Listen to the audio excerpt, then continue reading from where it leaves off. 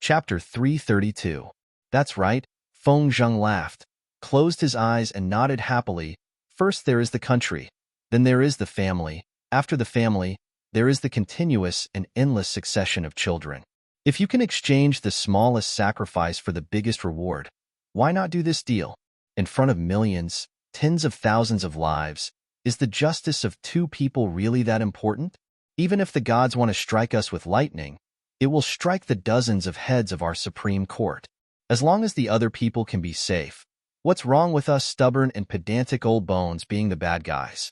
If we are struck by lightning and broken into pieces, let it go with the wind. It can be considered as an apology for the two of them. But Ning Shu's heart was filled with unwillingness, and indignation for Li Yi and Zhou Yang. These rich and complicated emotions all condensed into a long exhale from Ning Shu's mouth. She calmed down. The moment of wavering had been stomped out by her feet, and she found her unique firmness again. Lord Feng, Southern Yin gave me 5 days, and now only a day and a half has passed. To close the case so hastily like this, isn't it a bit too rushed?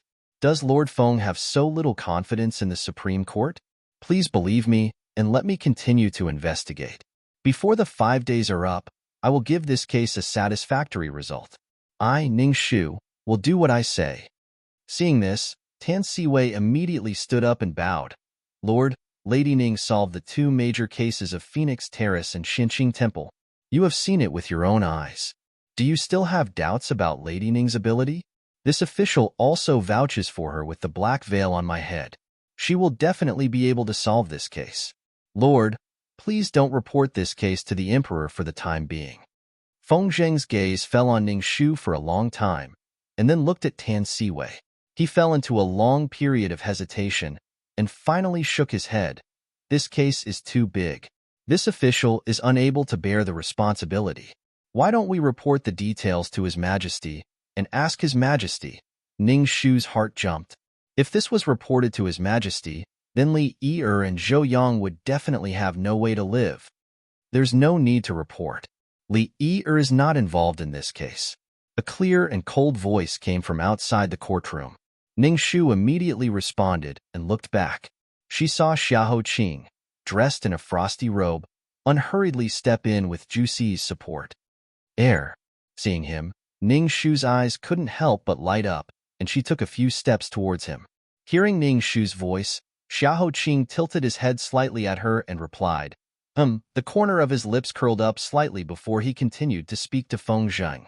On the night of the incident, Li Yi knelt in front of the Buddha statue in Dishangua Temple for the entire night.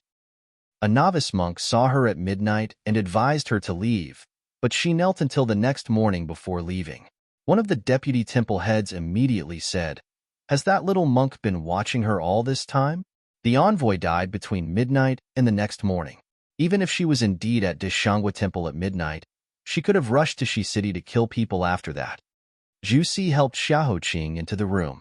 Feng Zheng yelped.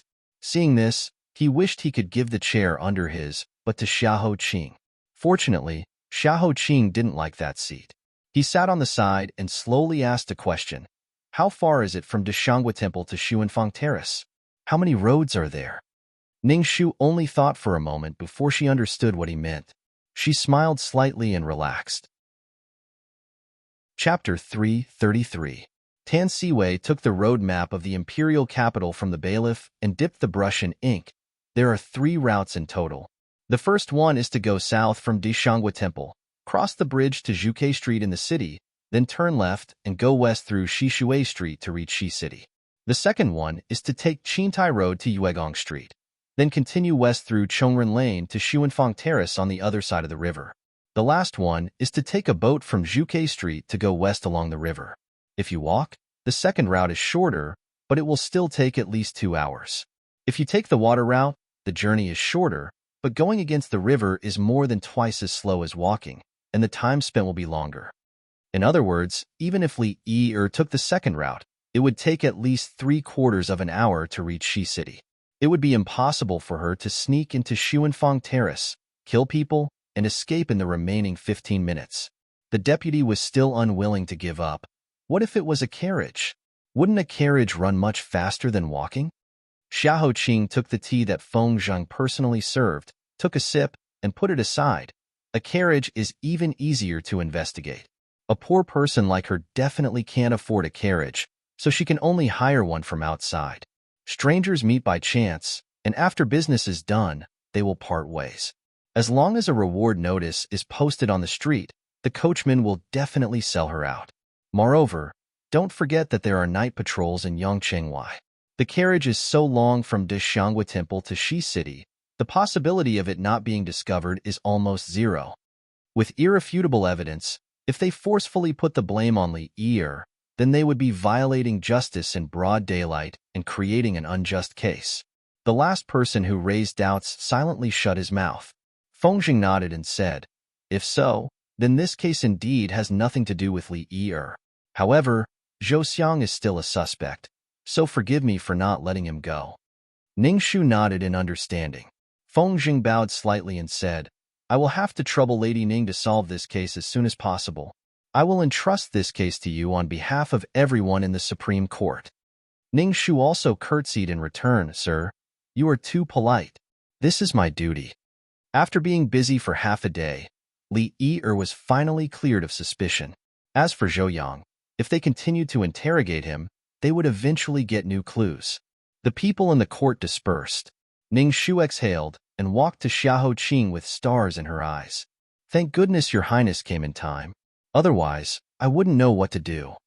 Xiahou Qing supported his forehead with one hand. "Aren't you usually quite eloquent and good at talking back to me? Why are you so scared now?"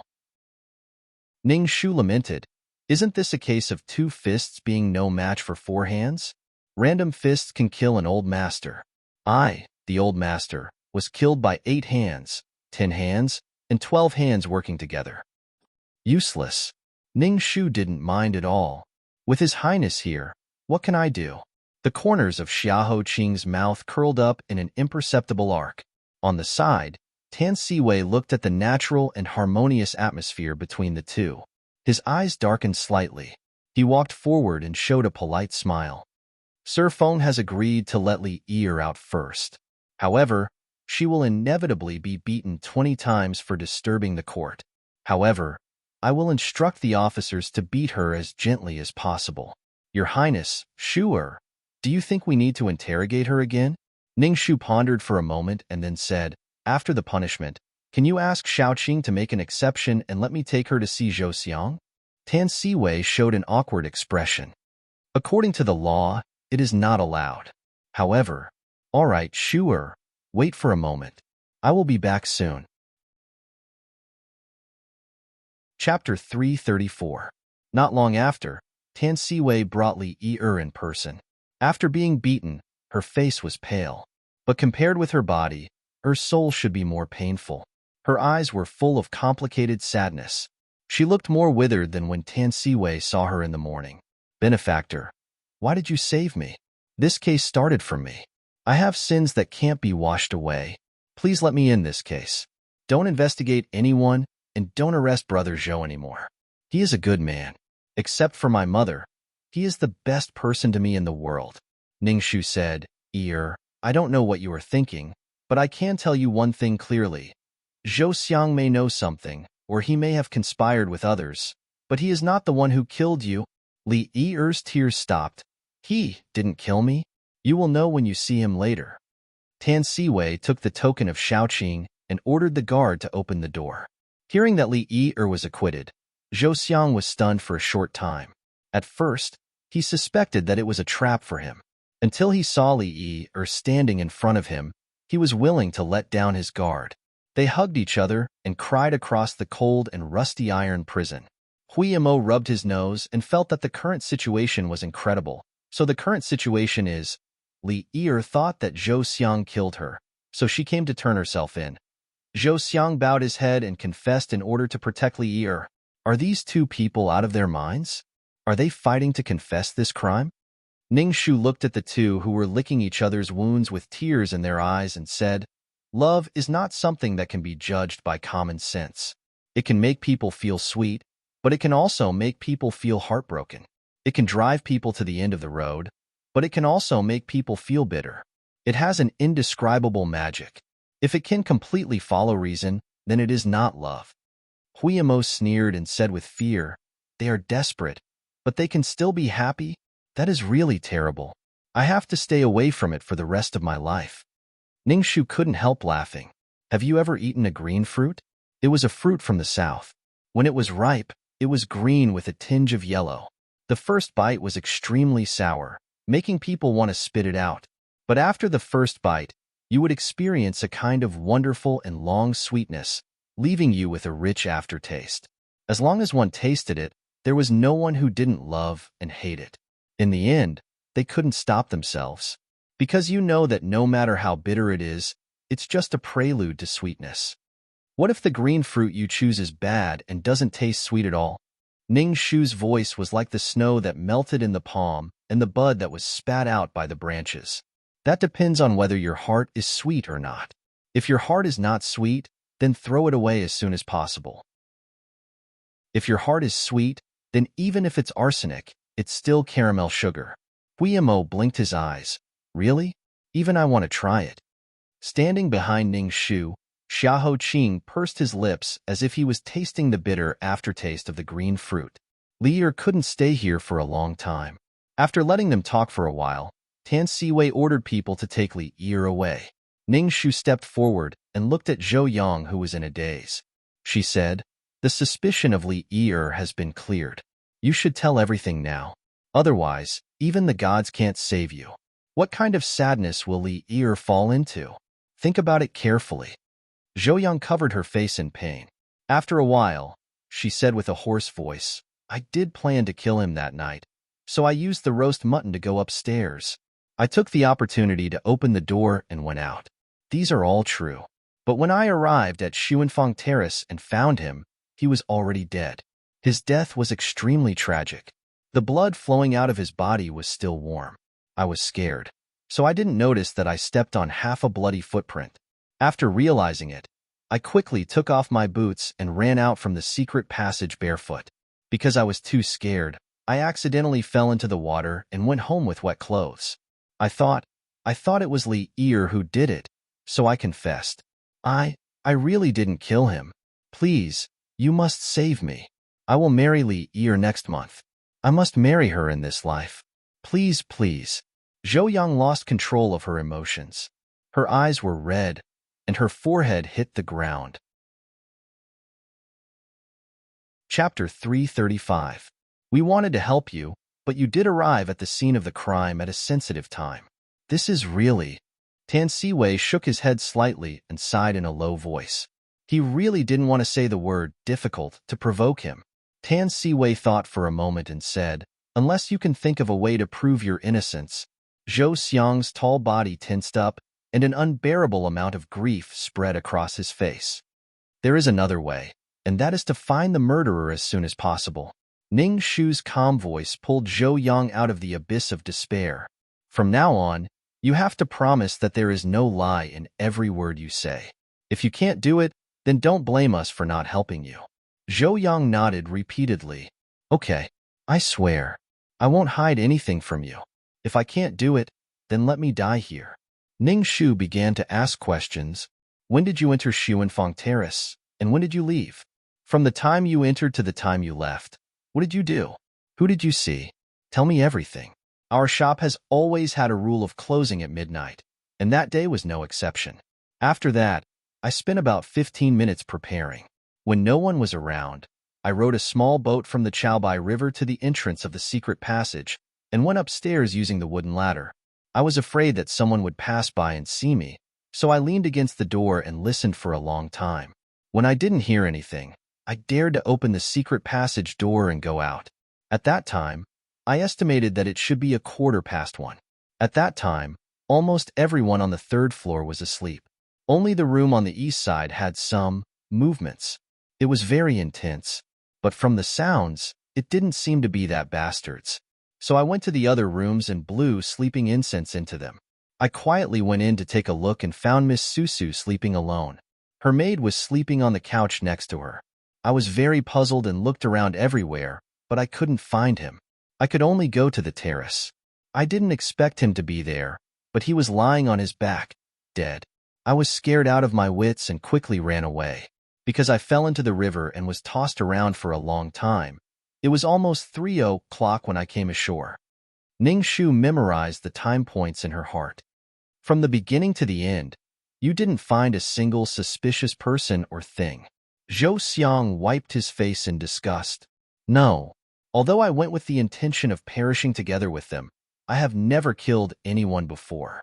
So, from the beginning to the end, I was on tenterhooks and didn't dare to light a lamp when it was dark. I only dared to blow a match. I didn't notice anything unusual. Then why did you stand on the back of the wooden ladder before going upstairs through the secret passage? Now it was Zhou Yang's turn to be stunned. What back of the wooden ladder? I didn't.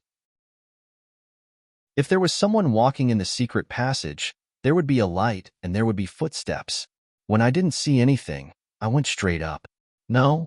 Ning Shu frowned suspiciously and took out something from the oiled paper bag. Is this blue cloth from your clothes? Zhou Yao looked at it carefully. I was wearing an old blue shirt that day. I was afraid that it would be stained with blood. After I got home, I quickly changed it and threw it into the pigsty. As for whether or not it was accidentally torn, I really didn't notice. Pigsty? The corner of Hui Mo's mouth twitched. That was really a good place. Ning Shu suddenly remembered something and asked, by the way, my shopkeeper said that when you came back from the fragrant terrace for the first time, you fell down with mud all over your face. What happened? At that time, after I sneaked into the secret passage and unlocked the door, I ran up as fast as I could and pretended that nothing happened. I didn't dare to lean on the side of the road until I was far away from the gate. That day, there were 2 showers in a row during the day, so there was a big muddy pond on the ground. I was going to take a detour, but I didn't expect that a person suddenly jumped out from the side and bumped into me, so I fell into the muddy pond. The person was not tall and was very agile. When I looked back, he was already gone. Chapter 336. Ning Shu asked, you said that you heard the guests in the restaurant talking about the secret passage and Shuehongyi after they were drunk. Was it the same guest? Do you still remember what the guest looked like? It was not the same group. A few old guests mentioned Shuehongyi. I heard from the shopkeeper that they were old friends who had been having fun in Shi City all year round. They always liked to get together and talk about the past. The one who mentioned the secret passage came alone and asked for a private room. Then, he drank and sang. After he got drunk, he pulled me aside and said drunken things. The man looked like he was in his 40s. He looked ordinary and wore gray clothes. However, he looked very thin. His whole body was dry, and his voice was very hoarse. It was like, Zhou Yang thought for a long time before he found the right words. The sound of sandpaper hitting wood was very scary. He only came once and never came again. Ning Shu turned back to look at Xiao Qing. Both of them frowned at the same time. They tacitly thought of a person who had disappeared without a trace for a long time. The advisor in gray who manipulated Xiao Yunyan behind the scenes and then disappeared without a trace. As for the other details, Zhou Yang could not recall them no matter how hard he racked his brains. Ning Shu could only comfort Zhou Yang with a few words before walking out with Tan Siwei and Xiao Qing. Ning Shu said, I suspect that this is a carefully planned framing. Hui Mo was curious. How do you know? Ning Shu explained, yesterday, Tan Xiaoqing and I found the shape of a pair of footprints behind the wooden ladder. It means that someone has been standing there. The footprints are very clear, which means that the person has been standing there for a long time. Since Zhou Yang was willing to admit that the bloody footprints at the crime scene were left by him and that he was the one who opened the door, there was no need for him to lie about such a small detail. If the person standing behind the wooden ladder was not Zhou Yang, then it could only be the murderer. In addition, Zhou Yang said that he did not pay attention to the door lock after he left in a panic. So, who relocked the door? Could it be that from the time Zhou Xiang entered the building to the time he left, there was someone quietly standing behind the wooden ladder, silently observing his every move in the dark? Tan Siwei's expression was equally solemn as he shook his head with a sigh. If that's really the case, then the culprit can be considered to have used up all his tricks. After he understood, Hui Mo couldn't help but shiver in the hot weather. He was dumbfounded. It was more than just scheming. It was simply terrifying. He had set up such a huge trap, leading Zhou Xiang to take the initiative to become his helper, helping him open the secret door to the Searchfang platform. After killing the envoy, he had led Zhou Xiang to become his scapegoat step by step. As for him, he had been standing in the impenetrable darkness from beginning to end. Not even a single strand of his hair had been seen. Perhaps even the devil could not compare to this kind of scheming. Xiahou Qing said, I don't believe that there is an unbreakable mechanism in this world. As long as there is a trace of wind, we can follow that trace of wind to find the hidden gap. Ningshu looked at him in agreement. I think so too.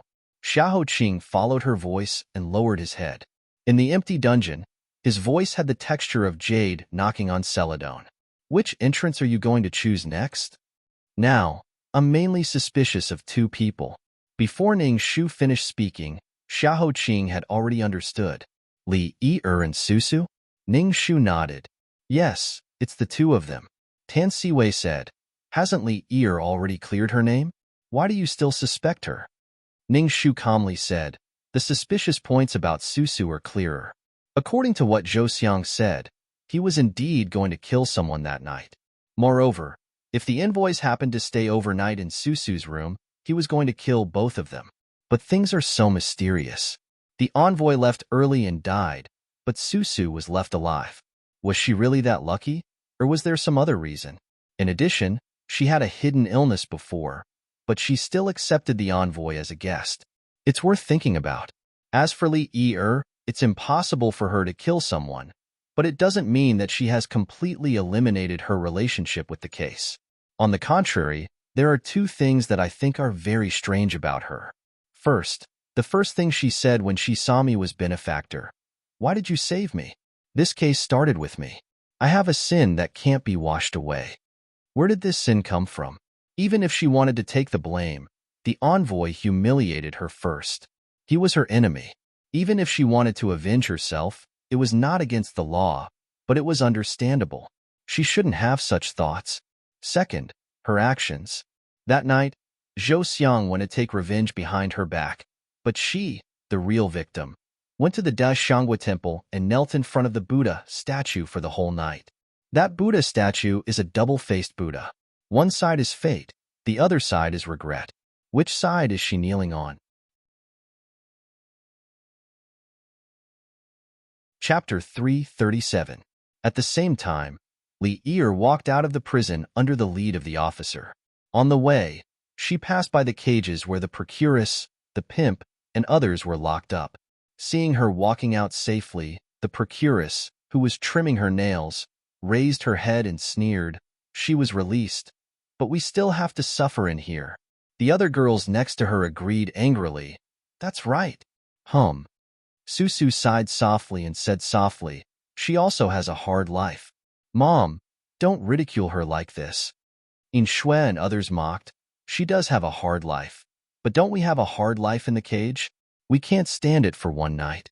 Aren't we suffering all the time in Shi City, the capital, and the world? We have a hard life, but at least we don't implicate anyone. We just eat the bitterness as honey, unlike some people who are so pretentious that they want to drag the whole world down with them. In Shui's voice was very loud. It was obvious that she said it deliberately for Li Yi-er to hear.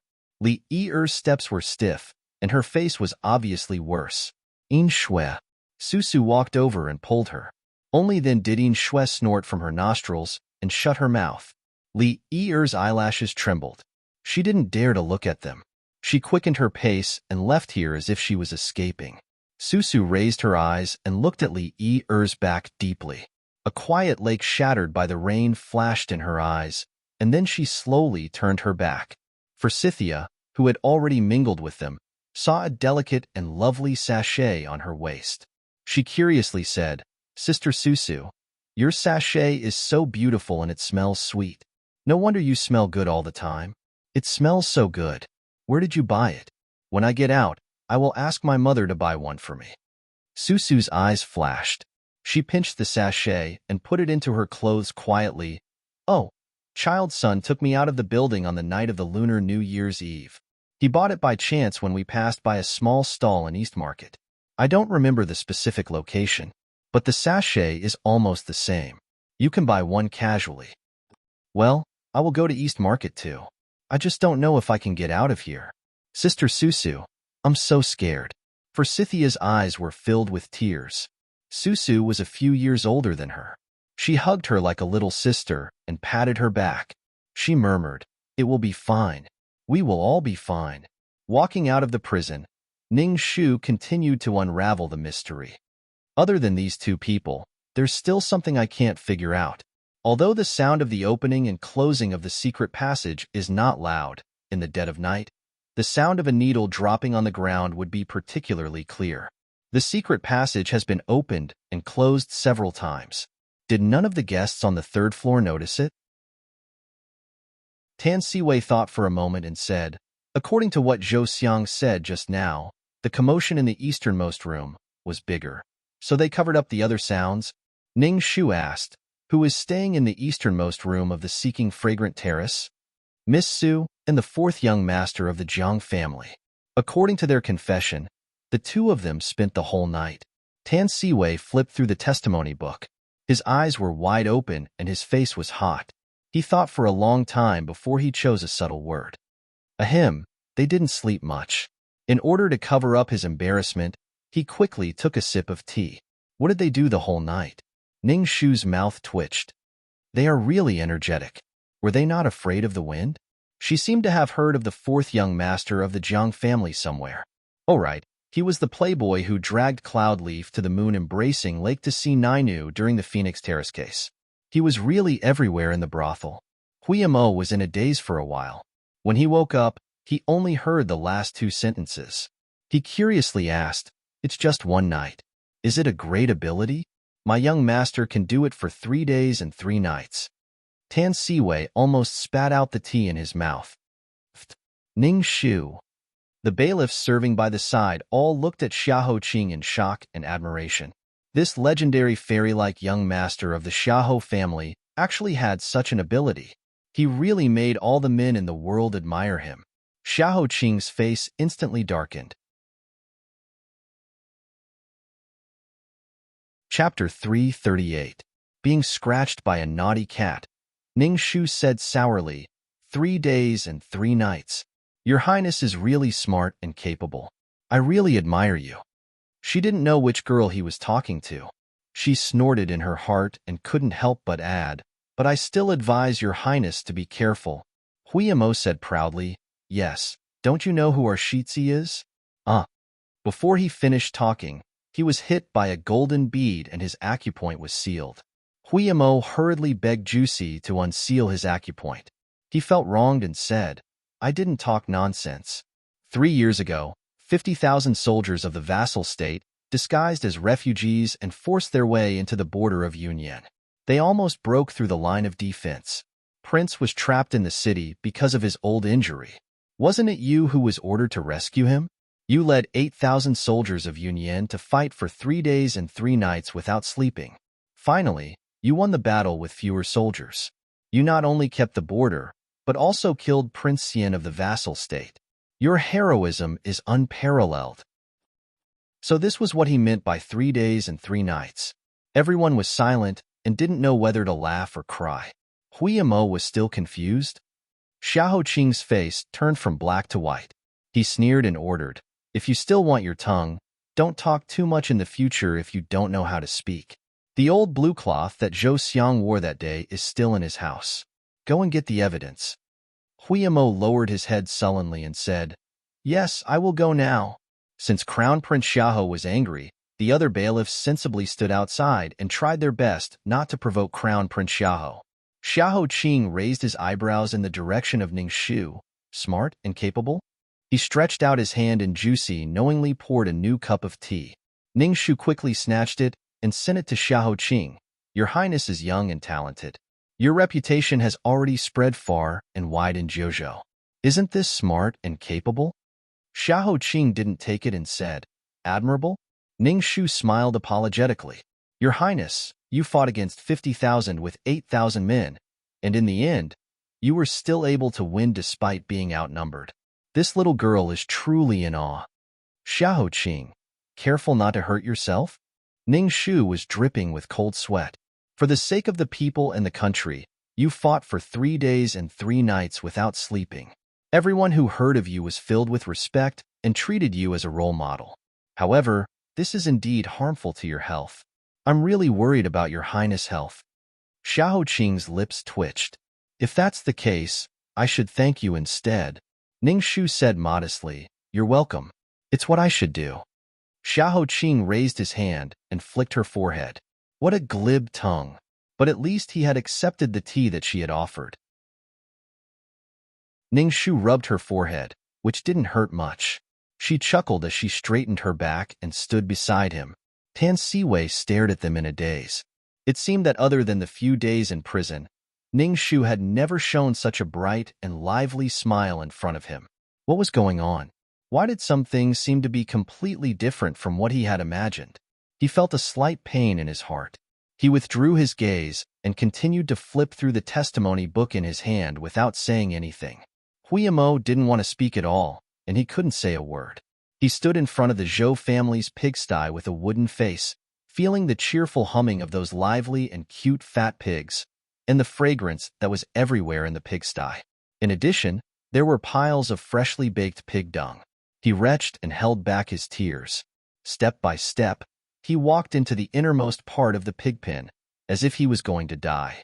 Why was he always the one who got hurt?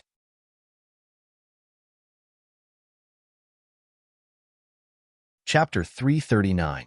Huiyamo quickly found the clothes and threw it in front of Ning Shu. With a wooden face, he ran straight to the well. He picked up a bucket of water and washed it on his right hand. After washing one bucket of water after another, until his hand could no longer feel anything. Then, he picked up a row of small knives that he used to dissect corpses and took turns to cut his wrist. After that, he went to pull out his sword. It was as if he was thinking about which way to cut off his hand would be faster and less painful. Xian strolled over and looked at him like he was crazy. What's wrong with you? Huiyamo said, My hand, it's dirty. If it's dirty, just wash it. Huiyamo's 2 watery eyes were full of tears, and he said with grief and indignation, There are some things that can't be done. Once you do it, you can't wash it clean anymore. When he walked into the pigsty and was about to reach out to pick up the old clothes, a fat and cute pig excitedly ran over and gave birth to a pile of poop, which happened to land on the back of his hand. Even though his hand was almost bald from washing, that steaming hot feeling still lingered in his mind like a nightmare, and he was afraid that he would not be able to get rid of it in this lifetime. Xian patted his shoulders sympathetically and comforted him. Hey, my hand is also dirty. No, it should be my back. My face and my mouth are all dirty. His friend's miserable experience was always the best way to comfort his wounded heart. Huiyamo said, What's wrong with you? Xian said with grief and indignation. Yesterday, Lady Ning's secret guard, the one called Zigue, was poisoned and injured, right? His Highness actually ordered me to serve her. Do you know? Women, that's a terrible woman. Not only did I have to carry her on my back, but I also had to watch over her at night and serve her medicine. She was in a coma, and the medicine didn't taste good. I also had to find a straw and feed it to her bit by bit. Huiyamo, Xian said, the most hateful thing was that some of the medicine flowed down her neck because she couldn't swallow it, so I had to help her wipe it. Then I pulled open her collar, and when she opened her eyes, she slapped me. I'm so angry. How can there be such an unreasonable woman? She's beautiful and powerful. I don't want to see her. Don't you think so? Huiyamo looked at him coldly. After a while, he raised his sword and waved it. I'll kill you. Ning Shu was speechless as she watched the commotion in the rear courtyard. She turned back to look at Xiao Qing, who was usually calm and steady, calmly sipping tea. Once again, she had great doubts about the way His Highness picked up and raised children. Ning Shu deliberated for a long time before whispering, Your Highness, aren't you afraid that they'll go overboard? Xiao Qing was very casual. It's always like this in the palace. Don't worry, no one will die. So the only requirement was not to kill anyone? The corner of Ning Shu's mouth twitched. Your Highness really has a unique way of raising children. It's true that I'm not very good at raising children. Most of the time, I let them grow up with their nature, as long as they remain pure and kind. Now that you mention it, I was indeed a little too lenient. Xiao Qing's fingertips on his forehead gently tapped. But it doesn't matter. It's enough if there's one person in a family who can teach children. Don't you think so? His thin lips slightly opened. His tone was as plain as usual, but it invisibly made Ning Shu's legs go soft. Her whole heart was about to ripple. She hurriedly coughed to cover up her embarrassment.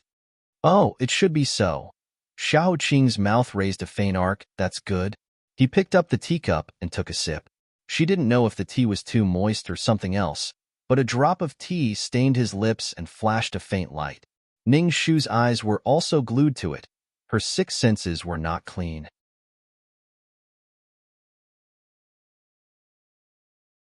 Chapter 340. She hurriedly forced herself to withdraw her gaze and turned back to sit in front of the table. She murmured, "Beauty destroys the country.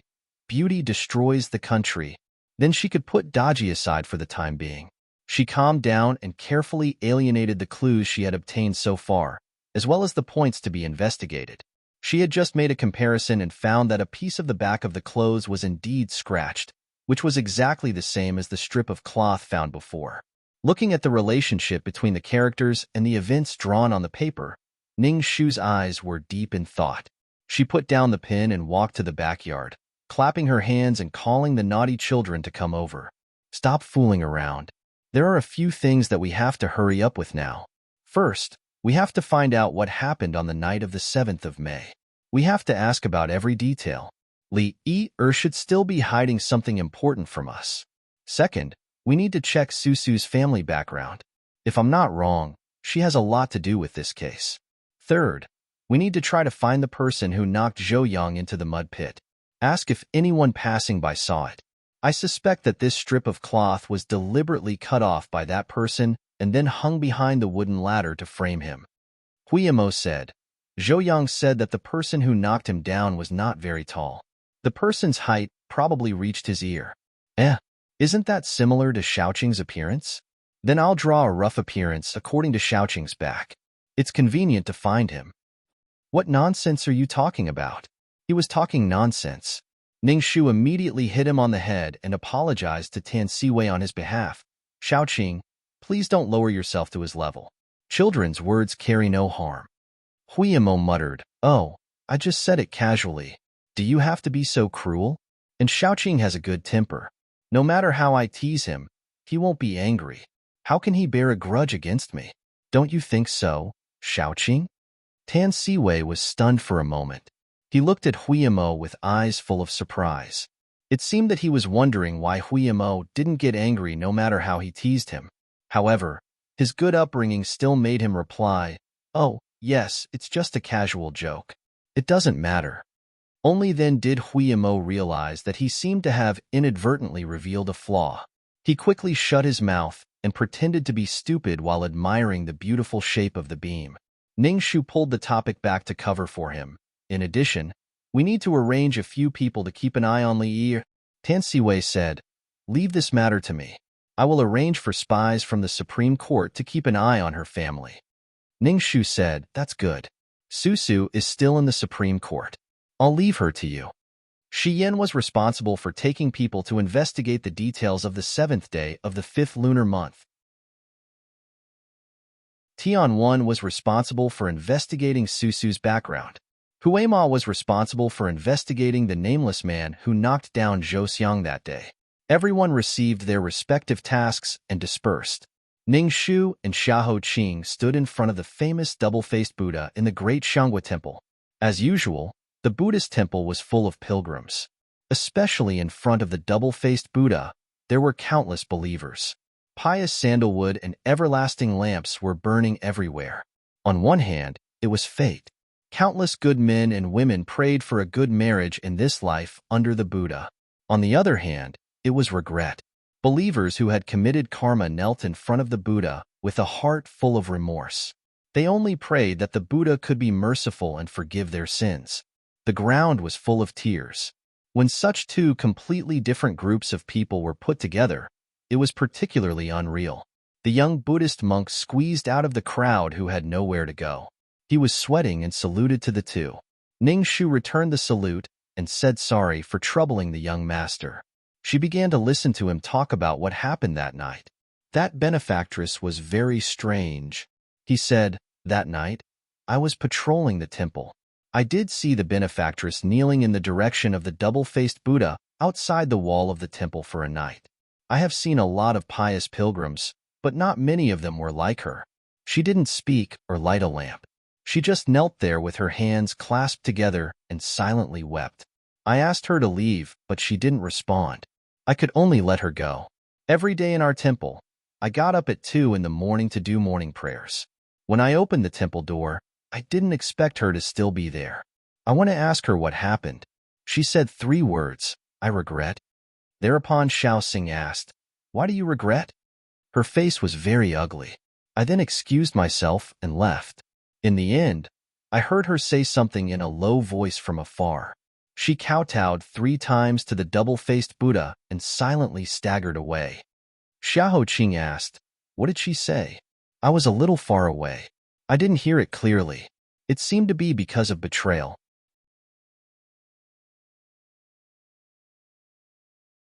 Chapter 341. Betrayal. These 2 words kept spinning in Ning Shu's mind, causing her to be puzzled no matter how hard she thought. Betrayal was the opposite. Betrayal was the same. Going back on one's promise and going against one's heart was betrayal. Even if Li Yi felt that she had lost her innocence and implicated Zhou Xiang's reputation, she was forced by someone and not of her own free will. Thus, there was no betrayal. But if the person she betrayed was not Zhou Xiang, then who could it be? As for the word regret that came out of nowhere, what exactly was she regretting? As she pondered, the carriage slowly stopped in front of the Jiang family's gate. After pondering for a long time without any results, Ning Shu jumped out of the carriage first and walked over to the Jiang family's gate, banging on it. The servant asked, who is it? Ning Shu of Duke Wufu. The door opened a small crack. What is the matter? I have been ordered to investigate the case of the envoy's sudden death. I would like to ask. My family's Darren is on official business and is not at home. Please go back. The servant finished speaking without any trace of politeness. Bang! The door was closed tightly. The force was so great that Ning Shu's nose was covered in dust. Ning Shu snorted twice and continued, I am not here to see your family's Darren. Where is your family's 4th young master? He was invited to the banquet that night and was one of the few people who did not leave from beginning to end. I have a few questions to ask him. The servant was even more impolite. My family's young master is unwell and is inconvenient to receive guests. Everything that should be said has already been said to the people of the Supreme Court. Please do not disturb him again. Ning Shu, the servant said, why are you still not leaving? Our Jiangfu does not welcome those who come uninvited. It was said that the Prime Minister's residence was a 7th-ranked official. This minister's residence was not to be outdone. Ning Shu glanced at Xiao Qing beside her and said, Nan Ping Wang's heir apparent is right beside me. Are you sure you do not welcome him? The people in the door were obviously in a panic. There was a flurry of footsteps inside. Not long after, the golden door finally opened. Minister Jiang personally came to welcome Xiao Qing. He wished he could bring Xiao Qing in like Buddha. Seeing Ning Shu's mocking look, Minister Jiang immediately scolded the gatekeeper. What's the matter? Lady Ning was ordered by the emperor to investigate the case, but she dared to block the door without telling me. How preposterous. Lady Ning, please don't take offense. Hurry up and apologize to Lady Ning. Ning Shu waved her hand and teased Minister. You worry too much. There is no need to be angry over such a trivial matter. After all, even a dog on the road knows how to rely on people's power. Minister, don't you think so? Minister Jiang blushed and his face twitched. He showed a guilty look. It's not that I take advantage of my seniority, but that my son is too disappointing. He doesn't do anything serious all day long. He only knows how to flirt all day. Since he came back from Xuanfang Terrace yesterday, he hasn't been well. Yesterday, he barely dealt with the Supreme Judiciary's inquiry and then fainted. We've invited several doctors, but now he can't even get up. I'm really ashamed. Xiao Qing raised his eyebrows and said, What's the emergency of your son? Minister Jiang glanced at Ning Shu, who was also curious. His face was even more embarrassed. He was simply ashamed to see people. Prince Xiao. The doctor said that his yang qi was exhausted too much and he was frightened. It's the disease of yang deficiency. Puff. Ning Shu tried hard to hold herself back for a long time to not lose her composure. No wonder the Jiang family's door was closed and they didn't cooperate. It was too shameful. He had such a disease at such a young age. If word got out, how could he raise his head in the capital? Even someone as calm as Xiao Qing couldn't help but show a strange expression. Don't worry, Lord Jiang. We're just going to ask a few simple questions. We won't provoke the fourth young master. Minister Jiang couldn't refuse, so he could only say, Okay, this way please. He personally led the way in front. Ning Shu could finally see the fourth young master, who was out of control. His face was indeed pale, and his whole body was dripping with cold sweat. He was lying on the bed, and even breathing was too exhausting. Several doctors were brewing medicine beside him. Ginseng and monkshood were thrown into the medicine stove as if they were free. Minister Jiang was angry and distressed. Fortunately, he turned his back and didn't look. Let me take his pulse. Xiao Qing walked forward and said. The doctors didn't know who he was, but they felt that this person was extraordinary. They hurriedly lifted the fourth young master's weak arm and handed it to him. Ning Shu knew that he was a genius, but she didn't expect him to be so good at diagnosing and taking pulses. Therefore, she curiously craned her neck to take a look. After taking the fourth young master's pulse, she probed the fourth young master's forehead and neck. Then, she said, someone gave him an aphrodisiac in a large dose. Minister Jiang immediately turned around. Who wants to harm my son?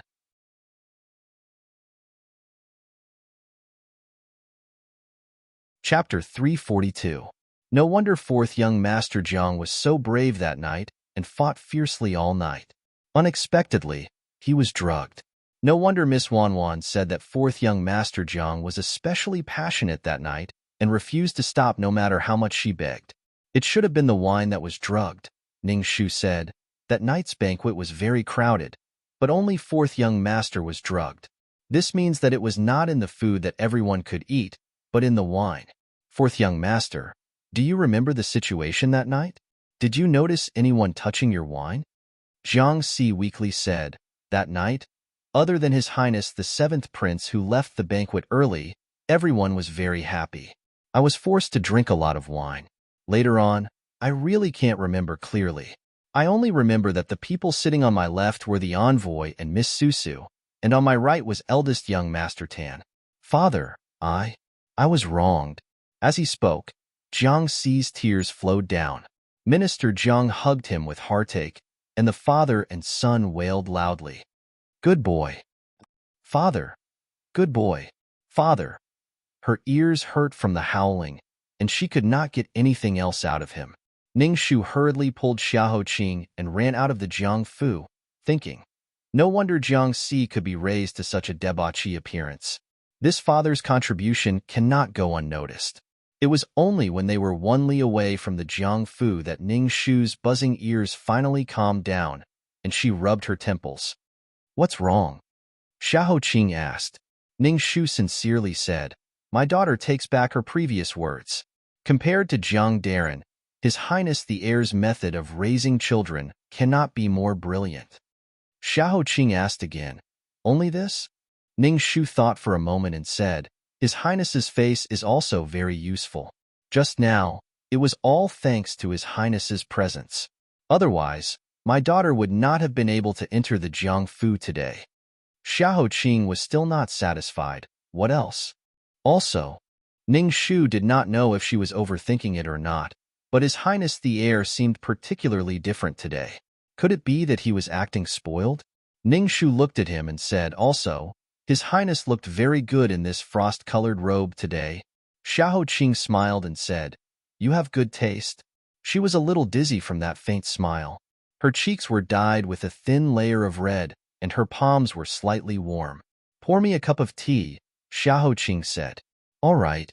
Ning Shu hurriedly poured a cup of tea, and handed it to Xiaoqing.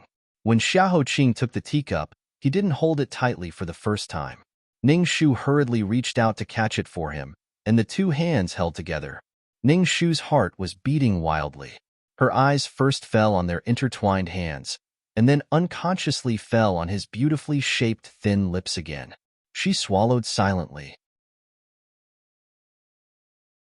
No wonder King Zhou knew that Daji was a fox, but he could not escape from her evil hands.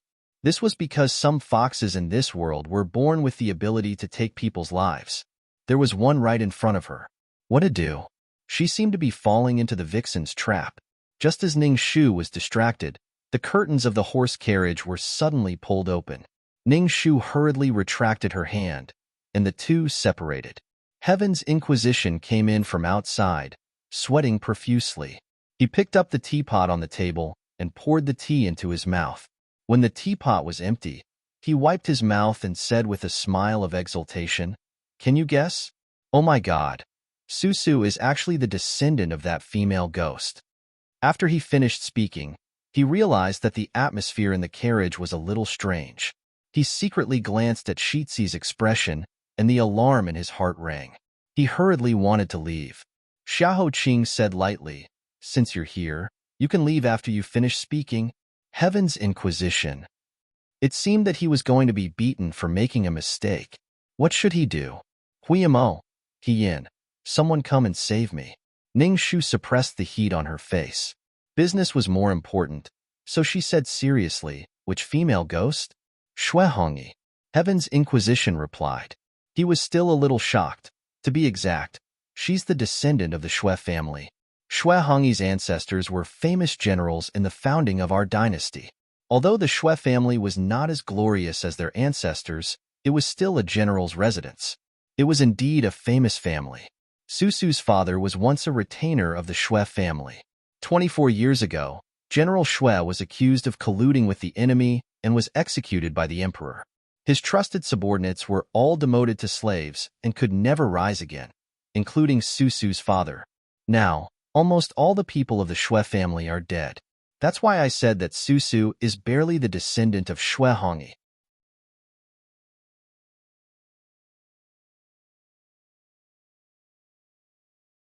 Chapter 343. Why is it Shuehongyi again? This was the first thing that came to Ning Shu's mind after hearing the story. She had thought that Shuehongyi was just a cover used by the murderer to cover up his crime. Who would have thought that one after another, people related to the case had deep connections with her? The old woman who was skinned and died was her servant when she was alive. The procuress of Xuanfang Terrace used to be her old acquaintance from the same brothel. Now, Susu is also related to her.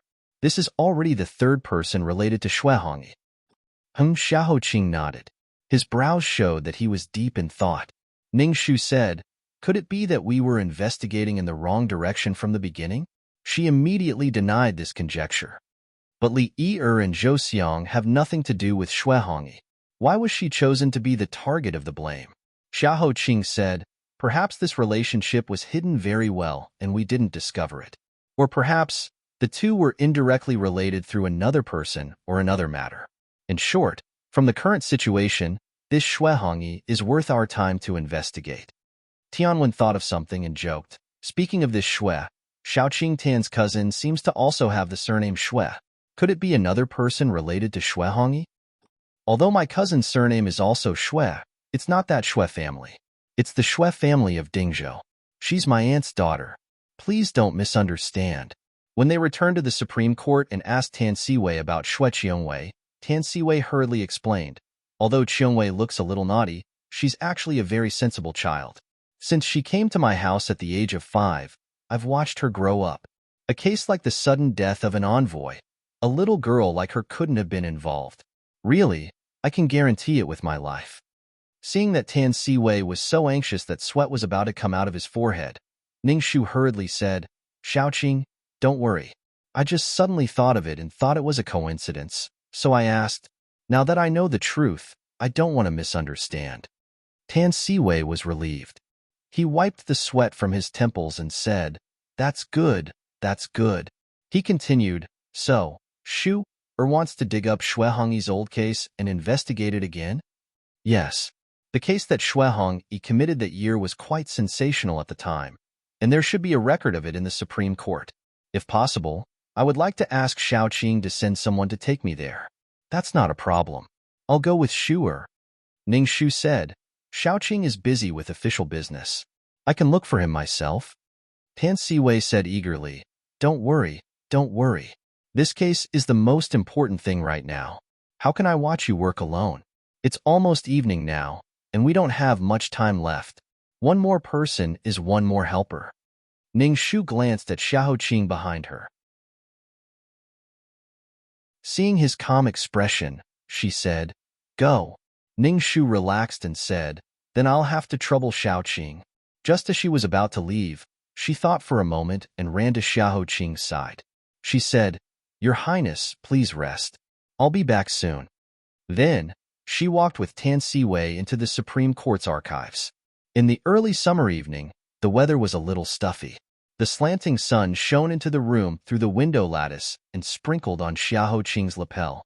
It seemed to dye the cold frost with a layer of light orange. It was such a charming and warm color, but it made his lips appear even paler and colder. The brocade covering his eyes fluttered lonely in the rare evening breeze.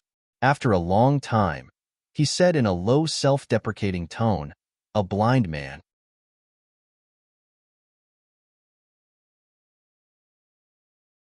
Chapter 344. In the archives of the Supreme Court, there were records of all the serious cases that had occurred in the Yu dynasty since the founding of the country. Opening the door to the storeroom and walking in, Tan Siwei pointed to the 3 rows on his right and said, The records of more than 20 years are all here. Ning Shu nodded. Just walking past the rows of record shelves, she seemed to smell the blood and tears that had been hidden in the records for many years. There were tens of millions of people in the Yu dynasty. Just the number of serious cases that occurred each year numbered in the hundreds. All of them were stored in the Supreme Court's enormous archives and cleaned up every 50 years. Fortunately, Shuehong's record was still there, but it would be difficult to fish it out from the sea for a while. Ning Shu and Tan Siwei each stood at the head of the bookshelf and the other at the end. They had a few officials from the Supreme Court helping them. In order to facilitate the search, the bookshelves were lit with candles, which were as warm and orange-red as the sunset outside. Tan Siwei piled the files he had read into a small mountain, and when he was done, he put them back into the bookshelves. After flipping through hundreds of books, he rubbed his tired eyes and looked to the side at Ning Shu's quiet and serious face not far away. The flickering candlelight outlined the beautiful curve of Ning Shu's face. It was like the most beautiful ripple in the world, gently teasing his heart. A wave of heat surged in his heart. He suddenly wanted to say something to her. My uncle was a famous scholar in Dingzhou, he said. He pursued knowledge all his life. He traveled north and south, and was confident and at ease. After he met my aunt, he took her with him. The 2 of them traveled almost all over the 9 provinces. They were both strange people in the eyes of the world. Even my grandfather was angry before he died, saying that my aunt had entrusted herself to the wrong person. Hearing him say this, Ning Shu looked to the side and gave him some of her attention. But that's not the case in Xiaoqing's eyes, is it? Tan Siwei's eyes flashed. He smiled and said, Yes. The first time I saw my uncle was when I was 4 years old. He and my aunt walked all the way from the northern wasteland to here. It took them half a year to get here. When they arrived in the capital and knocked on the door of my house, his face was full of stubble. He didn't look like a scholar at all, but more like a peddler. The housekeeper confirmed it 3 times, and only dared to invite them into the house when his aunt took off her veil hat. When my grandfather saw him, he turned and left, leaving my father to sigh a few times to my aunt in order to make it easier for them to settle down. The first time I saw him, I felt like a stranger. I hid behind a stone pillar to look at him. When he saw me, he laughed and walked towards me. His 2 rough hands lifted me up into the sky. Before that day, no one had ever told me what it was like outside of the capital. Outside of Great Yu, there were countless cities and countries, large and small. In addition to the wide, flat, and boring bluestone roads, there were also towering mountains that reached into the clouds and endless oceans. Moreover, No one has ever told me that not everyone has black eyes and black hair like us. There are countless kinds of people in the 9 regions, and there are countless ways to live. The first time I heard it, I was stunned. Just by listening to Tan Siwei's description, Ning Shu also felt that he was a very wonderful person. She smiled and said, "No wonder Xiaoqing later set his goal of traveling to the famous mountains and great rivers." Tan Siwei rubbed his hands in embarrassment and said, "Yes, my father always thought that I was fascinated by the mountains and rivers. I didn't dare to tell him that when I was 4 years old, I was already fascinated." I looked at his face full of stubble, but his bright smile. I looked at my aunt, who used to be as delicate as a flower, because he had become a different person. Her face was no longer as white and smooth, but her smile was more beautiful than before. I thought to myself, if only I could become a person like her in the future. Regardless of whether he was a swordsman in a novel, a doctor in a book, or just a simple traveler, he would go and see all the interesting things in the world. Every person born by the heavens, and even different places, every grain of sand had a different appearance. When I was 20 or 30 years old, I could meet a woman like my aunt and ask her to become my wife. Even if I didn't have an afterlife, it would be a great fortune.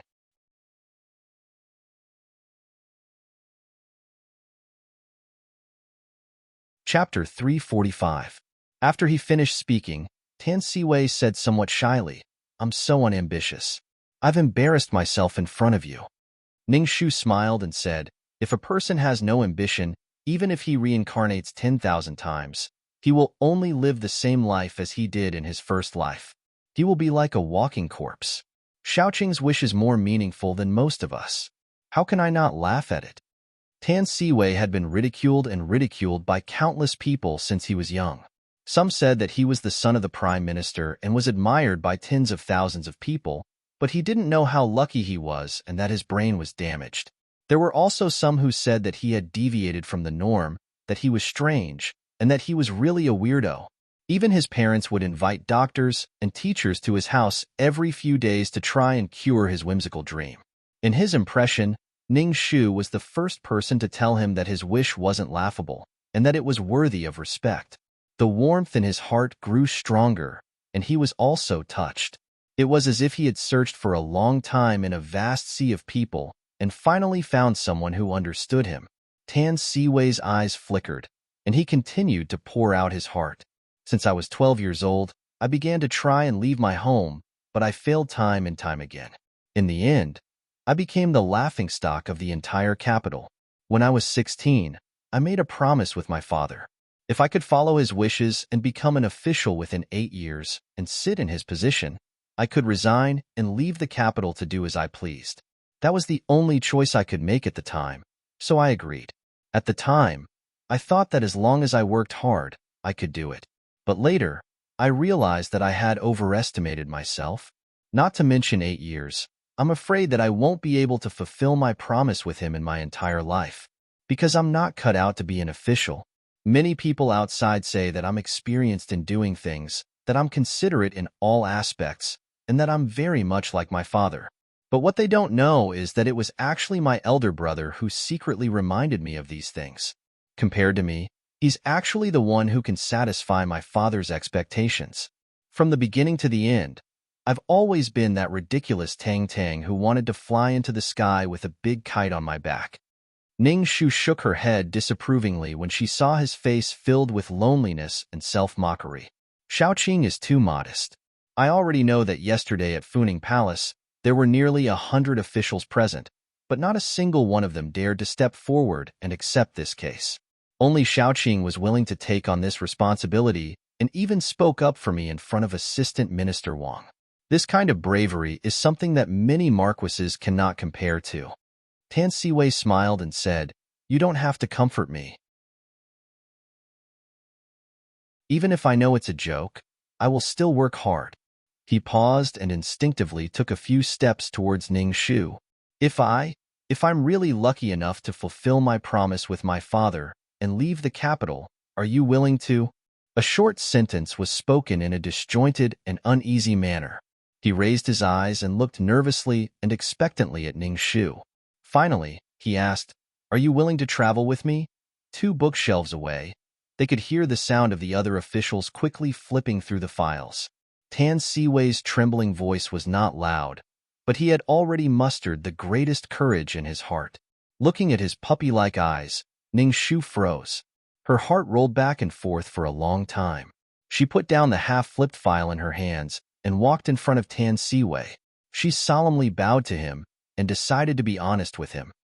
"I'm sorry. I lied to you about one thing and caused you to misunderstand. Actually, the person who was chatting with you in the prison wasn't me." Tan Siwei's eyes widened, and he revealed a startled expression. Then, his eyes flashed, and he finally understood Ning Shu's completely different attitude from before. He said softly, "So, I misunderstood. Shu, or doesn't have me in her heart?" Ning Shu's silent response was the best answer. Tan Siwei's heart sank. He then said in a panic, "I'm really, really muddle-headed. Not only am I blind and heartless, I also thought too highly of myself and came to propose marriage. No wonder you previously—" It's my fault. I'm really sorry to have troubled you. But don't worry, I definitely won't tell anyone else about this. Otherwise, I'll go to hell and have my tongue pulled out after I die."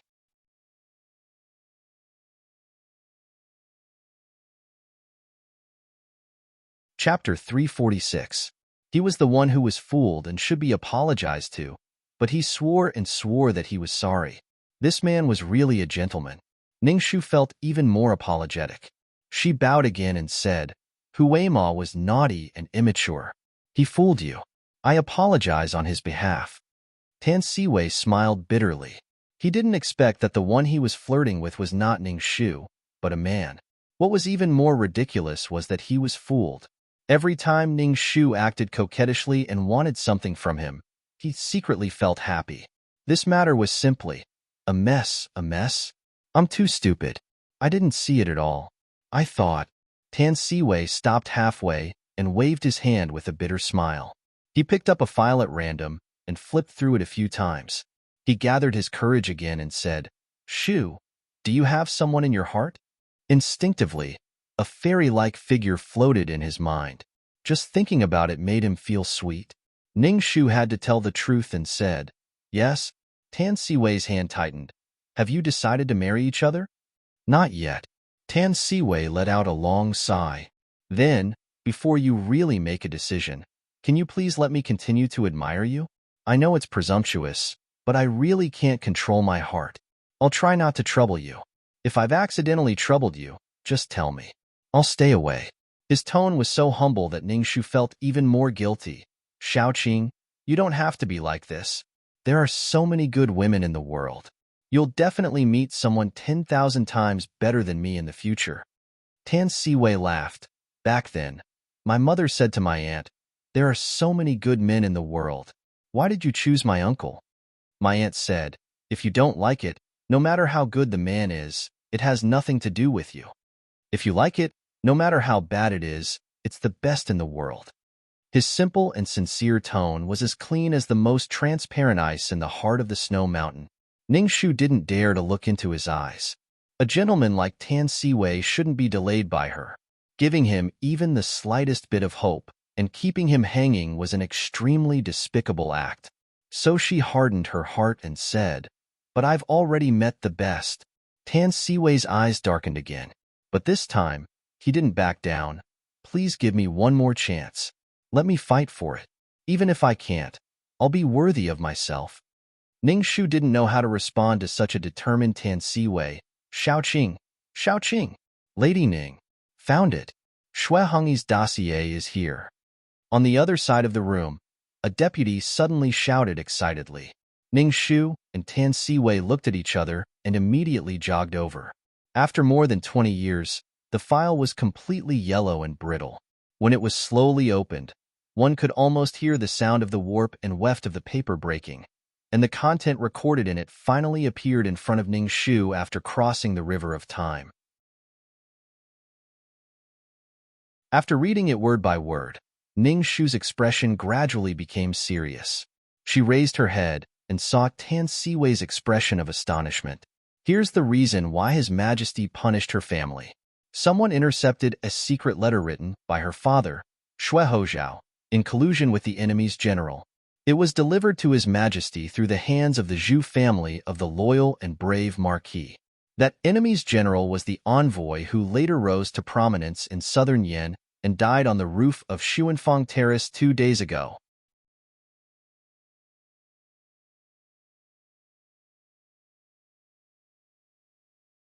Chapter 347. It's impossible for Shueho Zhao to collude with a foreign country.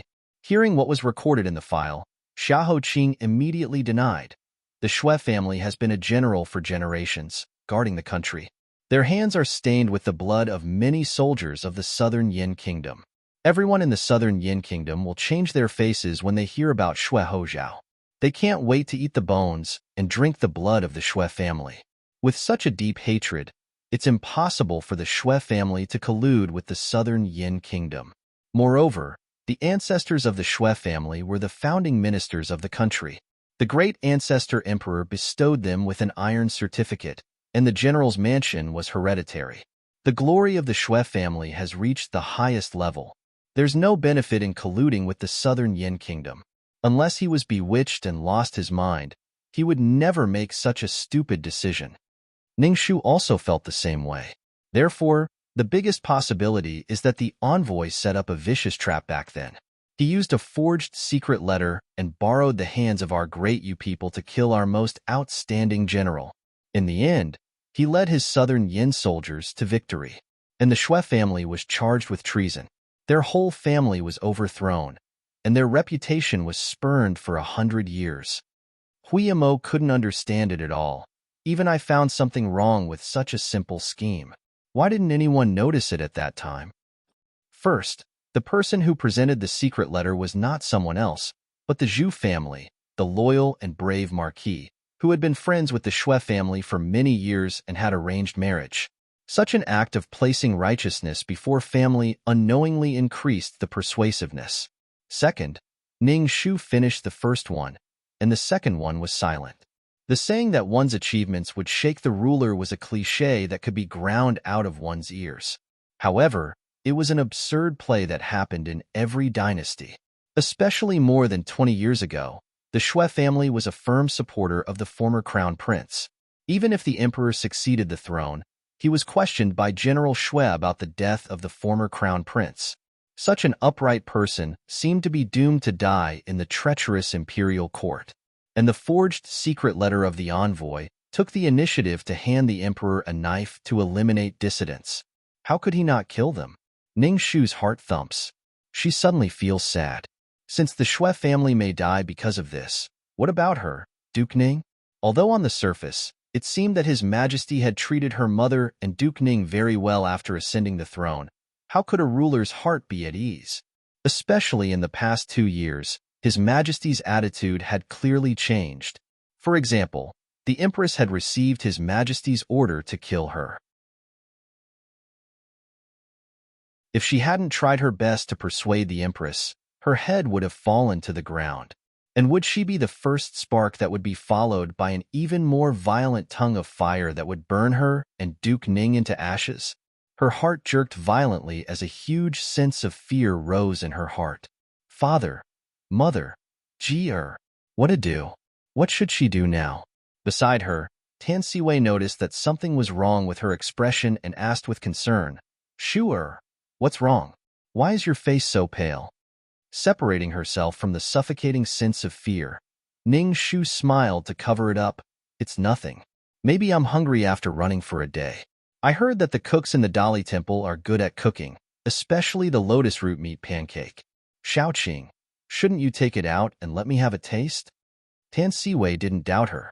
He quickly ordered the kitchen to prepare food and asked people to send some prepared pastries to fill their stomachs. Don't bother. I've already prepared it here. Xiahou Qing raised his chin to Juicy. Juicy immediately took out the food box that the bodyguard had sent over. After opening it, there were 8 kinds of fruit plates and 12 kinds of pastries. Just looking at them, it was enough to make people drool. Hui Mo's eyes lit up first. He couldn't wait to reach out his hands. Wow, these are all my favorite foods. You must know that I'm tired from running around today. You really love me. Ouch. He reached out and was about to pick up a piece when Juicy secretly kicked him in the knee. He turned his head and glared at Ju Si accusingly. But when he met Ju Si's oppressive eyes, he cowered. He lowered his head and pursed his lips. Let's talk nicely. Lady Ning, please go first. This is specially prepared for you. I'll eat the rest after you finish it. Running to the pigsty in the day and being kicked at night. Sob, sob, sob. Why did he bully him no matter what he did? There was no justice.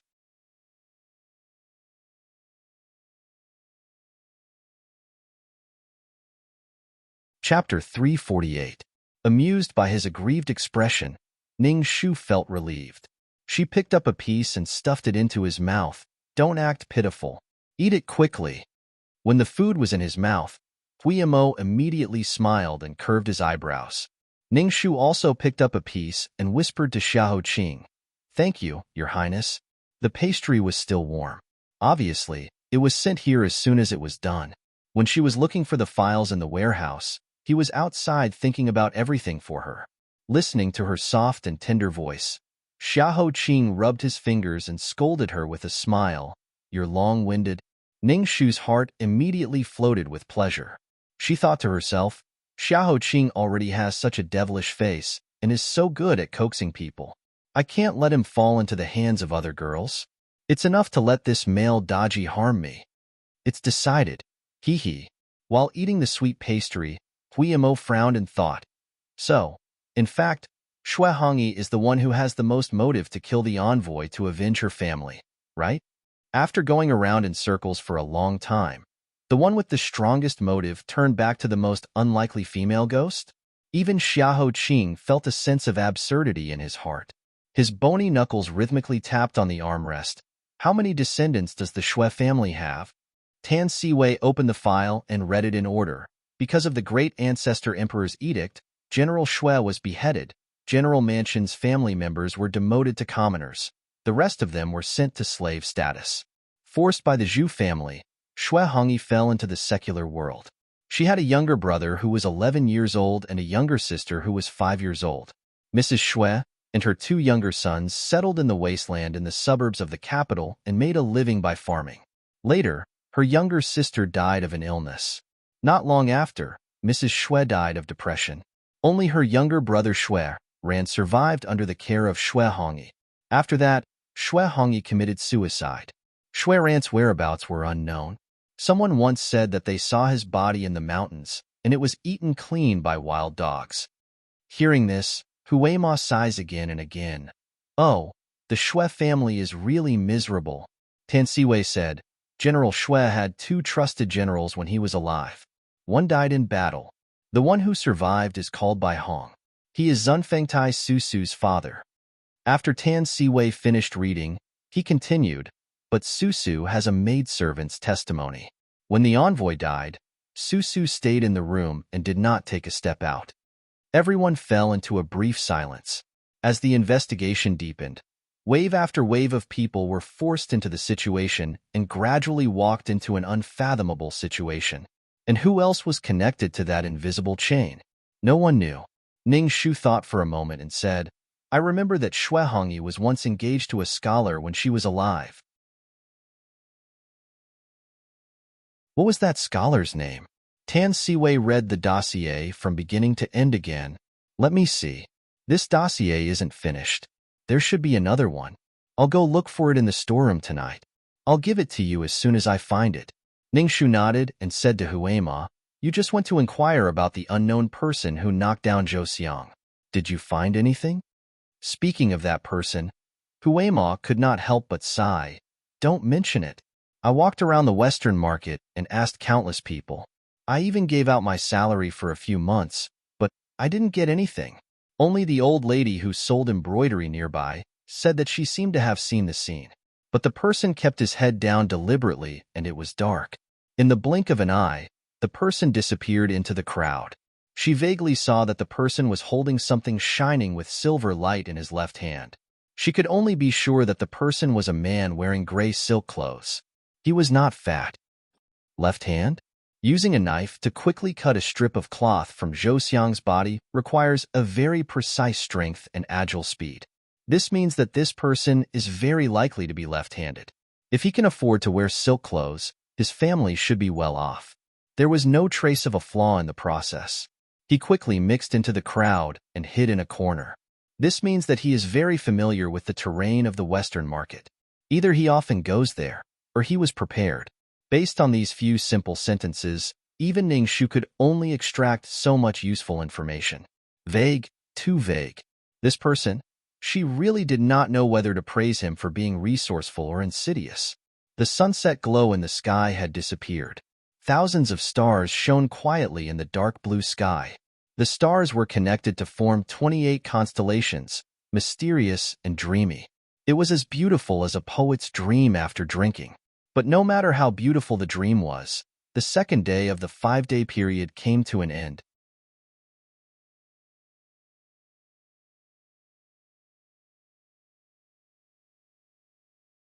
Chapter 349. Today, everyone was exhausted. If they continued, it would only be a waste of effort. So, they went back to rest first and gathered again the next morning. Before returning to the mansion, Huiyamo walked to Ning Shu and put on a big smile. Lady Ning, I want to discuss something with you. Can you reimburse me for the money I gave out? What do you think? Ning Shu raised her eyebrows and said deliberately. Huiyamo said pitifully, I'm just a little guard. My monthly salary is only a few taels of silver. I saved that money for a long time. Do you have the heart to see me starving? Ning Shu spread out her hands and said shamelessly, I only asked you to inquire about the news. I didn't ask you to use money. How can you blame it on me? Huiyamo said angrily, Oh my God! Your Highness, look at her. Look at her. Wu, I don't want to live anymore. He originally wanted to ask Xiahou Qing to help him, but he didn't expect that his Shitzi didn't stand on his side. Instead, he helped the evildoer and said, You've gained a lot of weight in prison. It's good for you to drink some northwest wind. It's also good for you to remember. Huiyamo immediately covered his chest with his hands, as if he was about to cry. His heart was broken into pieces. On the way back, Xiahou Qing said, Do you think the murderer is Susu? Ning Shu calmed down and said slowly, According to the current situation, among the people who attended the banquet that night, the possibility of Susu killing is very high, and no one is more convenient than her to do it. First, after several days of getting along, she was very familiar with the envoy's habits and temperament. Moreover, they had several intimate contact. The envoy was almost unguarded against her. No one is more convenient than her to kill. Second, according to the testimony of fourth young Master Jiang, the envoy and Susu were sitting next to him that night.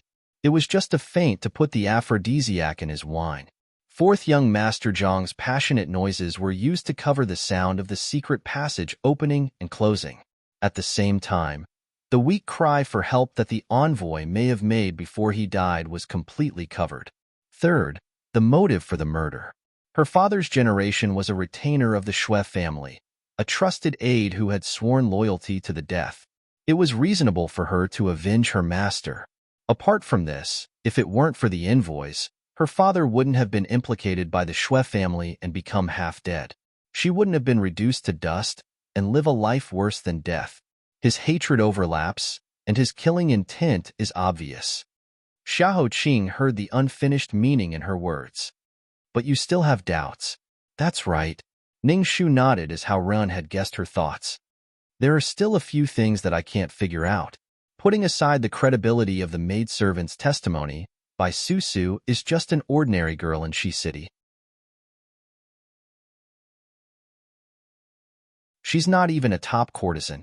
Where did she get the fragrant bone-softening powder, a poison that ordinary people can't possibly come into contact with? If she had this poison in her hands, how could her father be paralyzed in bed? Also, if she killed someone, why didn't she choose someone else but Li Yi and Zhou as scapegoats?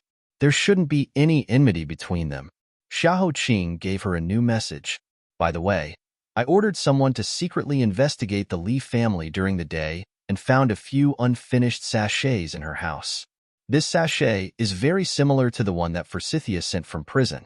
It's very similar to the one that Bai Susu always carries with her. Especially the way it's tied is almost exactly the same. Ning Shu was shocked. Bai Susu and Li Yi's relationship is not ordinary. They exchange sachets. It's very likely that they are friends. Her eyes flashed with deep surprise, and then she frowned even more. But this is even more unreasonable. Li Yi was humiliated on the way back because she sent the jade hairpin flower to Susu that day. If they really have a personal relationship, by Susu, as a friend, should feel guilty. Why would she frame her friend?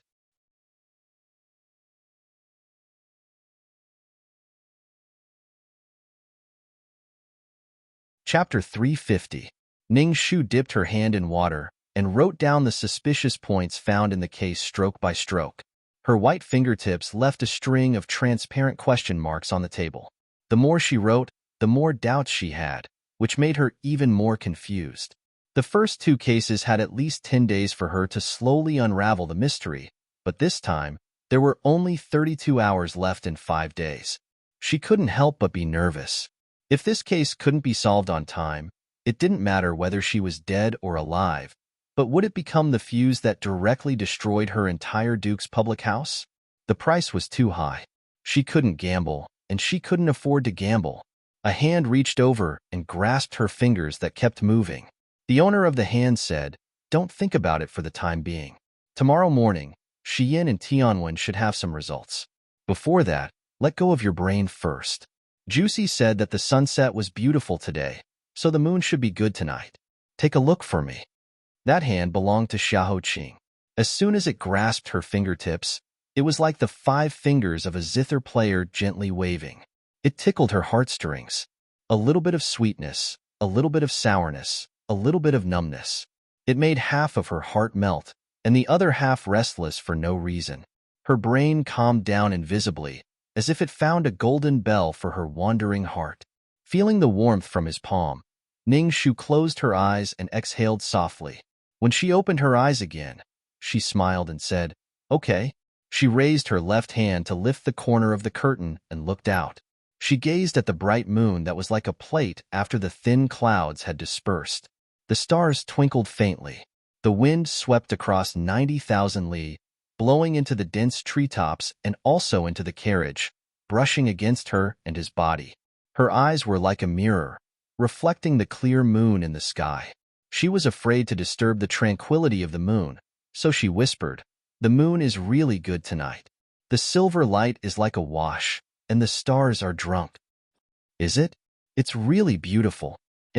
They didn't talk anymore. One quietly admired the moon, and the other admired the heartbeat under his palm. No one moved. The white brilliance of the moon silently poured on their intertwined hands, as if it should grow together. As usual, the carriage stopped in front of Duke Ning. Ning Shu thought for a moment before getting off the carriage and asked, "Has your highness ever coaxed other girls like this before?" When Xiahou Qing heard this, he raised his eyebrows and said with interest, "Of course there is." The jealousy in Ning Shu's heart suddenly overflowed. She questioned, "Who is it?" The corners of Xiahou Qing's mouth curled up slightly. "The youngest daughter of the wet nurse in the residence. She's only 4 years old." Ning Shu blushed slightly after drinking a mouthful of vinegar for no reason. Fortunately, her face was naturally as thick as a city wall. She didn't mind and instead said domineeringly, "Then you're not allowed to do that in the future, even if it's a little girl." Xiahou Qing's finger was propped on the side of his forehead. Finally, a rare smile appeared on his lips. It was like a strong wine that could make people drown in it with just a glance. He said in a flirtatious manner, "Okay." This one word made Ning Shu dizzy for a long time. It wasn't until the carriage of the Duke of Nanping's residence was far away that she realized that she couldn't hide the smitten smile on her face. She hurriedly covered her cheeks with her hands and forced herself to pull back the restraint that she had run thousands of miles away. She stuck out her tongue and turned to walk back to the gate with a smile. Just as she was about to step through the gate, a figure suddenly turned out from behind the dense shadows of the trees on the opposite side of the road and let out a cold laugh. Ning Shu immediately turned back in alarm. That person held the tree with one hand and a wine pot with the other. He slowly walked into her sight from the dense shadows. His eyes were red, filled with ridicule and anger. "You can't even recognize my voice. Shuer, you really have a cold heart. Xiao Yuni."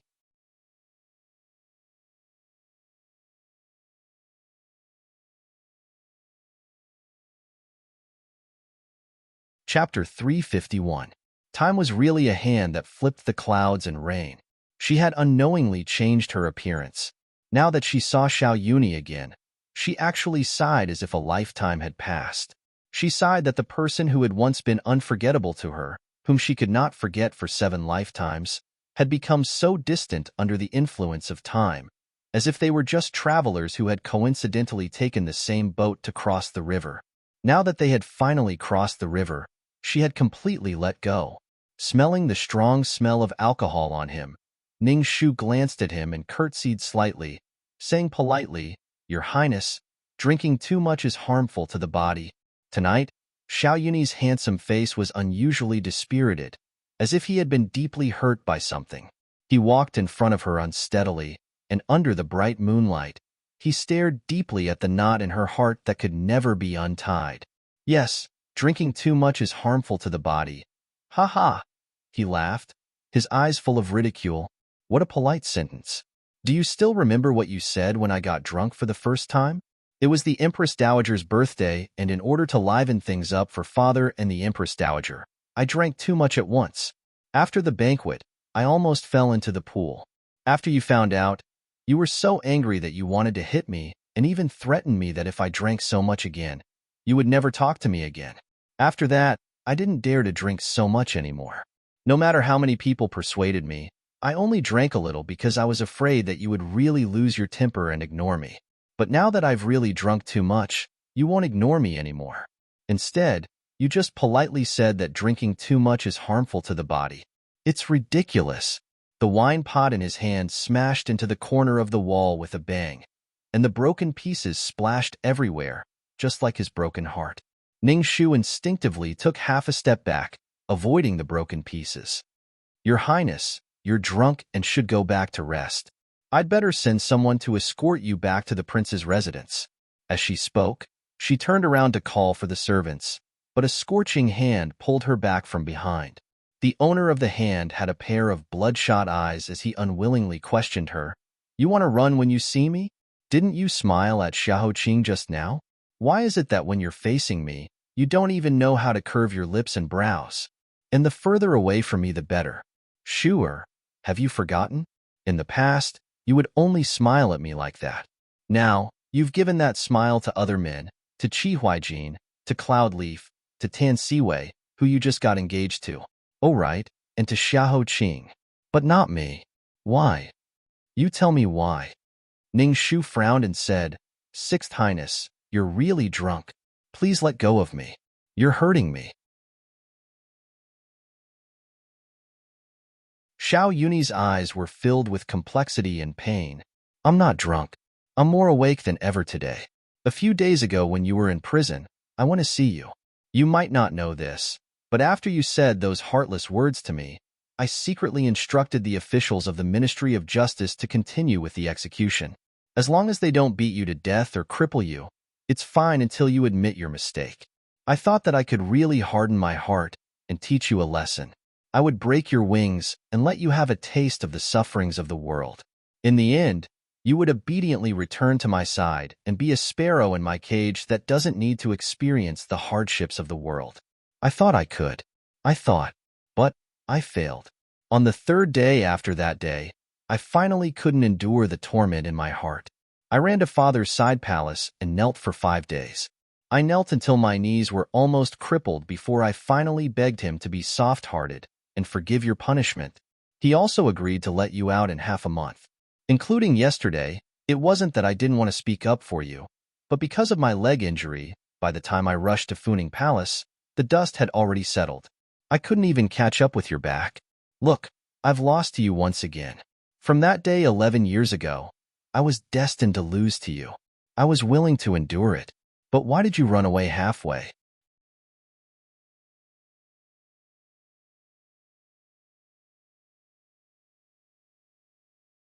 Chapter 352. The Sixth Prince, Xiao Yuni. His temperament was calm and cold. His methods were harsh, and his shrewdness was hard to fathom. This was the evaluation that most of the courtiers secretly had of him. This person could abandon his mother to climb up the social ladder, but he could also break his teeth and swallow his blood in order to achieve his own goals. This kind of temperament was simply a copy of Jinshang's in the past. When people saw him, they couldn't help but praise and respect him, respect and fear him.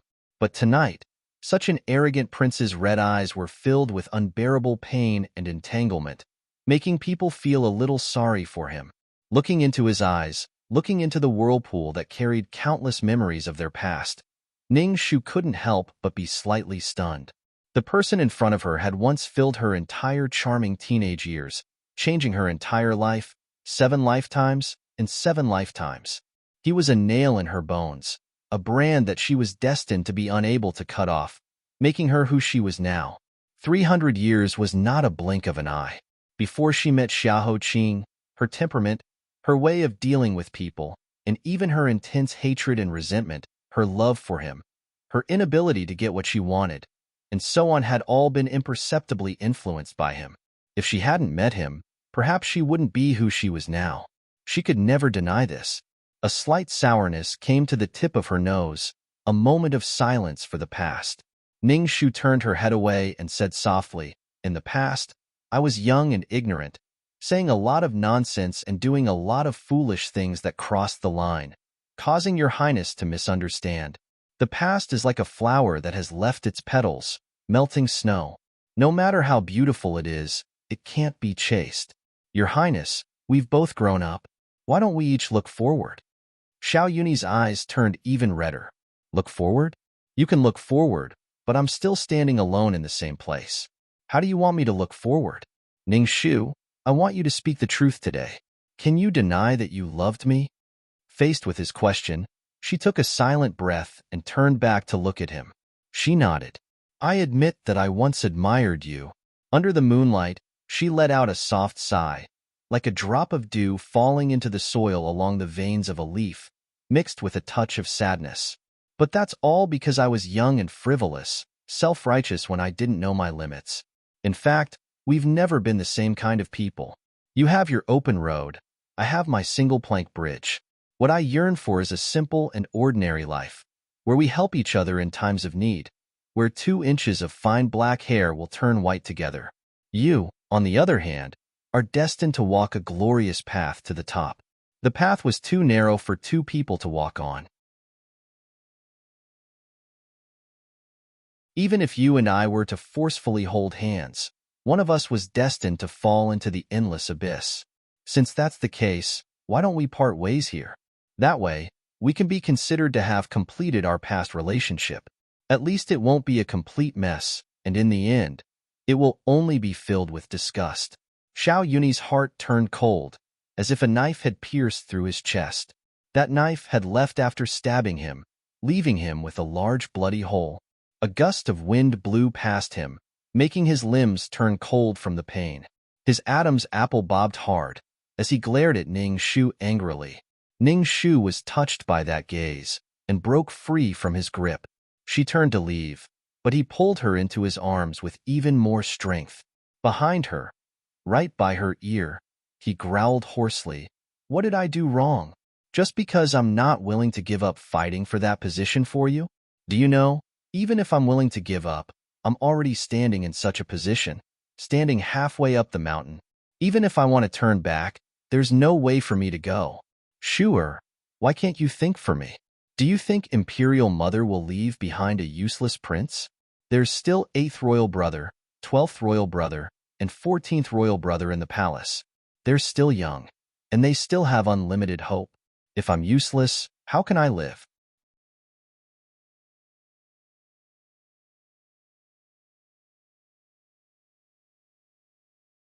Chapter 353. He hugged her tightly in his arms, his strength so strong that it was like he wanted to rub her into his bones and blood, never to be separated again.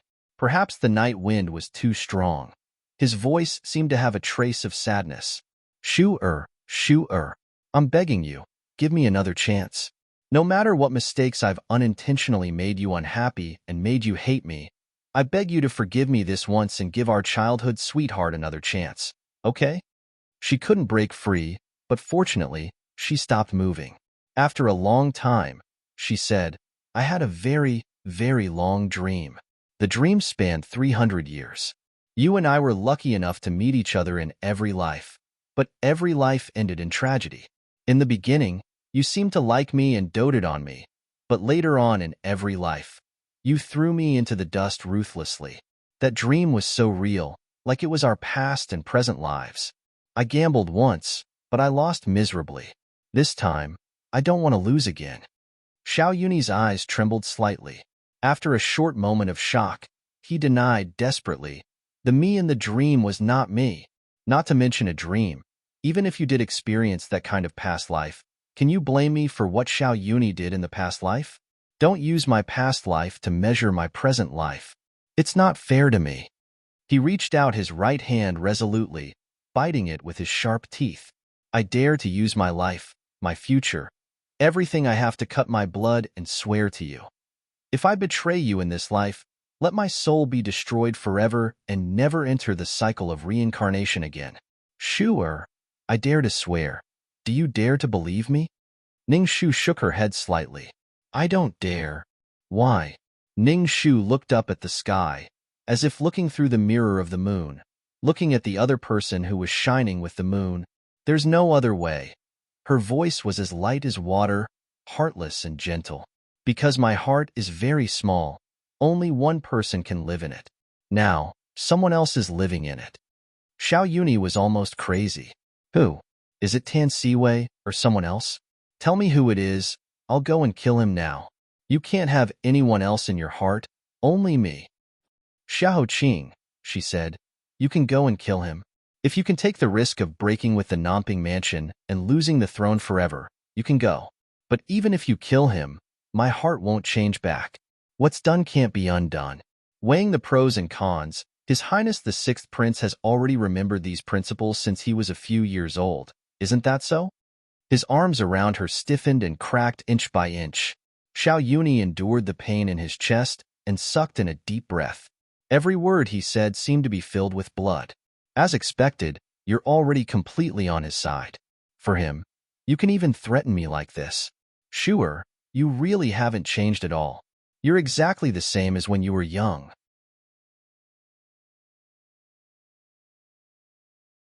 Once you've decided on something, you won't change your mind. It was just that the target would never be him again. Walking out of his arms, Ning Shu turned and bowed deeply to him. Thank you for your love, Your Highness the Sixth Prince, and thank you for taking care of me. Ning Shu can't repay you. The corner of her clothes fluttered in the wind, like a faint cloud that could never be touched, destined to slowly leave him and go further and further away. Xiao Yunyi staggered and watched her drift away. His voice was like the wind that was sifted into pieces by a sieve as he said softly, You saved my life in the past, but I'm just returning it to you now. If the invoice case is in trouble, I can still plead for you to father. You don't have to be so polite. Ning Shu thanked him again. Just after she said goodbye, she lifted her leg to enter the house. Behind her, Xiao Yunyi's voice trailed over. Do you really not remember what day it is today? Ning Shu stopped in her tracks in surprise. You really forgot. Behind her, Xiao Yunyi chuckled softly. In the past, I was raised by Yin Jiaoyi. My mother and I had a low status and weren't loved by father. My mother was worried every day about whether she could live well in the harem, not to mention celebrating my birthday. Later, I was taken away by the Empress and was raised by her. I didn't lack anything and also had a decent birthday present. But in order to commemorate her eldest prince who died young, I've always celebrated a dead person's birthday. Since I was young, you were the only one who would secretly prepare a small gift for me on this day every year. Do you still remember the longevity noodles you made when you were 12? That was the first time you cooked for me. To be honest, it tasted terrible.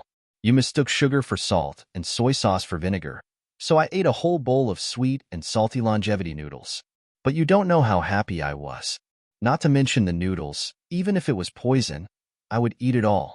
But you will never make a bowl of longevity noodles like that for me again. Nor will you say happy birthday, brother, softly beside my ear.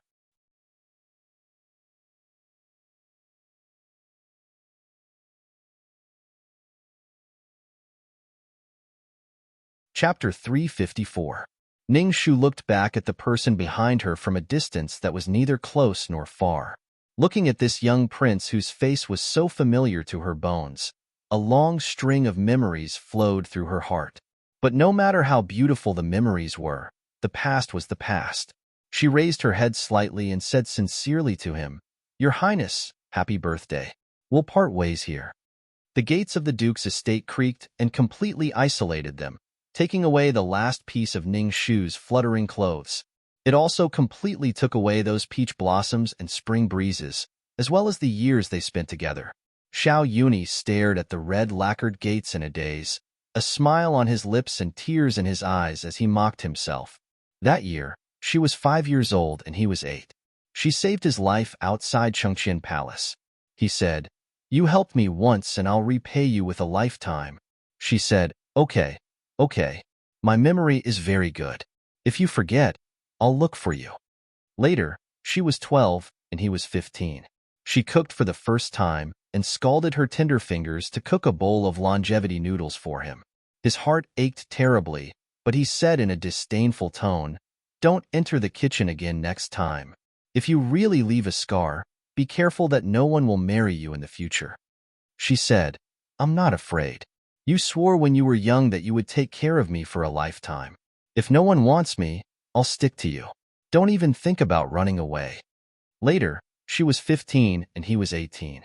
He impatiently guarded her growth day by day. He waited sweetly and anxiously for so many years, waiting for the day she became an adult. He was full of anticipation as he rushed to the Duke's estate with a jade hairpin that he made himself, ready to put it on her head and let her stick to him for a lifetime.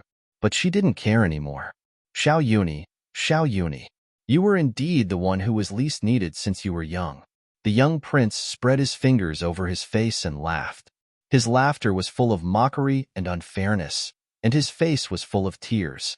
Behind him, a eunuch ran over from afar and glanced at him with some fear. He whispered, "Your Highness, let's hurry back. If the Empress finds out that you're still outside this late at night, and even discussing your birthday at Duke Ning's door, I'm afraid she won't be happy." Xiao Yuni turned back darkly. "Ever since I was 8 years old, I've been doing everything according to what she wanted me to do. I've done everything that could satisfy her. I've been a template prince that could make her nod her head, but I've never been myself. Now, I can't even stand here for a while." The eunuch fell to his knees and said in fear, "This servant doesn't dare. It's just that, Your Highness, you've spent 10 years of effort to build a dam of 1,000 miles. You've spent so much effort and swallowed so much bitterness that can't be shared with outsiders. This servant really doesn't want to see your many years of effort go down the drain. Since Lady Ning can no longer be saved, you should grab onto whatever you can."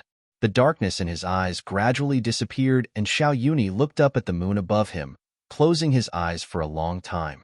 When he opened them again, his eyes had regained their usual clarity.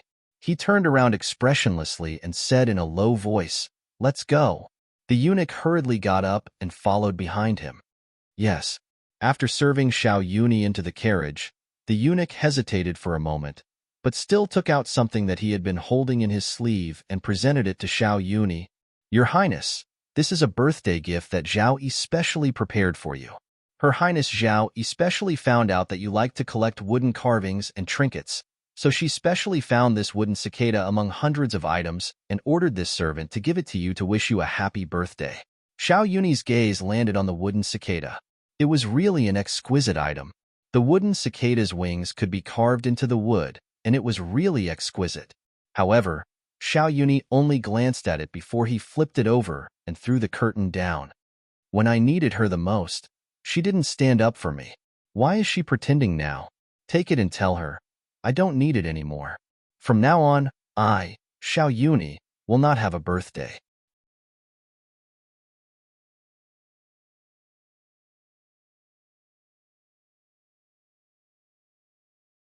Chapter 355. No matter how many people couldn't sleep that night, how many people were entangled by the past, and how many people cut off the past and looked forward, the third day of the 5-day period had arrived. Ning Shu didn't sleep well that night. When she got up in the morning, Her temples suddenly hurt. She didn't feel better until she splashed cold water on her face. Fortunately, Tianwen brought some news about Susu early in the morning, which helped her calm down. Tianwen was worthy of being the reincarnation of a gossiper. In just one night, he knew the situation of Susu's family clearly. He even knew when Susu stopped breastfeeding, when her teeth changed, and when her menstrual cycle started. Although she didn't know what was the use of him asking about these things, she respected his personal hobby. From this overly detailed information, Ning Shu obtained a few useful pieces of information. First, Susu's parents were injured and disabled. They were bedridden all year round, which required a lot of money. Even if Susu sold her brothel, she could barely cover the expenses. She often couldn't make ends meet. But since last June, her parents suddenly miraculously improved. According to the neighbors, during that time, a man dressed as a doctor came in and out of her house every day. Second, since Susu entered the brothel, she couldn't control herself and rarely went home. However, last August, when her father was barely able to walk, Susu came back. The person who brought her back was a very young man. He looked like he was wearing brocade clothes. They all thought that Susu had curried favor with some high-ranking official in the brothel and saved the lives of her parents. Third, someone had seen Li come in and out of Susu's house more than once. Every time she came, she would carry a basket of small things or snacks. Just these 3 points were enough to give Ning Shu a pleasant surprise. Ning Shu said, "Did anyone see what the young man looked like?" Tianwen said, "No, it was late at night when Susu went back to the Bai family. The neighbor went out to pour the night incense and happened to see him. The young man seemed to deliberately hide his identity and covered himself with a cloak. But from his back, he should be a well-educated young man. Was he tall? Or did he have any other characteristics? It was too long and the night was dark. The neighbor couldn't remember how tall he was. As for the special characteristic, it seems that the young master pushed open the Bai clan's door with his left hand. Does that count?" Ning Shu's fingertips tapped lightly on the table. Normal people who are right-handed will subconsciously use their right hand no matter if it's carrying something or opening a door or window. However, those who are left-handed will do the opposite. Could this person be the one who cut Zhou Xiang's clothes? Ning Shu pondered for a moment and made a decision.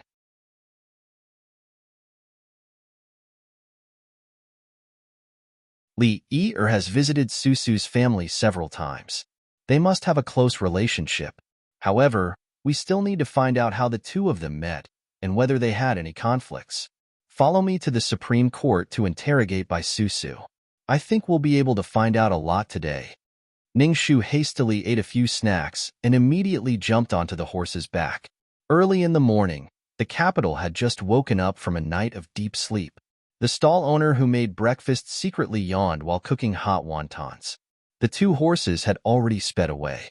Ouch! The wonton I just cooked is covered in dust. Ning Shu looked back from afar. I'm sorry, stall owner. I'll compensate you later. When I'm free, I'll go to your house to eat 10 bowls. The stall owner waved from afar. Lady Ning, there's no need for that. You've worked hard on the invoice case. When the case is solved, I'll treat you to a meal for free. Okay, go. Ning Shu smiled and shouted. She retracted her gaze and resolutely moved forward. She rode the horse to the Supreme Court at the fastest speed possible. She got off the horse and went straight in. After the greeting, Ning Shu did not have time to be polite. She went straight to the point. Tan Xiaoqing, have you found the second file related to Shui Hongyi? Oh, I found it, Tan Siwei said. It seemed that he had been searching for a long time. His face was full of fatigue, and his eyes were obvious. His speech was a little sluggish. He forced himself to focus and said, "But the file has been here for too long. Some parts are brittle, and it's even been eaten by worms." Thank you, Xiaoqing. Ning Shu took the file and opened it. Her eyes quickly scanned through it. Just as she was about to search for the most important information, she suddenly realized that the part where the scholar's name was recorded was coincidentally damaged. How did this happen?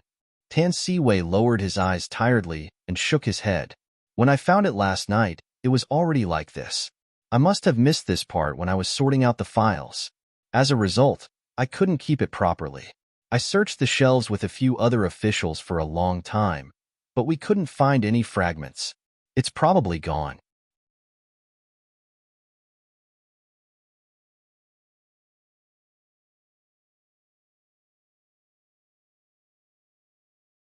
Chapter 356. Her luck was so bad. Ningshu didn't know whether to laugh or cry. It seemed like the heavens still favored her as usual. Tan Siwei looked guilty. Anyway, it's the Supreme Court's fault for not supervising you properly. I'm sorry. His words made Ningshu feel even more embarrassed. She put away the damaged file and bowed. Xiaoqing, you can't do that. I'm the one who should feel guilty for troubling you to search for so long last night. Xiaoqing, you must have stayed up all night. Go and rest. Leave the rest to me. Tan Siwei waved his hand. It's okay. Staying up late to investigate cases is normal. As a woman, you didn't complain about being tired after running around for days. I'm a man. How can I be so spoiled? You're going to interrogate Bai Susu next, right? I'll go with you. Ningshu had no reason to refuse Tan Siwei's insistence. After a while, Bai Susu was escorted to the main hall by the officers. This time, Ningshu sat at the front of the hall. She had learned from Xiaoqing how to ignore people. She tapped her fingers rhythmically on the table as she slowly sipped the tea in front of her. Only when Bai Susu's heart skipped a beat did Ningshu open her eyes slowly. She looked at Bai Susu with her cold eyes and said, Bai Susu, do you have anything else to say to us about the case of the envoy's sudden death? She was used to being called Miss Susu at Xuanfang Station. When her distant surname was pointed out, her slender and watery eyelashes clearly trembled. She lowered her head and said, I have already told you everything I know the day before yesterday. This case really has nothing to do with me. I don't know anything about how the envoy died. Why don't you tell us how you met Li Yi, and what your relationship is like? Ningshu was not in a hurry. Bai Susu clenched her fists and clenched her teeth. I don't know her that well, but I've heard from my friends in Shi City that the flowers she sells are very fresh, and she has everything. That's why I occasionally buy some from her. Other than that, I don't really know her. All right, there was one time when my parents were seriously ill and I couldn't leave the building. At that time, she happened to deliver flowers to the building, so I asked her to come to my house to check on the situation. However, I also paid her to run errands. Other than those few business deals, I have no other selfless dealings. Don't you have a servant girl? Why did you ask an unfamiliar flower girl to visit your parents? Miss, you don't know.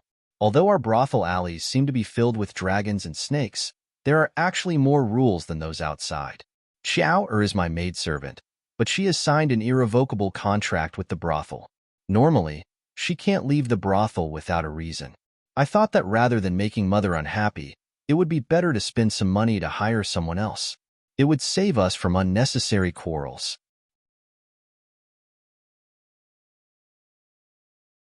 She reacted so quickly, as if she had already guessed that Ningshu would find out about this, so she made preparations in advance. Is that so? Ningshu sneered, and her eyes turned sharp. Then what grudge do you have with her that you want to kill her? Do you know that after leaving the Supreme Court yesterday, she left a bloody letter and hanged herself? What? Bai Susu was caught off guard by this piece of news. She gasped in shock and widened her eyes in disbelief. She asked anxiously, how could that be? How is she now? Is she all right? Ningshu's gaze fell on her unblinkingly. It's all thanks to her mother that she discovered it in time. Otherwise, she would have already breathed her last. Right now, she's still lying in the clinic, and it's unknown whether she's dead or alive. The doctor said that whether she can survive or not depends on her luck. Why? Didn't you say that you were just friends with her? Why are you so worried about her?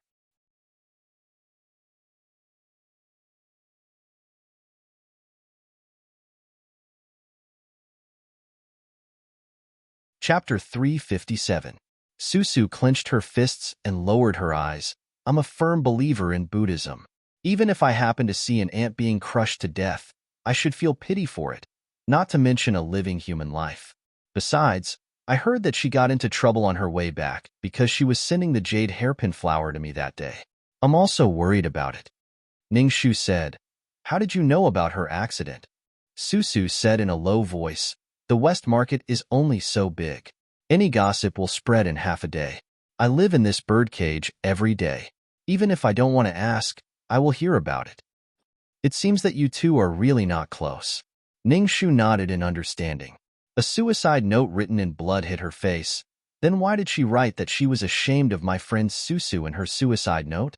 The blood that had seeped through the back of the paper seemed to have just spurted out from the blood vessels. The thick stench of blood caused her eyes to tremble. Bai Susu clutched the suicide note in her hands, and her lips trembled uncontrollably. She unfolded the will and read it word by word. Tears almost gushed out of her eyes, but when she saw the handwriting clearly, she was suddenly stunned and instinctively refuted. This isn't Er's handwriting. Yes, indeed. Ning Shu's lips curled up as she admitted shamelessly. Bai Susu was stunned. She said slowly and lightly, I forged this suicide note to trick you. I didn't use Li Er's blood, but chicken blood. After saying that, Ning Shu's eyes turned sharp. But you've already shown your true colors, haven't you? You said that you didn't know Li Er well. How did you know her handwriting? Don't say that you met her by chance. In order to imitate her handwriting, I deliberately found Li Er's letters and compared them. There are at least 50 to 60% similarities. If you're not close to her, you can't tell the difference at a glance. Besides, your subconscious emotions and the tears in your eyes have completely betrayed you. Bai Susu, tell me the truth. What are you trying to hide? Her fingers were trembling, and her lips were turning pale. Bai Susu bit her lips. After a long time, under Ning Shu's sharp gaze, she took a deep breath and began to tell the truth. Indeed, Er and I were once close friends. We met 5 years ago. At that time, my family was in dire straits. We couldn't even gather enough money to buy half of the medicine for my parents. At the age of 14, I sold some of my own sewing needlework in Shui City to eke out a living. It was there that I met the 11-year-old Er, who had been kicked out by her father to sell flowers. She was a good girl. I could not bring myself to set up a stall in the beginning, and often I could not even sell a pair of stalls in the evening. It was Er who carried her little basket of flowers and shouted loudly for me along the street. Although the circumstances of our families were different, in the end, we were in the same boat, so we gradually became the best of sisters. She knew that my parents were seriously ill and needed money. She often risked being scolded and beaten by her father to secretly give me some copper coins. I am very grateful. However, a cup of water cannot save a burning cart. Later, my parents' illness could not be delayed any longer, so I had no choice but to sell myself to the brothel. A brothel is not a place for a good girl. Er wanted to visit me many times, but I rejected her flatly. It was because of this that I gradually lost contact with her. Before I entered the brothel, I only begged her for one thing: visit my parents occasionally when she was free. Not only did she agree, but she also did a good job. She often brought food to them and talked to them to express her comfort. To be honest, I have to thank her for this. Even if I am to be her slave in the next life, it will be worth it. No wonder Li Er hurriedly sent Bai Susu the other day when she heard that she needed the jade hairpin flower. Ning Shu nodded and said, if that's the case, why did you pretend that you were not familiar with her? Bai Susu's snow-white and thin oval face sank. She suddenly sneered. It's just that I didn't expect that such a good girl would snatch away the person I love the most.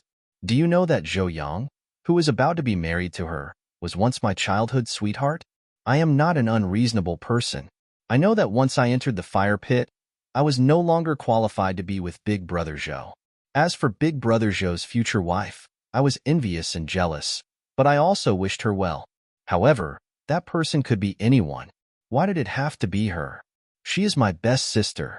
She clearly knew that he was the one I loved, the one I couldn't let go of, the one thing I couldn't let go of. Before I entered the brothel, I cried for several days and nights, telling her about my feelings for Big Brother Zhou and my reluctance to leave him. If I did not introduce him, they would not have known each other at all. However, I did not expect that after I entered the fire pit, the person I cared about the most would be together behind my back. I only knew about it when they were engaged. Lady Ning, what do you think this is? Is this not betrayal?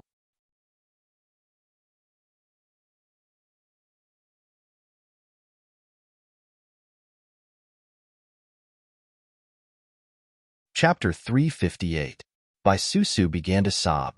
Her tears were filled with complicated emotions.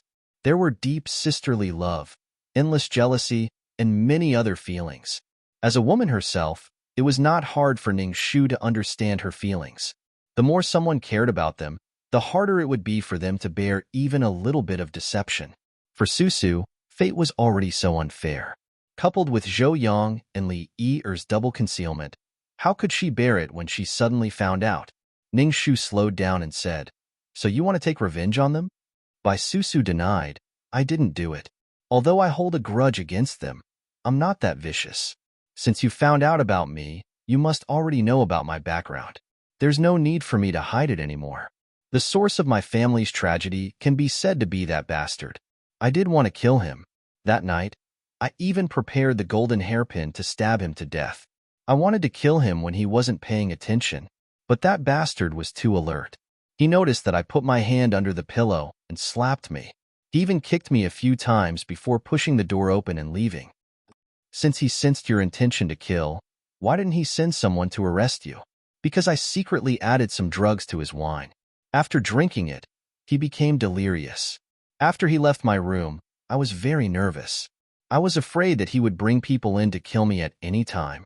I thought that when the effects of the drug wore off, it would be the time of my death. I spent the whole night in fear. I didn't expect to hear that he was the first to be killed the next morning." Ningxu's heart skipped a beat. "So the bone-softening powder in his wine was added by you?" Bai Susu's expression was particularly blank. "What bone-softening powder?" "I added a knockout drug, the most common kind. Sometimes, there will be some difficult guests in the brothel. In order to protect ourselves, we will prepare some. You can ask the sisters in the brothel. As for the bone-softening powder, isn't it a rare thing that only exists in the legends? How can a lowly brothel worker like me get it?" Ningxu asked, "When the envoy left your room, didn't you follow him to take a look?" Susu said, "When the matter was exposed, I was scared out of my wits. I thought my death was certain, so I didn't have the courage to follow." Ningxu's eyes turned. "Then when Zhou Yang went upstairs that night, did you notice anything unusual about him?" Susu's face was full of bitterness. "At that time, I was thinking that the envoy was about to return. That was my last chance to kill him, so I definitely couldn't miss it. When Zhou Yang came up, I didn't notice it at first. It was only when eldest young Master Tan ordered him to withdraw that I noticed it was him." "What did you do after that?" "At that time, I had already heard that something had happened to Yi.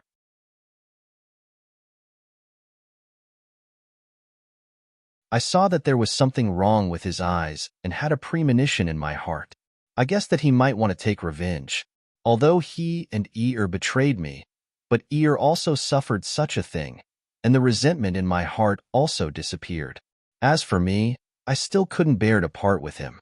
Anyway, I was going to die, so I didn't want to see them being lovey-dovey on the road to the netherworld. So I used the excuse of tidying up my makeup to chase after him and persuade him. I thought I had already dispelled his thoughts, but I didn't expect that he still insisted on doing it." After hearing this, Ningxu briefly fell into thought. Looking at the thin but resilient woman kneeling in front of her, she pursed her lips and reminded her, "Other than that, do you have anything else to say? Let me remind you, if you still insist on hiding something, according to the law, you will be exiled outside the pass and will not be able to enter the capital for generations. At that time, your parents will really be dead." "I know." Susu lowered her teary eyes and answered with difficulty. She twisted her fingers and thought for a long time. Suddenly, she said, "I remember. That night, after the envoy left my room, because he was afraid of me, I collapsed on the ground. Through the door, I faintly heard him say, 'It's you.'"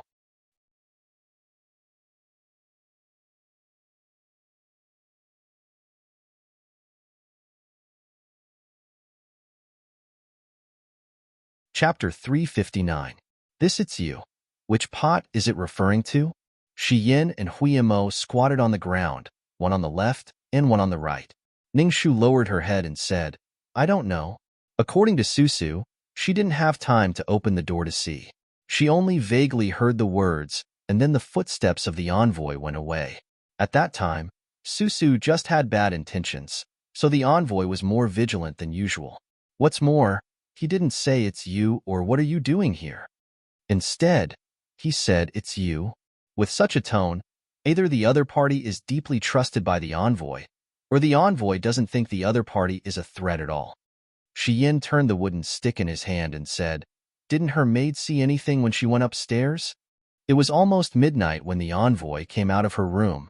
About 15 minutes later, her maidservant was waiting outside the door with a basin of water. When she heard Susu crying inside, she went in. At midnight, all the lights on the third floor went out. Both the master and maidservant thought the envoy had left.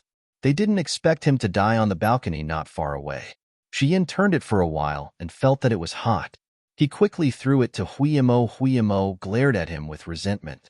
Since he couldn't win, he had to bear the burden without complaint. Tan Siwei said, "Did she tell you who the man in brocade clothes who sent her home last August was? Where did the money for her parents' treatment come from?" Ruan Chang'an, the fool. Ning Shu didn't know whether to laugh or cry when she mentioned the playboy who ruined the whole family by himself. Ruan Chang'an was obsessed with Susu last year.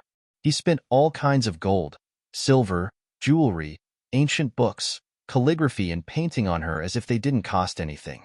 The brothel keeper made a lot of money and promoted Susu to the position of one of the 4 pillars of the brothel. But Ruan Chang'an's novelty came and went quickly. Within 2 months, he changed to a new courtesan. Ruan Chang'an had been sent to the frontier a month ago. The case of the envoy had nothing to do with him. Huiyamo stared at the thing on the stick and asked curiously, "Do you think Susu is telling the truth this time? Could it be that he's still tricking us?" Ning Shu crossed her arms in front of her chest and said, "I don't fully believe it. For now, we have to be cautious about what we say to each of them. However, I have a hunch that the possibility of an acquaintance committing the crime is very high." Huiyamo nodded. "Oh." Ning Shu raised her eyebrows and asked, "And then?" Huiyamo licked his lips and waved his hand. He continued to stare at the front attentively. "Wait a moment, it will be done soon." Shi Yin rubbed her hands and nodded repeatedly. The corner of Ning Shu's mouth twitched. She couldn't take it anymore and slapped both of them. "Wait for what? Wait for what? The case is already in full swing."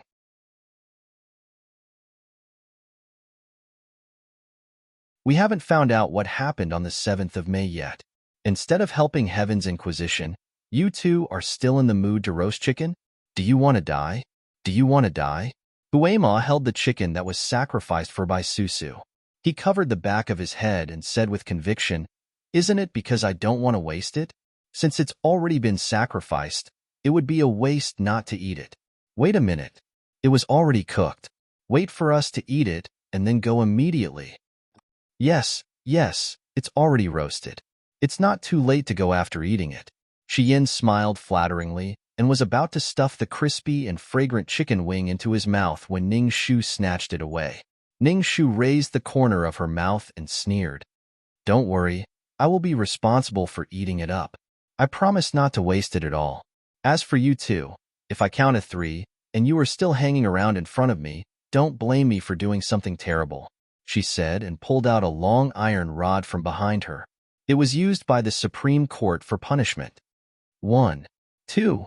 Huiyamo and Shi Yin's 4 eyes were wide open. Huiyamo and Shi Yin roared with grief and indignation. "Inhumane. Miss Ning, we will remember you." He ran out like a wisp of smoke.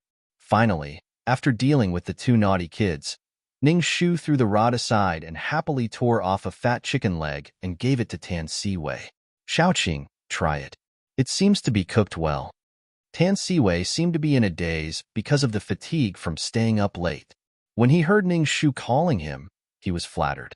"Okay, thank you very much." He took the chicken leg and took small bites. He looked at Ning Shu's side profile and soon fell into a daze again.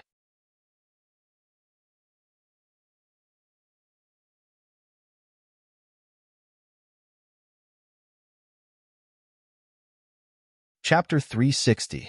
Namping Prince's Mansion. As soon as she sat down, Ning Shu unceremoniously gulped down a large cup of water. She put down the empty teacup and said to Xiao Qing, "Solely strange behavior that night can be explained. She went to kneel to the double-faced Buddha because she felt that she had stolen her sister's sweetheart and suffered retribution. So she went to the Buddha to repent and beg for forgiveness. But there's still one question I haven't figured out. I've checked the map and found that Li Yi's family lived in Kongping Square near Shui City. But she met the envoy in Shi City and was harassed by the envoy all the way.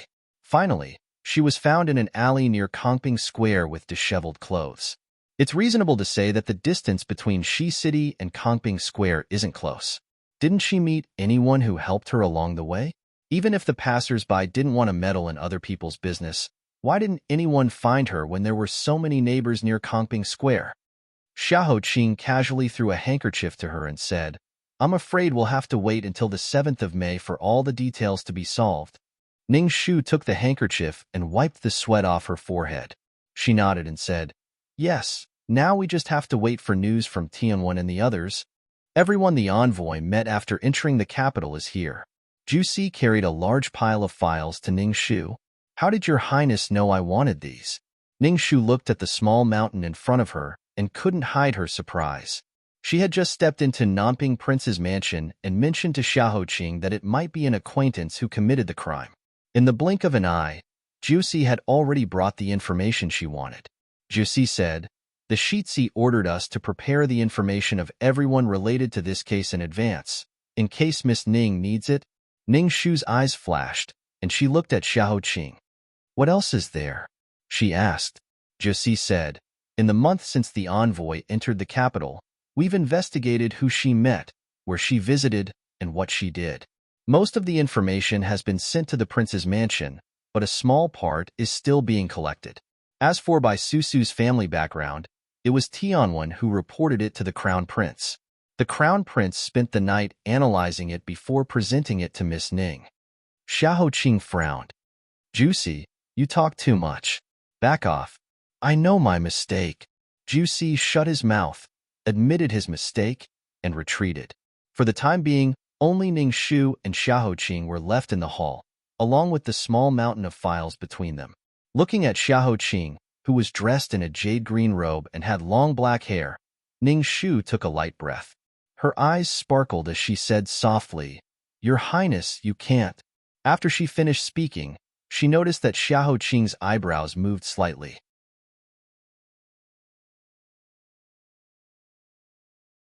Only then did she realize that her words were ambiguous.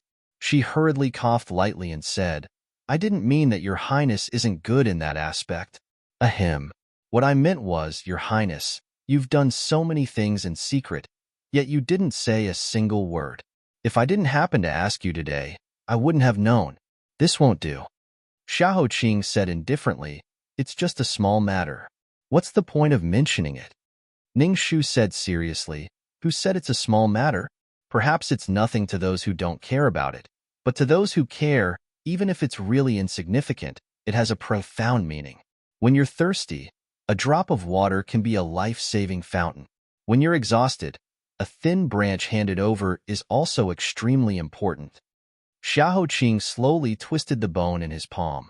Then, "Do you care?" His slightly raised tone seemed to have a small hook hidden in it. With a light hook, half of Ning Shu's soul was hooked away. The heat on her cheeks slowly rose. Ning Shu was unwilling to admit defeat. She forced herself to answer, "Of course." Xiahou Qing's face exuded a rare tenderness. He said slowly as if he was coaxing a child, "You can be fierce. I'll listen to you." Not good. The other half of Ning Shu's soul was so easily hooked away. She licked her lips and tried to suppress the itch in her heart. At the same time, she secretly said in her heart, "Wait until I safely celebrate my 17th birthday. That will be the day when I, Ning Shu, will subdue you." Tianwen, who was hiding behind the window and peeking, saw this and his eyes lit up. With a subverted expression, he awkwardly imitated Shi Yan's hometown dialect and said, "My dear mother, Shi Ziyi is actually a pa heir." He was still immersed in the gossip when a golden bead shot over like a gust of wind and hit his head, knocking him down from the window. He cried out in pain and was picked up by Juicy and thrown into the unknown hall. Xiahou Qing's cold voice floated over. What exactly happened on the 7th day of the 5th lunar month? Why don't you tell me everything you found out? Tianwen covered his sore buttocks and was caught red-handed by his master. He lowered his eyebrows and honestly said, I basically found out what happened that day.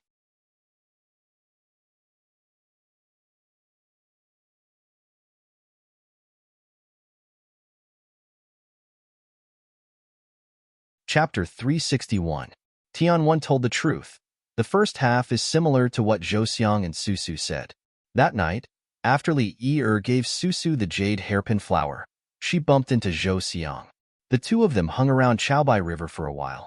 After that, Zhou was called back by the boss, and Li Yi went home alone. On the way, she bumped into the drunk envoy. Li Yi struggled hard, but the envoy kept pestering her. This scene was seen by Boss Qian, but he recognized the envoy's identity. He didn't dare to intervene and left quietly.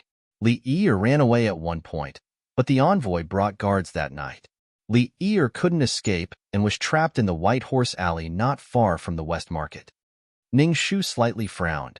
You mean, Li Yi was humiliated in the White Horse Alley? Tianwen nodded. It should be. I knocked on the door of every household along the White Horse Alley. Several households said that they heard a woman scream that night. But when they came out to check the situation, they were blocked by a few fierce-looking people dressed in the Southern Yin Kingdom's uniform. They even threatened to chop off the head of anyone who dared to intervene. So no one dared to intervene. That's not right. If Li Yi was humiliated in the White Horse Alley, the envoy should have left her alone after he succeeded. It's impossible for him to be so kind as to take her home. If Li Yi walked home step by step after she regained consciousness, it's impossible for her to allow her clothes to remain disheveled. There's something wrong with this logic. Ning Shu lowered her eyes and fell into deep thought. She said, apart from that, did the witnesses in the White Horse Alley hear or see anything else? There were dogs of the Southern Yin Kingdom blocking the door, so they couldn't see anything. But then they heard a young man's voice, claiming to be the young master of some family. Then there was a dispute. The young master should have been scared away by the envoy's arrogance. Li Yi couldn't escape from the envoy's claws.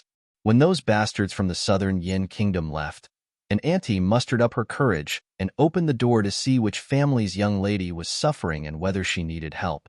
A carriage rushed over and took the young lady away. Which family's carriage? That I don't know. After all, no one would stick a big surname on their carriage as soon as they leave the house. However, Auntie said that the carriage was tall and big, and she could tell at a glance that it was rich. She poked her head out to take a look, but she was frightened by the stares of the people who got out of the car. The next day, Li Yi was found to have fainted by the river and her undergarment was far away. It was similar to what Ning Shu knew. The doubt in her eyes deepened. She really did not understand what kind of role this young master who suddenly appeared would play in Li Yi's matter, and even in this case.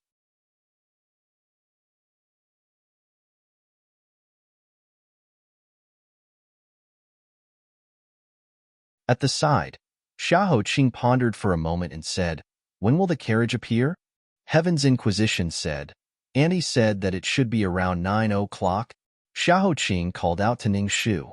He stood up and said, let's go to Yangzhou. Ning Shu was somewhat puzzled. Xiahou Qing patiently explained, Shi City has always been the most lively in the western part of the city. It is also the place where conflicts and hidden dangers are most likely to arise. Yang Chengwei will definitely patrol the vicinity of Shi City every night. If I remember correctly, their patrol route at 9 o'clock happens to pass by White Horse Lane. A tall and big carriage walking in the silent night will definitely attract the attention of Yang Chengwei. Therefore, if you want to know which carriage it is very simple to find Yang Chengwei and ask. Ning Shu's eyes lit up. Good, good, good. Let's go immediately.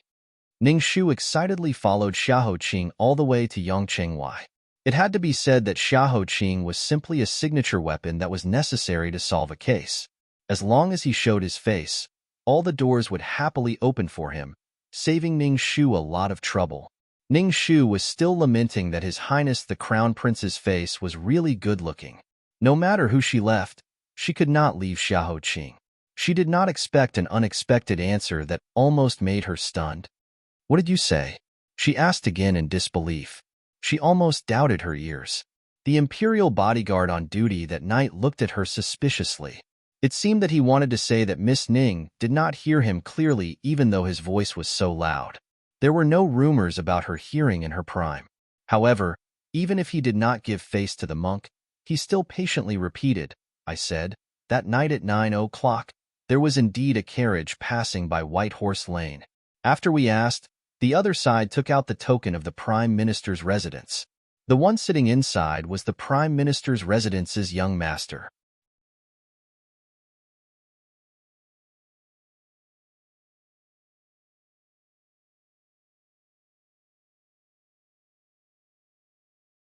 Chapter 362. Not only was Ning Shu confused, but Tianwen, Huema, and even Xiahou Qing found it hard to believe. Tianwen blurted out, the Prime Minister's son? There are only 2 sons in the Prime Minister's residence. Isn't that Tan Siwei and Tan Xiaoqing? The token of the Prime Minister's residence can't be faked. Yang Qingwei isn't blind either. Then why didn't he say anything? Could it be that he has a guilty conscience? My goodness, do you still remember that Tan Xiaoqing's name was on the brothel keeper's list? Could it be that he lied to us and knew the location of the secret passage? Heaven's Inquisition only made a bold assumption, but it gave him goosebumps. If this case was really related to Tan Siwei, then it wasn't just a simple case. It was a scandal that would shock the whole country. If the minister of the Supreme Court committed the crime, then the Supreme Court, which had been in charge of correcting cases and punishing serious criminals for the people for hundreds of years, would lose its authority. We can't make baseless guesses without evidence. Based on my understanding of him, Tan Xiaoqing isn't that kind of person. Ning Shu thought of her previous judgment of an acquaintance and calmed down.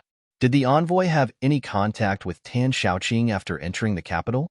Juicy had roughly flipped through the small mountain of files earlier and had a rough understanding. She said, a few times. The first time was when the envoy entered the capital. The emperor ordered the prime minister to welcome him outside the city. Tan Xiaoqing was accompanying him. Then, at the palace banquet to welcome the envoy praised Tan Xiaoqing, saying that he had the style of his father and had a bright future. After that, Tan Xiaoqing became familiar with the envoy. Tan Xiaoqing also met the envoy a few times, but they didn't talk much. But there was once, 8 days ago, when the envoy had set the date of his return trip, he specially sent a letter to Prime Minister Tan, inviting only Prime Minister Tan to meet alone. Prime Minister Tan used the excuse that he was busy with official business and did not meet. It was Minister Tan who went to meet him. He stayed at the envoy's post house for more than 2 hours before he came out. In this way, it was barely acceptable that these two were acquaintances. Then, Juicy added, according to the spies, when Minister Tan came out of the post house, his face was very ugly, as if he had been greatly offended. The envoy sent someone to send him off, but he didn't even say goodbye before getting into the car and leaving. After hearing this, Ning Shu's expression became serious again. Tan Siwei was like Le Gongqian. He was like a doe that wouldn't get angry no matter how you needed it. However, he didn't even care about basic etiquette at that time, which meant that the two of them had a very unpleasant night. What kind of inappropriate words did the envoy say to infuriate him?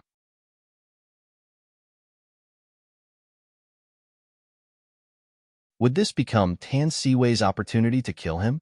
No one knew. For a moment, several scenes related to Tan Siwei flooded into her mind like flying catkins, floating through her mind one by one. In those fragments, there was his bashful smile, the brothel keeper writing down his name, the joke about the man who cut Zhou Yu's robe and Tan Xiaoqing's size, the carriage that passed by the White Horse Lane, and the hesitation and absent-mindedness in his eyes after rummaging through the old files all night. In the end, it all became the alibi that he said 2 days ago in Donglai Shunli. Ning Shu pursed her lips and said with a serious expression, that night, he was in a hurry to take stock of the list of criminals, so he stayed at the Supreme Court and worked through the night. Deputy Zheng and Deputy Xie in the temple can testify for him. So, if you want to know if there is a possibility that he killed someone, there is the fastest way to verify his alibi.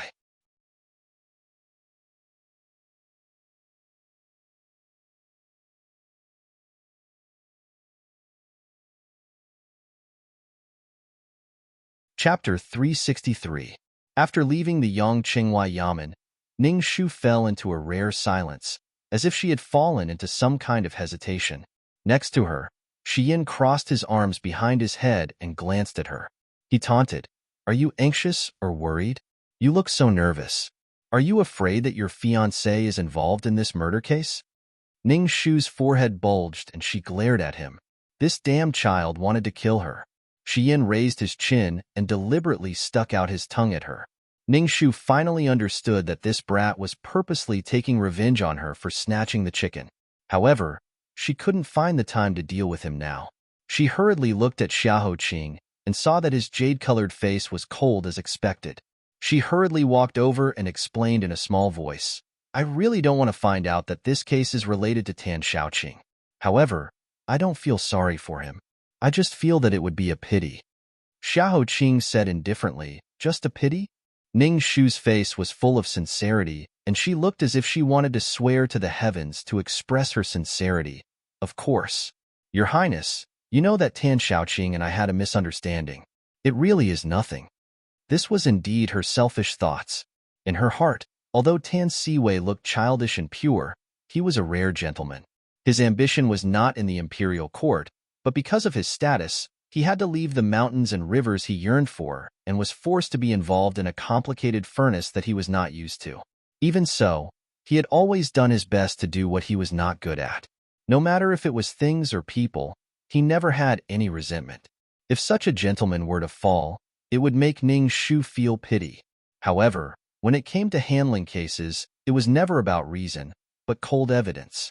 Ning Shu's attitude of being obedient was good. It dispelled the mist on Xiaoqing's face. He snorted and reluctantly turned the page. However, he was still unhappy about the word fiancé. However, his pride as the heir of Nanping Prince made him unwilling to show it. Ning Shu secretly wiped her sweat. Xiaoqing said indifferently, "What do you plan to do next?" Ning Shu organized her thoughts and said, "First, without alerting anyone else, think of a way to find Deputy Jing and Deputy Sierra Leone and ask them about Tan Xiaoqing's movements on the night of the 12th of May. Second, if Tan Xiaoqing was really the culprit, then what relationship does he have with the Xue family and Xuehongyi? We need to investigate this as well." Xiaoqing nodded.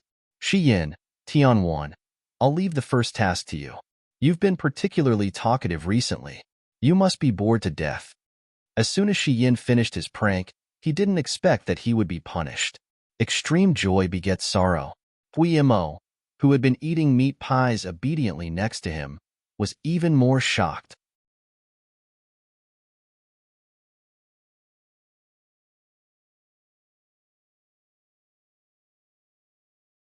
God had mercy on him, but he didn't say or do anything. It was an unexpected disaster. How could it be like this?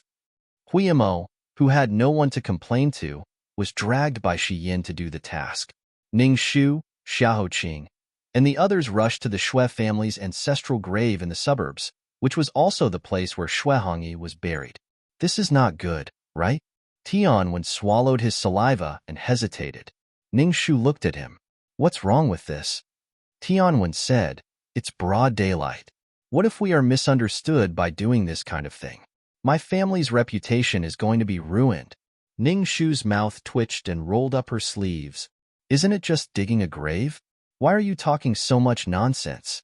If you can't do it, I'll do it." "I can. Of course I can. All the men in our Nanping mansion can do it." Tianwen straightened his neck and said, "But I heard that digging up ancestral graves will lead to ghosts and nightmares at night." Ning Shu said fiercely, "I was worried that no one would tell me the truth of that year." "No one. It's not bad if a ghost comes. It doesn't have to wait until night to find me. The sooner the better. It's best if it comes out now. I'll be the happiest." Ning Shu's gloomy smile scared Tianwan. He felt that she was 100 times more terrible than the dead bodies lying in the ground. Tianwen quickly took the shovel and said, "Lady Ning, don't laugh like that. I'm scared. Don't come over. I'll start digging the grave now."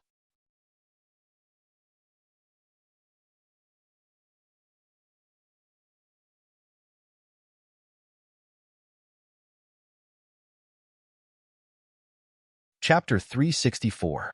On the other side, Tianwen was sweating profusely with a shovel under the sun. On the other side, Ning Shu was leisurely wandering in front of the hundreds of tombstones in the Shui family's ancestral grave. Occasionally, she would squat down to look at something, then she would get up and continue to walk forward. After she finished walking around the entire cemetery, she wiped her sweat and walked back to the tree where Xiahou Qing was resting. She picked up a bowl of herbal tea. Xiahou Qing sat calmly under the tree. His posture was relaxed and elegant, as if wherever he was, whether it was a desolate and horrifying cemetery or a luxurious and intoxicating palace banquet, it was no different to him. Ning Shu had to admire his composure. After Ning Shu drank the herbal tea, Xiahou Qing opened his mouth. Shui Hongyi has been dead for more than 20 years. Her body should have turned into bones. Ning Shu did not think, I know. Xiahou Qing said, then what do you want to find out by digging up her grave?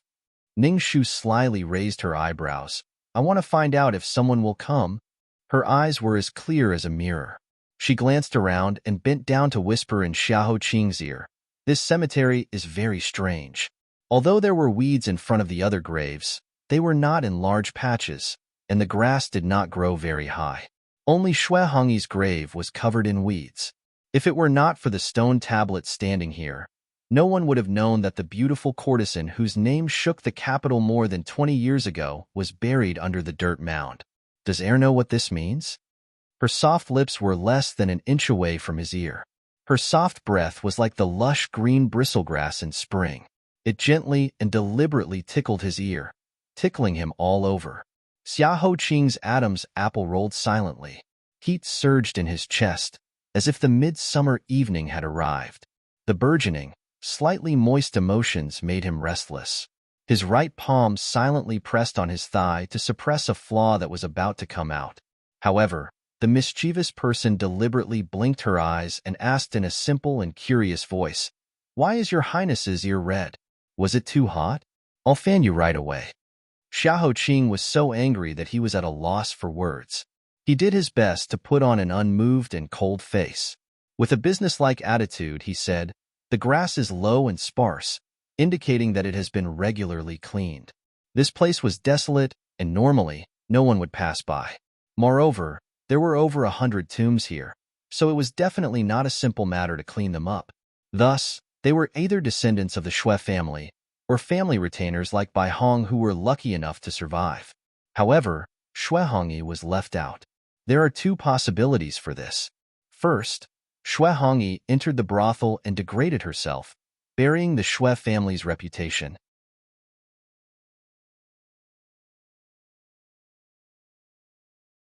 The gravediggers disdained to sweep her grave and treated her as if she didn't exist. Second, after Xiahou Qing mentioned the first possibility, a thoughtful look appeared on his face. Ning Shu smiled and said, That's the only possibility, isn't it? After bending for so long, Ning Shu was a little tired.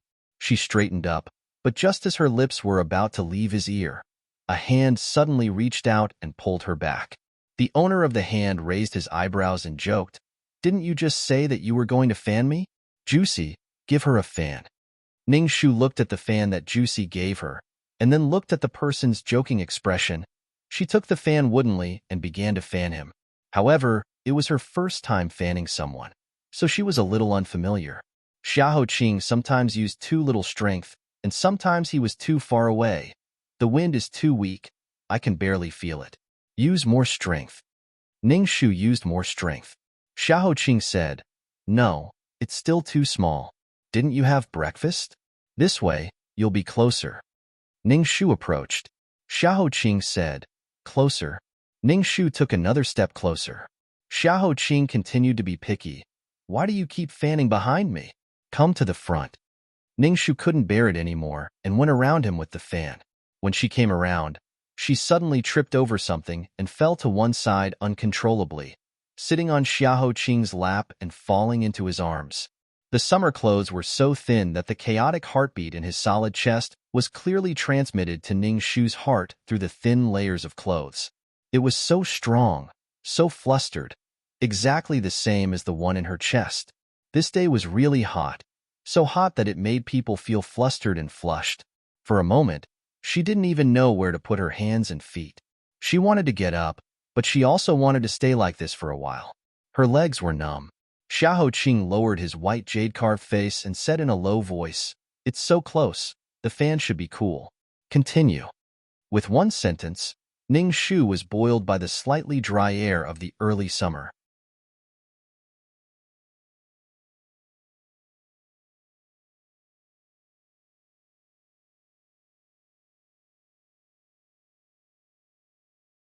Chapter 365. Ning Shu had completely lost this round. Fortunately, Juicy had tactfully turned his head away. There was one less person to witness her embarrassment and shyness at this moment. On the other side, seeing Tianwen gasping for breath as he climbed out of the grave, Ning Shu hurriedly jumped out of Xiahou Qing's arms as if she had been electrocuted. Acting like a gentleman, she couldn't wait to get as far away from Xiahou Qing as possible. Tianwen didn't know what was going on. He ran over with the shovel covered in dirt, sweating profusely. He looked around and suddenly felt that the atmosphere wasn't right. His keen gossiping radar rang, and his intuition told him that he had missed something interesting. He looked curiously at his Shitzi, then at the blushing Ning Shu, and finally at Juicy. Fortunately, Juicy was a very reliable person. He expressionlessly helped Ning Shu out of the situation. "What did you find in the grave?" Tianwen wiped his sweat. There were no funerary objects in the grave. The clothes were all rotten. Other than a handful of bones, there was nothing else. "Lady Ning, why don't you go take a look?" Ning Shu walked over to the open coffin and looked around. Sure enough, there was nothing. The bones had been dried and brittle by the passage of time. Nothing could be found. Ning Shu bowed solemnly to the tomb owner and said sorry for the disturbance. Tianwen curiously asked, "What do we do next?" Ning Shu shaded her eyes with her hand and looked up at the dazzling golden crow wheel in the sky. She mysteriously said, "Wait." Tianwen didn't know what she was trying to do, but since she wanted them to wait, she must have her reasons. Since he was sweaty and tired, it was good to take the opportunity to rest. Thus, the group sat leisurely under the lush 100-year-old tree to enjoy the cool air. They also ate lunch while they were at it. It was already past noon, but the graveyard was still quiet. Other than them, there were no other ghosts. Ning Shu clapped her hands regretfully, waking up Tianwen, who was dozing off. She stood up and said, "Sure enough, that person didn't come. Restore the coffin to its original state and bury it back." Heaven's Inquisition rubbed his face in dismay. "You didn't do anything, and you buried it back just like that? Then what's the point of all my hard work?" "Who says it's meaningless? Our guess has already been confirmed. Your Highness, don't you agree?" Satisfied to see Xiahou Qing nodding his head in agreement, Ning Shu smiled in satisfaction. But soon, she smacked her lips and said in distress, "But now it's a little difficult to fish that person out. Do I really have to activate my killer move?" Tianwen Hao asked curiously, "What killer move?" Ning Shu blinked and eagerly asked, "Tianwen, do you think it's a little immoral to set fire to the ancestral grave of the Shui family?" Heaven's Inquisition. That's more than a little immoral.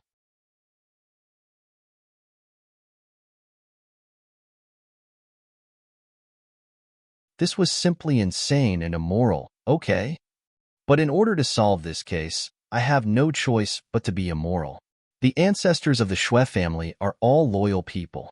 They know that I'm doing this to solve the current predicament of the Yu family, so they definitely won't hold it against me.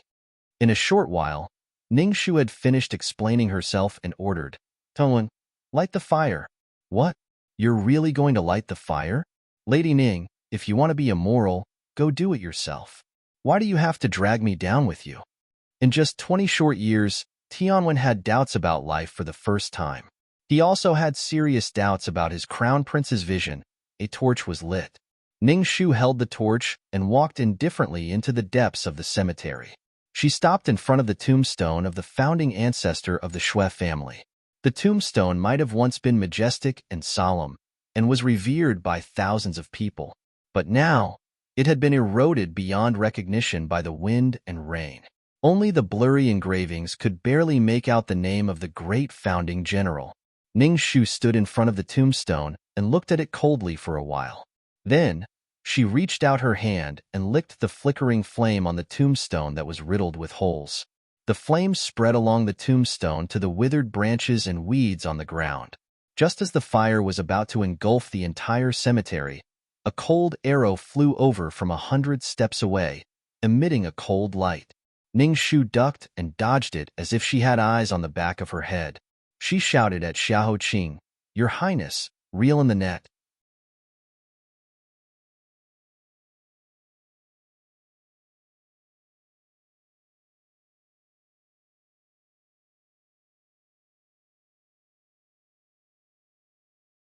Chapter 366.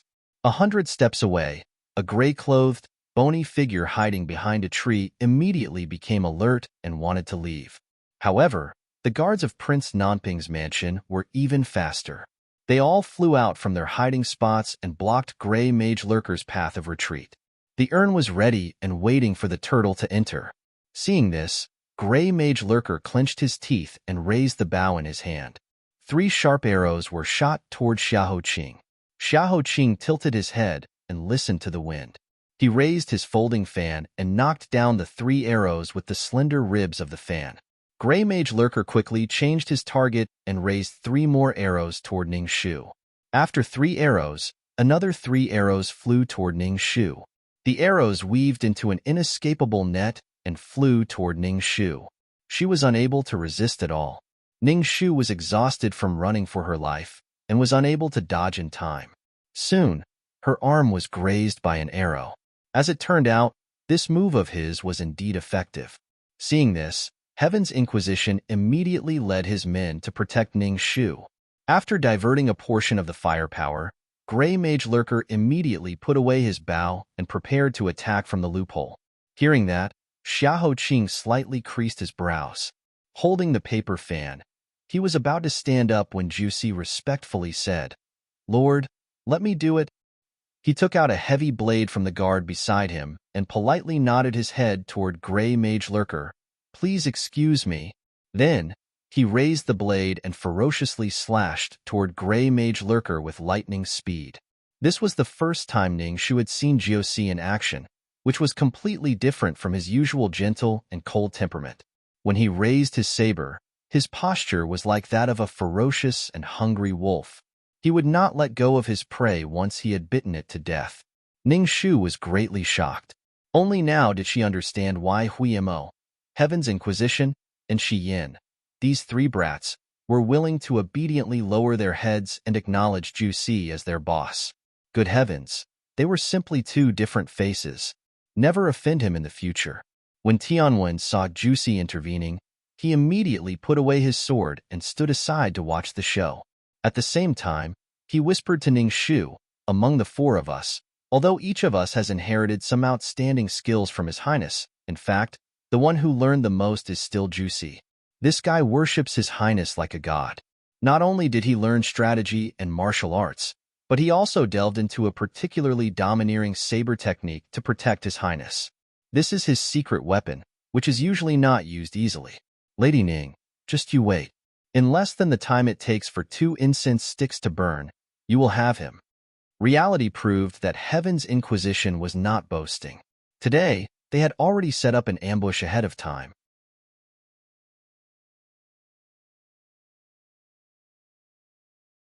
On top of that, Gray Mage Lursk's arm was injured 2 days ago. No matter how good his Qinggong was, he wouldn't be able to use it if he were to fall into a trap. Furthermore, he had encountered the Dark Juicy today. After the time it takes for 2 incense sticks to burn, Gray Mage Lursk fell in front of Ning Shu and the others with several saber wounds all over his body. Juicy put away his saber and said, "Excuse me." He kicked away the crossbow that could take someone's life from 100 steps away. Then, he stepped forward and sealed Gray Mage Lursk's acupuncture point. Ning Shu stepped forward with a smile on her face. She removed the cloth covering Gray Mage Lursk's face and looked at his pale and gloomy face. She raised her eyebrows and said, "If you didn't appear today, I might have to continue racking my brains to figure out your true identity. However, since you have appeared today, you have saved me a lot of trouble." Gray Mage Lursk Xian Chun, I have wanted to see your true appearance for a long time. Perhaps I can call you by your second name, Xueran. Gray Mage Lursk's body stiffened when that name that had been dead for many years was mentioned again after more than 20 years. Then, as if he had received a great insult, he roared with a voice as hoarse as a vulture's, "Don't call me by that name. That trash Xueran had already died 20 years ago and turned into a pile of bones. He is already dead." Ning Shu said. Then, the one who survived is the Gray Mage Lursk who betrayed the third prince's residence for glory? Or is he the most trusted aide of the mastermind behind the Plum Blossom Kiss? No matter which one it is, I wonder what your Xue family's loyal and courageous founding general would think when he saw his descendant in such a state.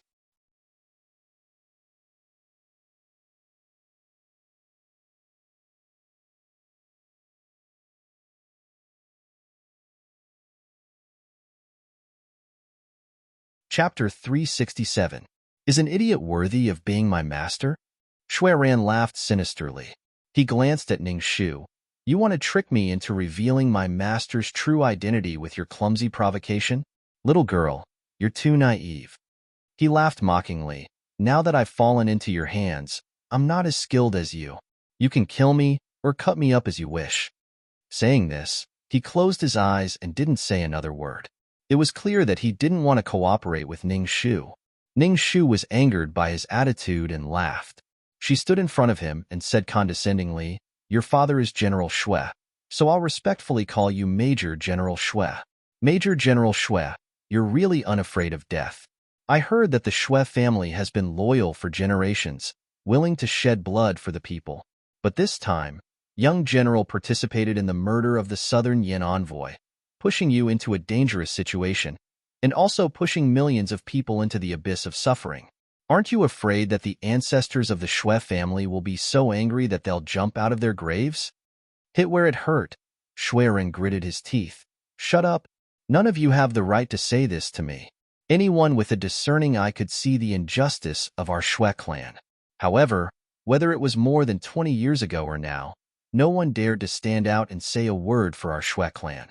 It can be imagined that the Xiao family's world is rotten to the bone. Such a filthy country, such selfish and ignorant people. Why would my Xue family protect it? He sneered. It's better to let it be destroyed in my hands. It'll be clean. Ning Shu went straight to the point. So, you admit that you killed the envoy? I wish that beast had died by my hands, so that I could avenge my blood feud. Unfortunately, that wasn't the case. Xueran raised his eyelids and said, You want to use my head to extinguish the anger of Southern Yin Kingdom, to wag your tail and beg for mercy from Southern Yin Kingdom, to protect those ignorant rulers and foolish people? Wishful thinking. If you want to pour dirty water on my head, then show me evidence. Otherwise, even if I have to destroy both of my arms, I will never sign my confession. Ning Shu's eyes were as bright as a blade. Do you dare to say that you weren't the one who revealed the location of the secret passage to Zhou Xiang in Donglai a few days ago and tempted him to commit the crime? Even if you changed your appearance that day, your voice and posture cannot be changed. There are plenty of witnesses who can testify against you. Xueran had a glib tongue. I was indeed the one who revealed the secret passage, but there are many people who know about it. As long as people have mouths, they can spread it everywhere. I only mentioned the existence of such a secret passage to Zhou Xiang. Who would have guessed that he would seek revenge? I have a conclusive witness.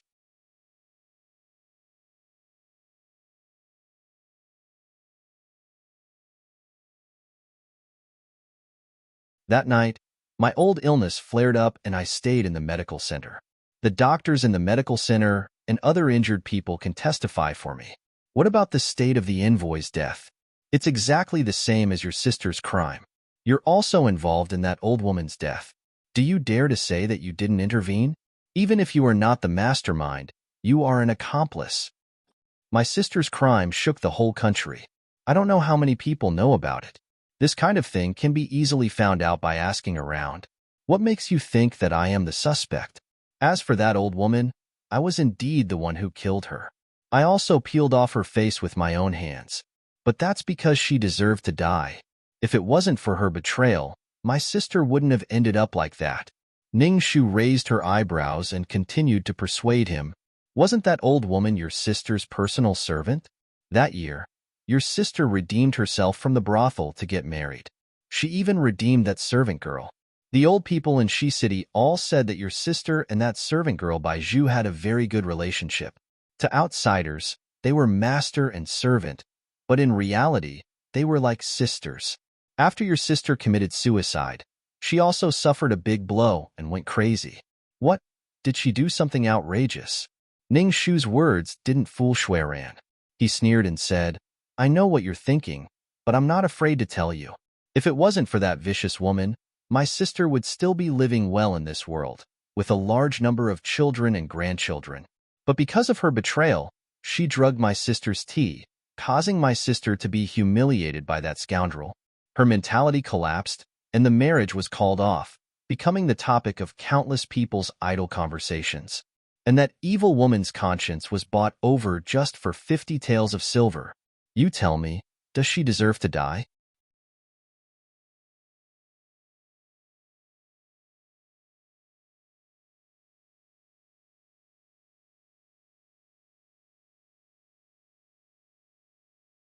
Chapter 368.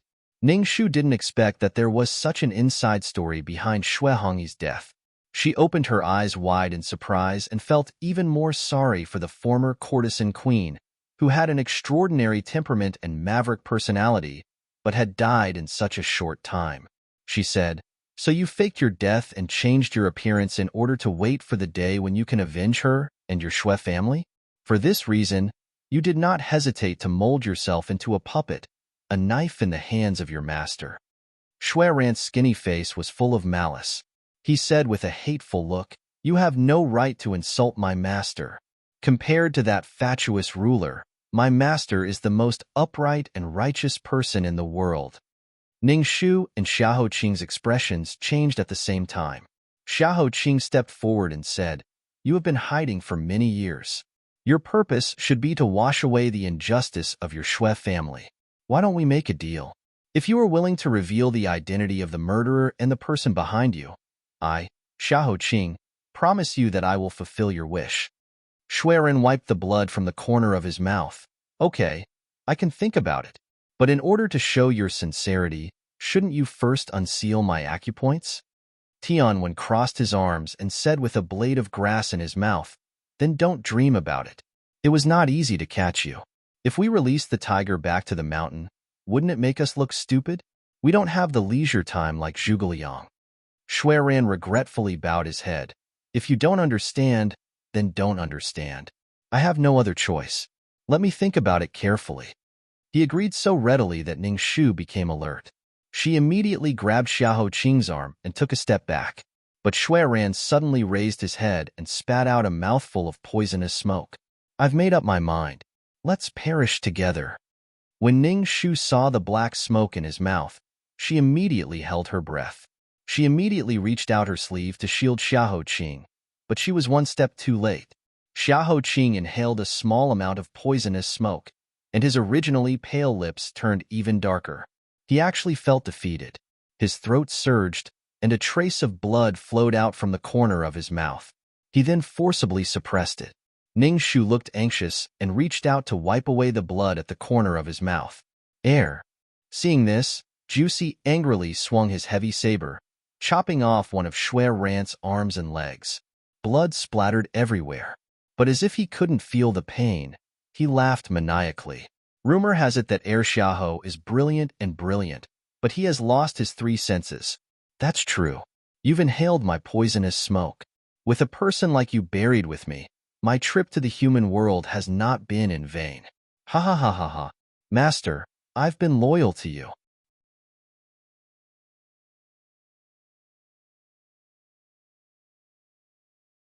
Accompanied by his maniacal laughter, his body quickly turned black and collapsed at a speed visible to the naked eye. It was as if his flesh and blood were being sucked dry and evaporated. In the blink of an eye, he turned into a horrible mummy. When he fell, his dark and empty teeth still maintained the sinister and crazy smile from when he was alive.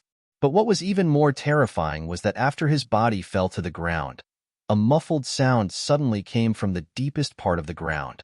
Everyone's footsteps faltered, and they felt the increasingly obvious shaking of the earth from the bottom of their feet. Heaven's Inquisition immediately threw out a rope and tied it to the 100-year-old tree beside him. He shouted, "Let's go!" But it was too late. The ground was torn open like a giant tiger's mouth.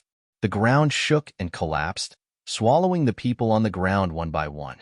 When she fell into the crack, she pushed Xiahou Qing away and toward Jusi. In the thick cloud of dust, her body fell weightlessly toward the bottomless abyss below. Xiahou Qing's figure was deeply reflected in her mind. Her heart was full of reluctance, but in the end, it turned into a smile. She said, "Goodbye, Xiahou Qing. I'll go to the netherworld to report first. You're not in a hurry, but you have to take your time."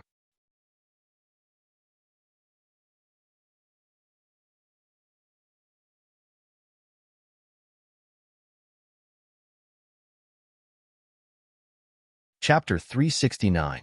She smiled and waved her hand, closing her eyes. She thought that this kind of farewell seemed to be free and easy. It was a pity that she had been wearing men's clothing for the past few days to make it easier to investigate the case. She had died so many times, but this was the first time she fell to her death. Would she fall into a meat patty and be extremely ugly? However, Xiahou Qing couldn't see her anyway, so it didn't matter if she was ugly. Thinking like this, she became happy again. Hee, it was pretty good. Father, mother, and little Jier. She would leave them to Xiahou Qing. He should be able to protect them very well, definitely better than her. Just as she was about to soar into the sky, a rope suddenly flew down from above and bound her waist. Jusi Tianwen shouted in shock air. Ning Shu suddenly opened her eyes, her jet-black pupils clearly reflecting that moonlight white wind, that cold and arrogant figure, his wide sleeves carrying the wind as he walked towards her like a deity, the black brocade in front of his eyes being swept away by the wind. His jade-white face came closer and closer to her, until he pulled her into his arms. There was another earthquake, and the crack above closed again. Jusi and the others used their weapons to pry open the crack, but in the end, their swords broke and their knives cracked. They knelt on the ground. Drip, drip. There was the sound of something sticky dripping on the ground. After fainting for an unknown period of time, Ning Shu woke up from the darkness. Her whole body was cold, and only the soft warmth below her allowed her to find a little support in this bone-chilling cold. She instinctively moved closer to that precious warmth, sticking closer to it. In the next moment, she woke up and immediately flipped over, opening her eyes wide. Borrowing a ray of light from the crack in the stone, Ning Shu looked at the strangely quiet Xiahou Qing below her. She trembled as she reached out a finger to check his breathing. She then leaned down to listen to his weak heartbeat. Ripples appeared in her eyes. "Xiahou Qing, are you sick? Do you know that you have been hit by the kiss of the plum blossom and some unknown poisonous smoke? You could die at any time? Why did you jump down? You lunatic, I don't need you to be a hero. Do you hear me? I don't appreciate it at all." Her mouth said the most heartless words, but the transparent and boiling liquid rolled down from her eyes and merged with the small pool of blood that had accumulated under his body. Even in the face of death, she had never been so flustered before. But now, she was flustered. She was so flustered that she was scared to death. Frantically, she tore open his clothes and examined his injuries. She found 2 wounds, one on his right shoulder blade and the other on his palm.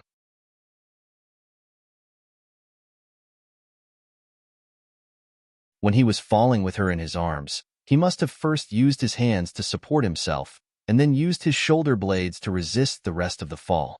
She didn't know how high they were from the ground, but it was enough to shatter his palm and shatter his shoulder bone. The bright red color that was constantly gushing out of his body made his skin pale. It was a ghastly sight. She raised her hand to wipe away the tears on her face and looked left and right. In this unfamiliar underground darkness, she could not hope to find any medicine that could stop the bleeding. She knelt on the ground and carefully searched for a long time before she found a few withered hay. She took out a match and lit the hay on fire. In order to prevent the dried grass from falling to the ground, she quickly reached out to hold the ashes of the dried grass in her hands. She let the last bit of ash clean her palm. She could no longer feel the burning pain. She didn't have time to care if her palm was burned or not.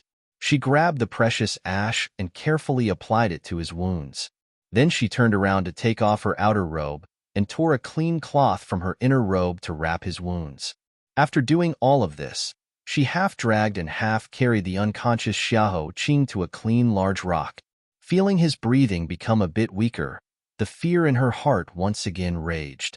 In front of her, this person had always been proud, strong, and omnipotent. Even when he was poisoned and couldn't smell or see, he had never lowered his proud head. She never thought that he would have a time when he was this weak. Tears once again filled her eyes. She forcefully bit her lower lip and held this person in her arms. She kept rubbing his body, his limbs, trying to get rid of the paleness on his lips and the coldness on his body. However, it seemed to be in vain. She fiercely said, "Us women are the most heartless. Once a lover dies, we can turn around and find a new one. You better wake up soon, otherwise I won't care about you. Do you hear me?"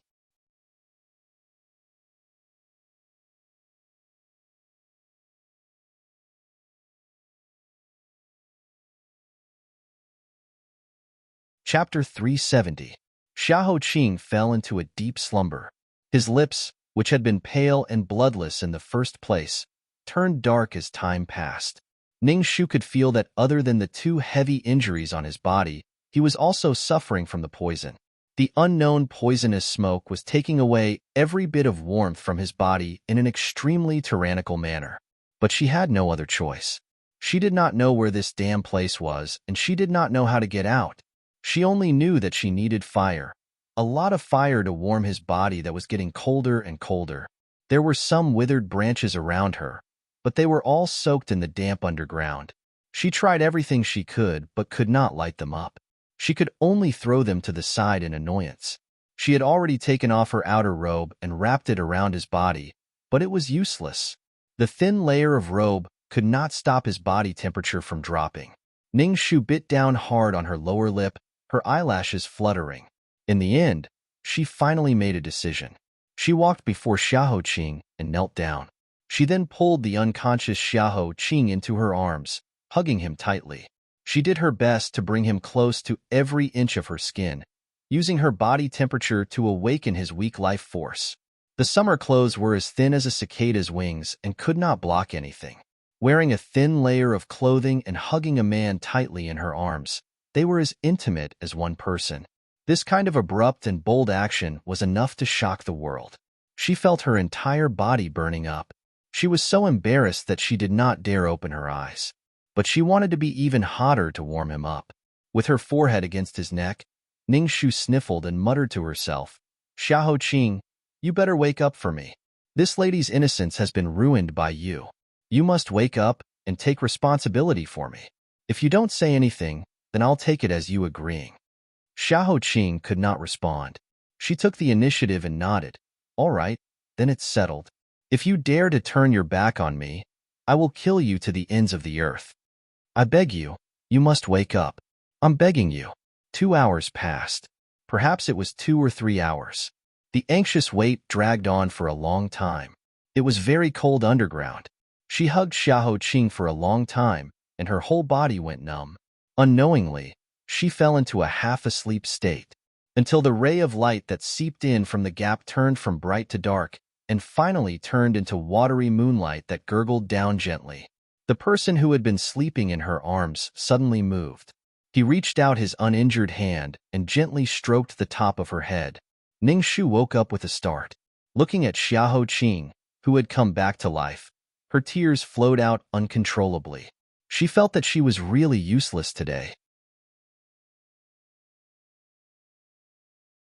Her feminine tears flowed out nonstop, completely unlike her Ning Shu, but she couldn't stop at all.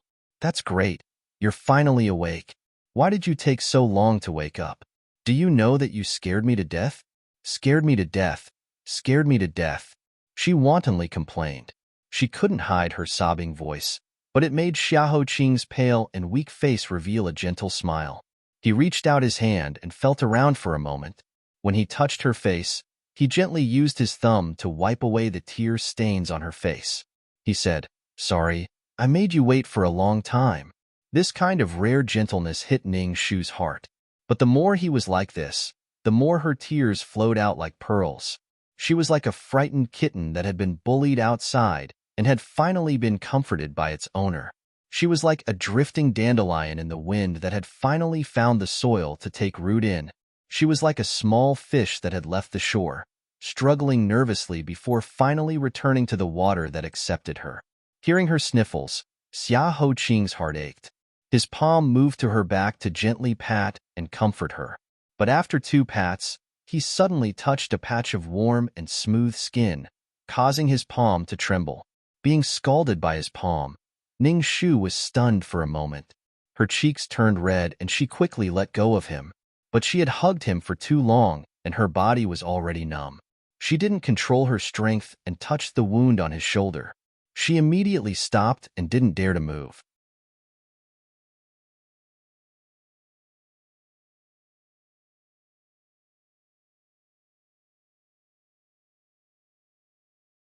Chapter 371. I didn't do it on purpose. She quickly pulled open his clothes to look at the wound. Seeing that there was no blood on the cloth, she let out a sigh of relief. The next moment, she noticed the surprised expression on his face. She reflexively retracted her hand, not knowing what to do. Previously, he had been unconscious. In order to check his wound, she would pull off his clothes every once in a while. She had gotten used to it and had forgotten that he had woken up. Ning Shu's face was so hot that it was about to emit smoke. What kind of storms and waves had she not seen before? At this moment, she was dumbstruck. She was too unreserved. No, it was more than unreserved. Not only did she take the initiative to throw herself into his arms, but she also touched him all over. She was simply like a female rogue. Ning Shu closed her eyes in despair. She wished she could faint on the spot and become a coward. That would be better than now. She didn't know how to face Xiaoqing in the current situation. Fortunately, Xiaoqing was not much better than her.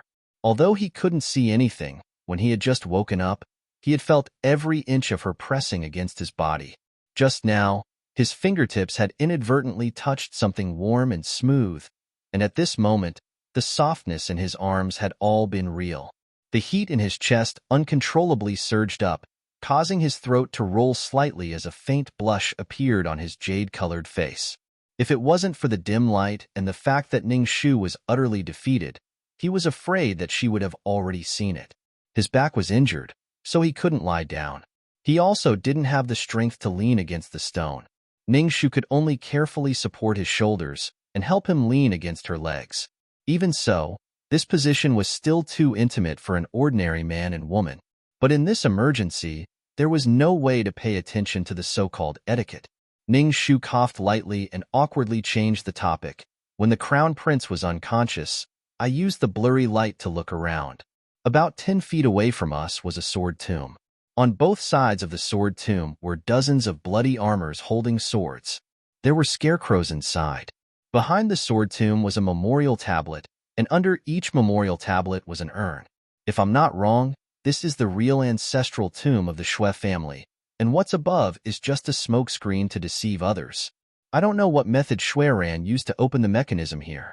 His goal is very simple. He wants to trap us here until we die. Xiaoqing, you said that a beam of light leaked through the crack. Then, is there a way for us to use that crack to transmit our location? Ning Shu looked at the unreachable gap inside. That gap is very far away from us, and it's empty and stuffy here. The air is thin, so no matter how loud we make, we'll be stuck inside and can't get out.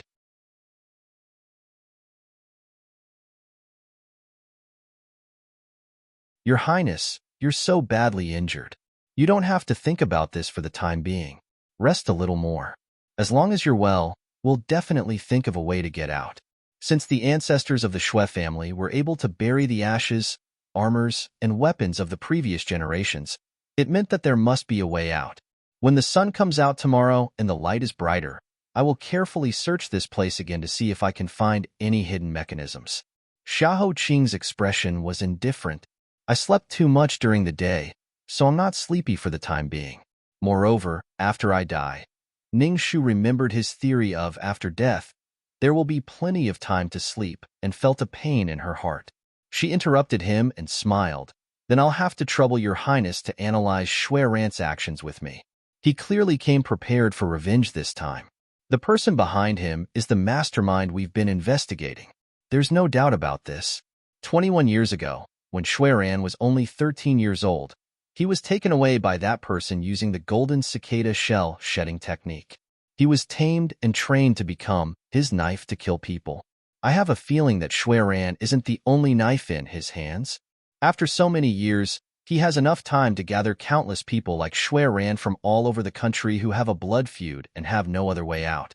He'll tame them and turn them into obedient dogs at his feet. Does your highness still remember what Shui Ran said before he died? He said, compared to that self-indulgent ruler, my master is the most upright and honorable one in the world. The incapable ruler he was talking about was naturally the current emperor. Then who is this righteous referring to?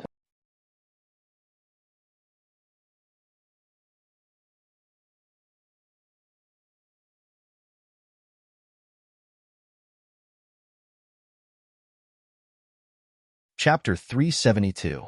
Because he favored the first and second Empress Zhou, especially the second Empress Zhou, the former emperor did not have many children.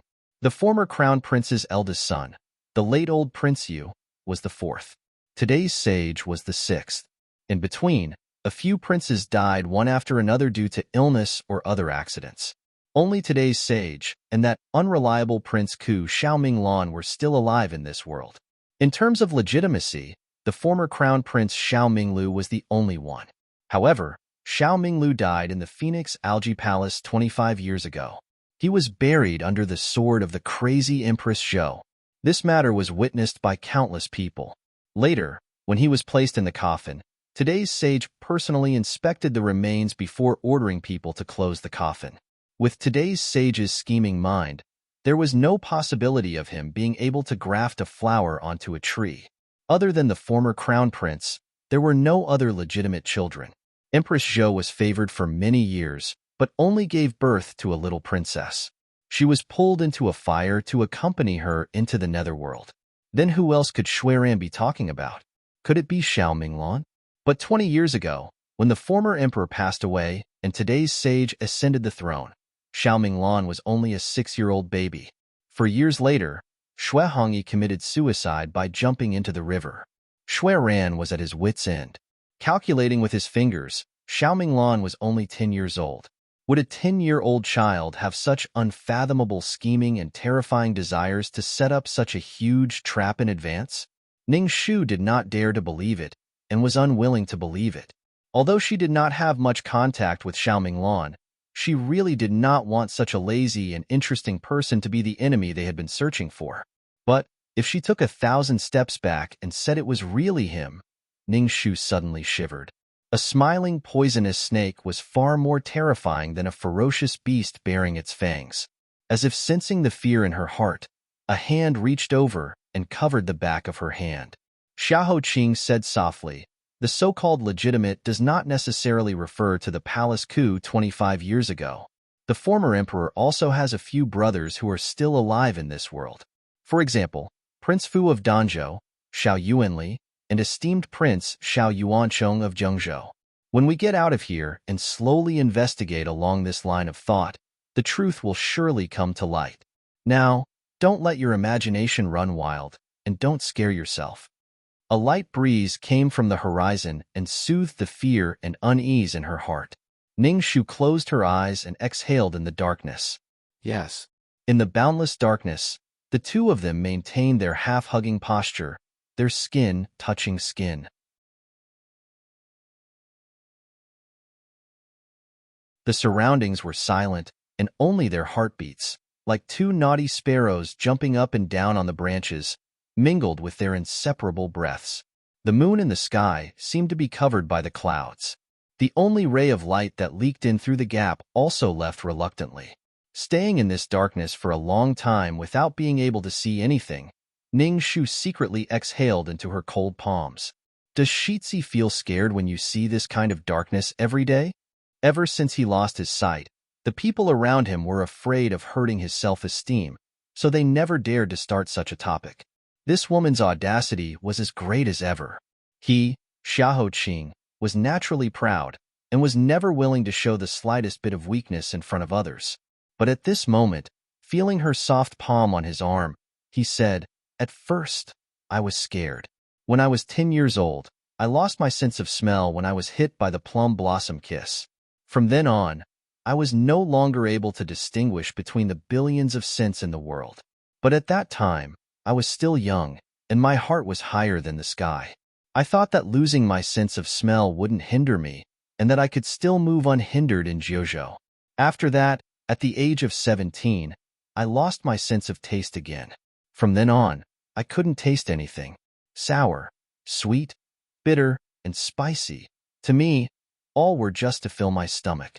Only then did I realize that the world's bitterness could only be tasted with the heart. Although I never told anyone, I knew that the next time I lost my sense of smell, it wouldn't be long. Sure enough, on the day I was 20 years old, in front of a full house of guests and in front of my parents, my eyes suddenly turned dark. Although I was prepared for that day, when it suddenly came, my heart was still filled with endless disappointment. From then on, there was no difference between day and night to me.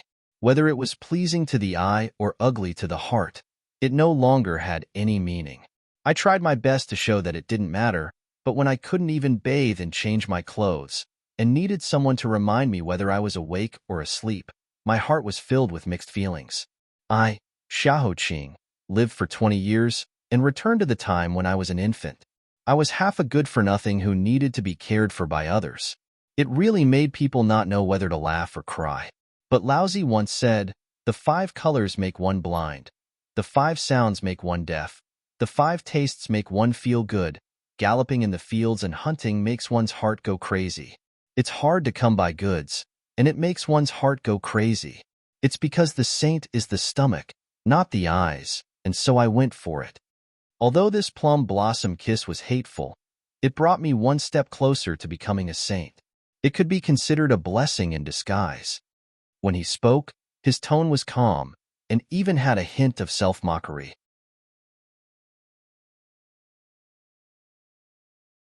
But the more he was like this, the more it made Ning Shu's chest feel stuffy and sad. She couldn't help but say, "In the future, I will be with the air. No matter how dark it is, I will be your eyes."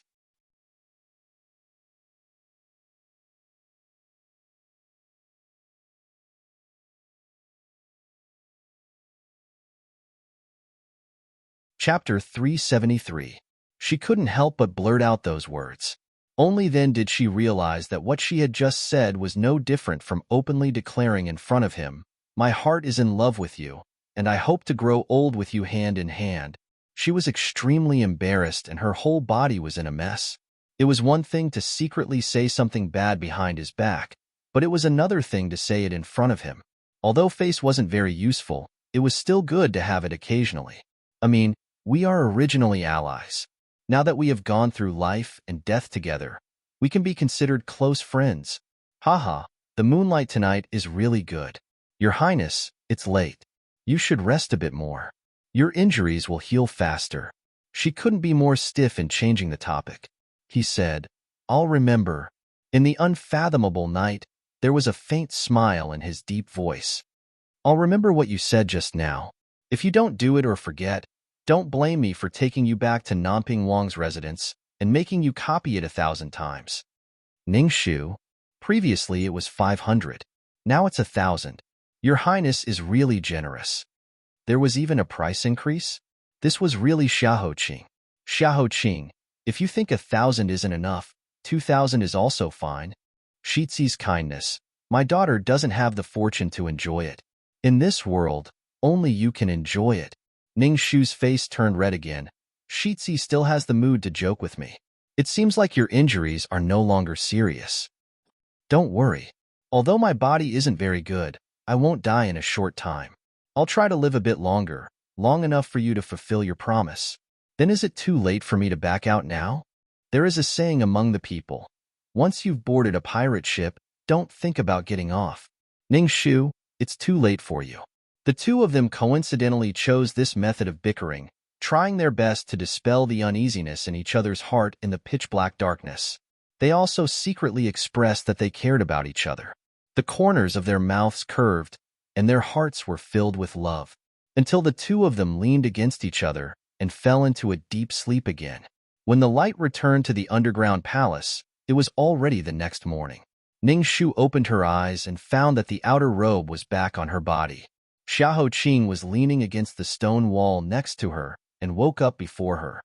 "Your Highness, you're heavily injured and it's cold and damp underground. You should wear this robe first. It's just some superficial wounds. I'm not a woman. I can't catch a cold during confinement. Don't worry, I promised you that I won't die for the time being. Juicy and the others must be thinking of a way to come down. You should put on your clothes properly." She hadn't drunk a drop of water for nearly 16 hours, and after going through so many twists and turns, even if she wasn't injured, she was still somewhat exhausted. She was like an arrow at the end of its flight, let alone Xiahou Qing. She knew that he was only pretending to be calm and collected. This wasn't the way to go. Rather than waiting for others to rescue him, it was better to take the initiative. She thought about it and decided to listen to him. She put on her outer robe and tied it tightly. "There's no water or dry food here. Your Highness, don't move around so as to avoid wasting your strength. Right now, the light is good. I'll go to the Shui family's memorial tablet and sword mound to look around and see if I can find the mechanism." Xiahou Qing nodded and suppressed the cough in his throat. "Be careful."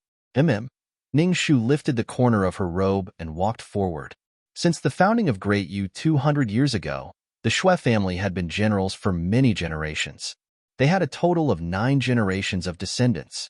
Not a single one of their men had not died on the battlefield. Boiling hot blood gushed out of their bodies and splashed over every piece of armor and weapon. As time passed, the blood gradually dried up and turned black, rotting away along with the armors and weapons that their masters had worn when they were alive.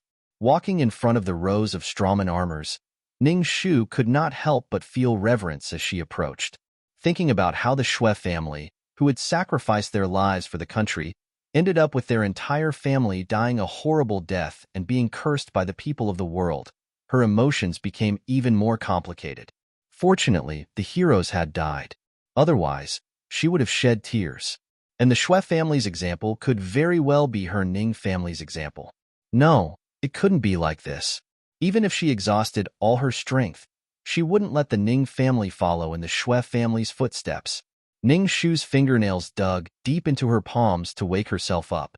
She then took a deep breath and walked to the rows of silent memorial tablets in front of the Shui family. She respectfully bowed. "Seniors, if I may be so bold as to offend you." After bowing, she began to investigate. She knocked on the surrounding walls one by one, but the sound was dull and there was no echo.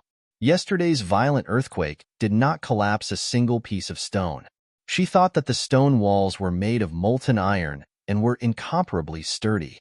She took out more than 40 iron swords from the sword tomb and examined them one by one. There was no mechanism underneath. The armor was too heavy to move.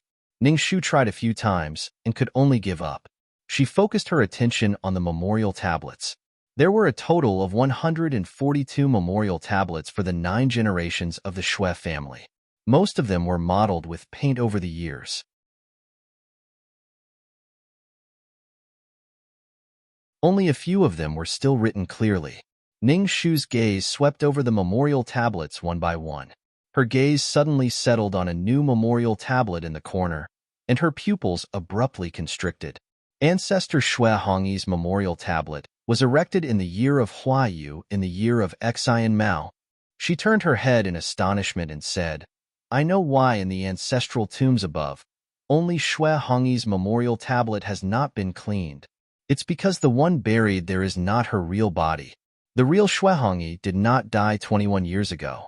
She hid somewhere and quietly survived. It was not until 12 years later in the 4th month of the year of Xian Cho that she truly died. Not only that, she also gave birth to a child in these 12 years.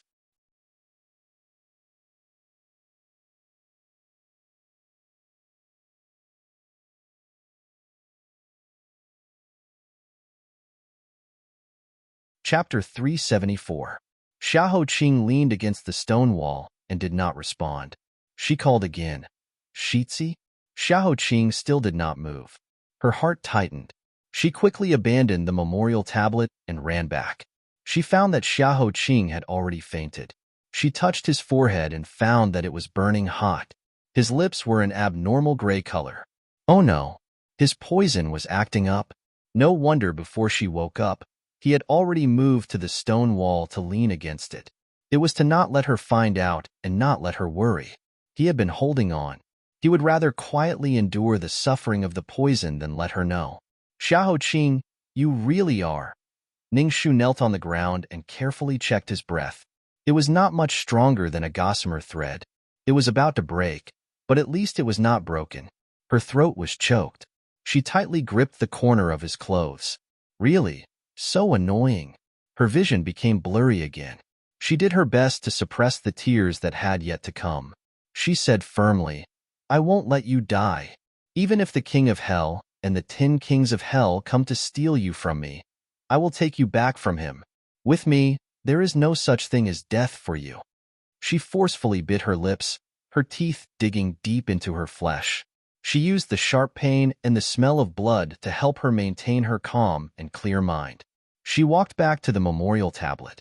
There was a cinerary urn under each memorial tablet. Could it be that the mystery was hidden in these cinerary urns? At this moment, she no longer cared about the dead or being struck by lightning.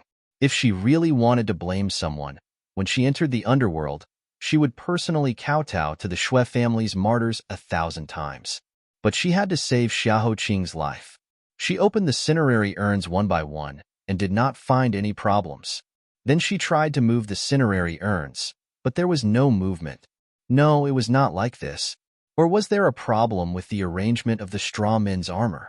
It was said that the ancestors of the Xue family had left behind a set of special military strategies for their descendants.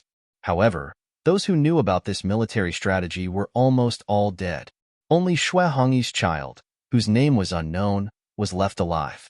That child had spent many years planning today's revenge. Even if he knew, he wouldn't tell her. Ningxu, calm down.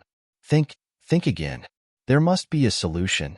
She was like a tireless spinning top, constantly running around this gloomy and damp tomb. She didn't know when her fingers had been cut by a rusty weapon while she was searching, but she didn't feel it at all. Xiahou Qing's breath was getting weaker and weaker, like a strand of spider silk stretched to its limit, which could break at any time. Ningxu pressed her head against his chest and pleaded softly, Xiahou Qing, hold on a little longer, wait for me. I will definitely think of a way to get you out of here.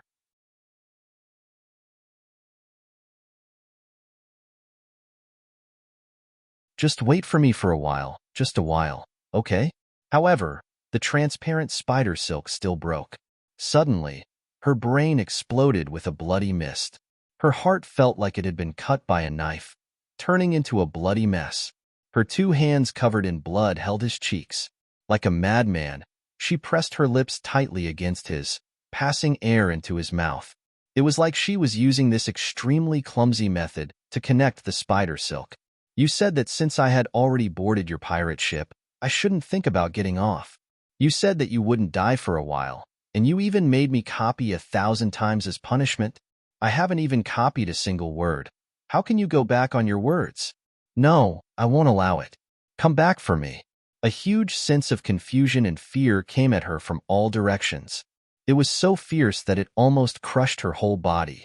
After her rebirth, she had been in danger many times, but only this time. She was at a loss and fell into a state of fear. What should she do? Who could tell her? What should she do?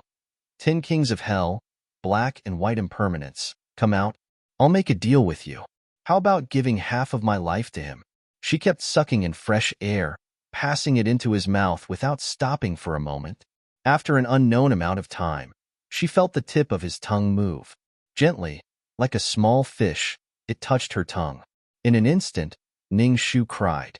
Tears fell under his eyes. As if he was scalded by the tears, Xiahou Qing weakly trembled his thick eyelashes. The tip of his tongue moved again, licking her lips that she had bitten. Ning Shu opened her eyes wide and pulled her lips away from his. Why are you crying? His voice was extremely hoarse, but his eyebrows were wrinkled. Ning Shu turned her head away to wipe her tears. This lady isn't crying. I'm just hungry. I heard from a story that there were two fishermen who went fishing together. Halfway through, they encountered a storm and lost their way. They didn't have any food, so one of the fishermen ate the other until they were rescued. I was wondering if I should eat you to survive. He laughed intermittently. If that's the case, you should eat me. But there's poison on my body. Remember to roast me first before eating me. You really have a problem. Ning Shu couldn't stop her tears from rolling out. She hurriedly raised her head to let the tears flow back. In a daze, she suddenly found that the strange protruding stone above her head was faintly aligned with the celestial constellations. She pinched her sleeves and hurriedly wiped away her tears. She raised her head to look carefully, and then her gaze fell on the straw-armored men. I know how to get out.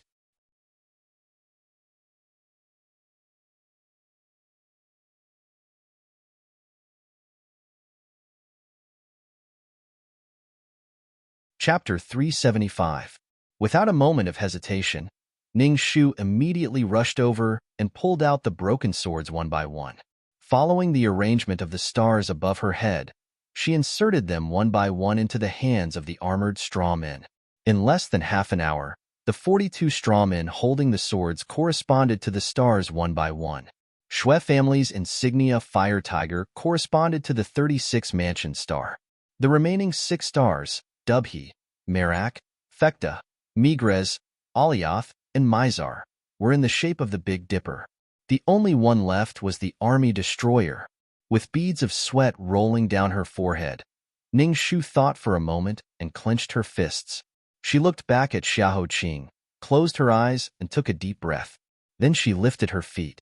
Xiahou Qing seemed to be aware of her intention. He shouted in a hoarse voice, Ning Shu, what are you doing? Come back. He struggled to get up from the ground. There was a fishy taste in his throat. He bent over and spat out a mouthful of blood. But he was not in the mood to pay attention to it.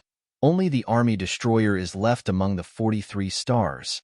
It symbolizes a dangerous situation. You want to replace it? Do you want to die? Because of the anger in his heart, blood flowed out from the corner of his mouth again. He covered his chest and slowed down his voice. He waved his pale hand at her and coaxed, there must be more than one way to get out. Be good and come back to me. I don't feel well. He rarely called her by her name. It was even more rare for him to take the initiative to show his weak side to her. Ning Shu's heart ached as if someone had dug out a piece of it. She pulled up the corner of her mouth and smiled. The Big Dipper's handle points to the east. It symbolizes the vitality of spring. I believe that the Shui family has been loyal and benevolent for generations. They will leave us a way out. Don't worry, she said, and walked towards the direction of the Army Destroyer step by step. Until she took the last step, she stood still.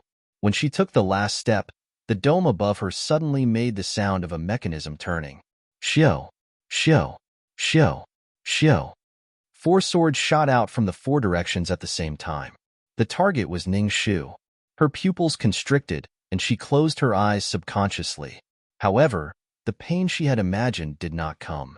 She opened her eyes and found that the 4 swords had landed by her feet and sides. If she had dodged out of fear, she would have dodged one of the swords. The other swords would have mercilessly cut through her skin and severed her bones and flesh. Fine beads of sweat fell to the ground and seeped into the soil. Ning Shu's face showed a smile of having survived a disaster. When she took a step forward, she realized that her legs were already numb. Which ancestor of the Shui family set up such a tricky test? When she entered the underworld in the future, she had to properly pay respects to this senior.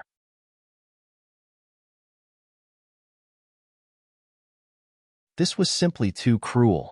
But fortunately, she passed. After a short while, the underground palace roars even louder. Just behind the position of the Vanquisher star where Ning Shu is standing, a small door suddenly opens in the molten iron wall. It is dark and deep inside the door, but it represents the sweetest rebirth in the world. Ning Shu? Xiao Qing called out worriedly after not hearing her voice for a long time. Ning Shu smiled like a flower, and her eyes were full of tenderness. Don't worry, Shitzi. My daughter is the reincarnation of the nine-life cat. She is living well. I will take you out. Without delay, Ning Shu bent down and put his good arm around her shoulder. She used all her strength to support him and steady him. Xiao Qing refused her support. The blood at the corner of his mouth made his face look abnormally fragile, like a piece of glass that could shatter at any time. However, this person made of ice spoke with a serious and cold tone that she had never heard before. You're lucky that you didn't die today. If there's a next time when you make your own decisions without consulting me and risk your life, you don't have to stay by my side. Our alliance can also be cancelled. Ning Shu, do you understand?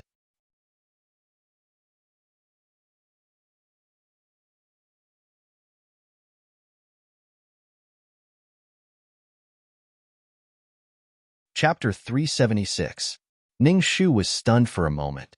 She lowered her head and said, I understand. I promise I won't do it again. Only then did Xiao Qing relax his furrowed brows and lean his body on her thin shoulder. Two people and a silhouette walked out of the small door that had been opened. Maybe it was because the path was too long or because the secret passage was too quiet, but a trace of grievance quietly slid into Ning Shu's heart. She bit her lips and muttered, I was just anxious to save you. In the dark, he wrapped one arm around her slender white neck and thin shoulder. His other hand was on the stone wall, trying not to be too heavy a burden for her. Feeling the grievance of the little girl beside him and her slightly nasal voice, the ice in his chest melted like water, turning into a breath that gently brushed past her ear. He tilted his head and softly said, I know, but if you die, my life will have no meaning. Ning Shu never knew that she loved to cry so much. She couldn't bear any grievances and was so easily swayed. A single sentence could make her want to cry countless times today. She was too timid. It was not like her, Ning Shu, but she didn't feel that bad. Her body was tired, her eyes were sore, and her heart was full. She knew that this thing was called love. After walking for a long time in the secret passage, the weak light of the torch was almost completely extinguished. Finally, light poured in from the end of the secret passage. Half of her heart was put down. Ning Shu let out a breath and excitedly sped up. She supported Xiao Qing up the wooden stairs and finally arrived at the end of the passage in front of the wooden board. She reached out her hand and lifted the wooden board. Xiao Qing's ears suddenly moved. His palm pressed down on her shoulder. Wait, there's a person's voice, but he was still a step too slow. Ning Shu was about to stop, but the wooden board had already been moved by her. The next moment, the wooden plank was kicked away, and a dagger aimed at Ning Shu's forehead flew through the air. Standing on the wooden ladder and supporting Xiao Qing, Ning Shu had no strength to escape. At the critical moment, Xiao Qing's arm pressed Ning Shu's head against his chest. His bloody hand hugged her waist and flew out of the secret passage. The sound of a sharp weapon cutting through flesh was heard. Xiao Qing let out a muffled groan from the bottom of his throat. Holding Ning Shu in his arms, he fell onto the broken seat next to him. Even at the moment before he lost consciousness, he still leaned to the side and protected her in his arms, using him as her shield. She was about to go crazy. She couldn't even bear to get angry at such a person, so how could they dare? Seeing that the attack was successful, the person who had launched the sneak attack immediately retreated. Ning Shu's lips trembled as she took out the broken piece of metal she had taken from the armored strawman.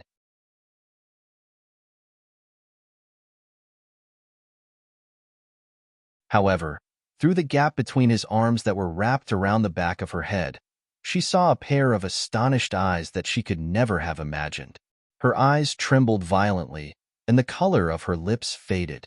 She asked each and every word with bloodthirst, "How could it be you?" The owner of the pair of eyes retreated a few steps in shock, almost falling down in a sorry state. He dodged and turned his face away. This person had a friendly round face, and his eyes were also round. He was known to have a good temper. He would smile at anyone he saw and would never get angry. This person looked like a young man, but he had the sense of responsibility and manliness that many old and cunning officials lacked. This person had once said to her anxiously and expectantly, "I admire the mountains and rivers. If there comes a day when I'm lucky enough to fulfill my promise with my father and leave the capital, would you be willing to travel with me?" When this person found out that he was the one who had been deceived, he turned around and apologized to her, saying that he had been reckless and had caused such a misunderstanding. He also swore that he would never reveal her secret. This person had once said with incomparable sincerity, "Before you really make a decision, could you please let me continue to admire you? I know this is very presumptuous, but I really can't control my heart. I'll do my best to not cause you any trouble. If I've accidentally caused you any trouble, feel free to tell me. I'll definitely keep my distance." She didn't have any romantic feelings for this person, but in her heart, he was a gentleman who was worth befriending, a friend who was worth being honest with. But it was also this person who had just shattered all the good impressions she had of him, leaving only a detestable face. "Tan, Siwei, tell me why. Is it you?" She hissed and questioned, her hands desperately trying to cover the bleeding hole in Xiahou Qing's back.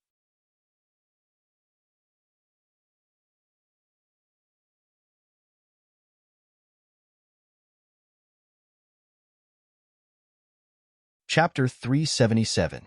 There were tears in Tan Siwei's eyes. His eyes, which were always smiling, were full of shame and embarrassment. "I'm sorry. I didn't know it was you who came out. I'm really sorry. I'll help you up."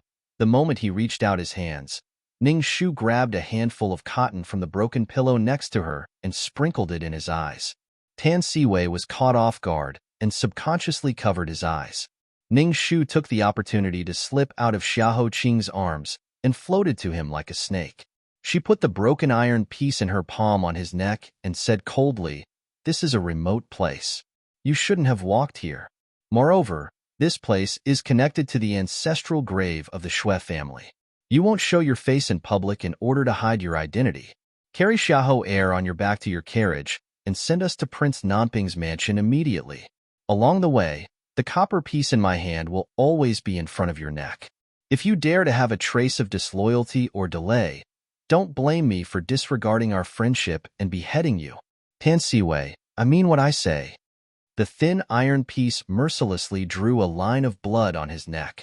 Tan Siwei never thought that Ning Shu, who had always been gentle with him, would have such a ruthless side. He also didn't expect that they would come to this point. He was forced to raise his head and be controlled by her. He lowered his eyes and looked at her bitterly. "Don't worry. I'll do whatever you ask me to do. I won't act rashly.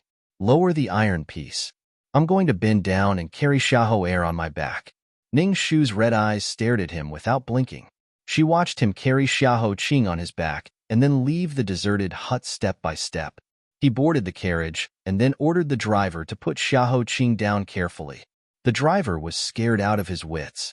Just as he was about to loyally save his master, Tan Siwei closed his eyes and shook his head gently at him, motioning him to quickly get the carriage.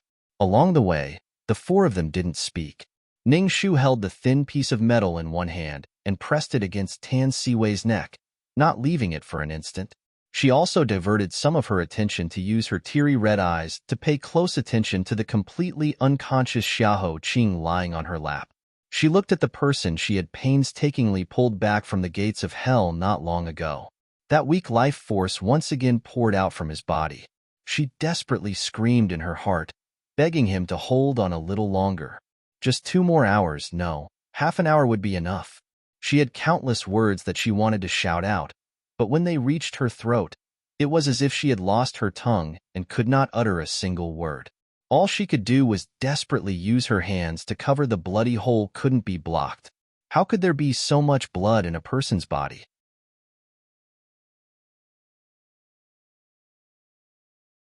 Xiahou Qing, could it be that you were made by the river of forgetfulness? I order you to stop bleeding.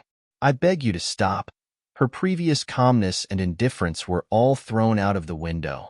She once again cut the metal piece into Tan Siwei's flesh. Like a madwoman, she shouted at the coachman outside, "If you want your master to live, you better go faster. I want this horse to run faster than anything else, so fast that it could catch up to his flowing life. Hearing Tan Siwei's pained cry, the driver's heart tightened. He quickly swung the horse whip hard. The horse let out a neigh and dropped its hooves even faster. Perhaps a long time had passed, or perhaps it had only been a cup of tea in a tea house, or half a play in a storyteller's story, but the horse pulled the wheel like it was flying over the hottest sun of early summer and the busiest street in Jingdo. Under the shocked and curious gazes of bystanders, it finally stopped and fell with a boom in front of the gate of the Prince of Nanping's Fu.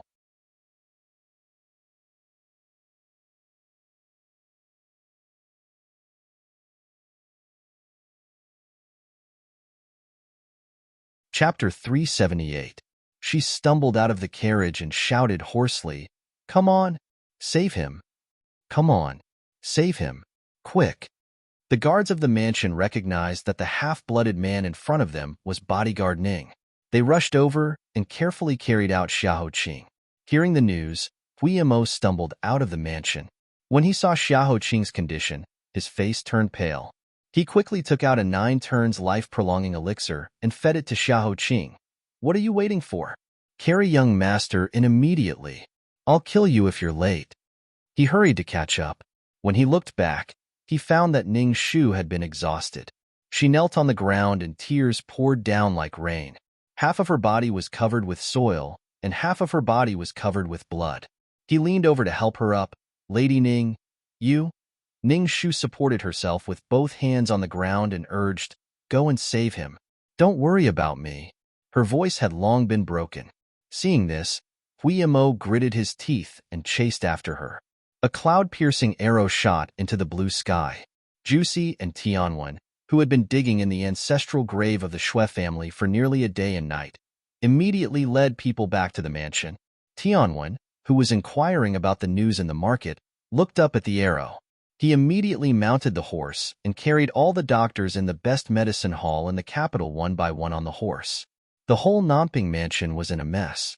Only she knelt in front of the Nanping mansion powerlessly and cried silently. Was she wrong? She clutched her empty heart tightly. Her tearful eyes were full of confusion. It was the first time since her rebirth that she was so confused.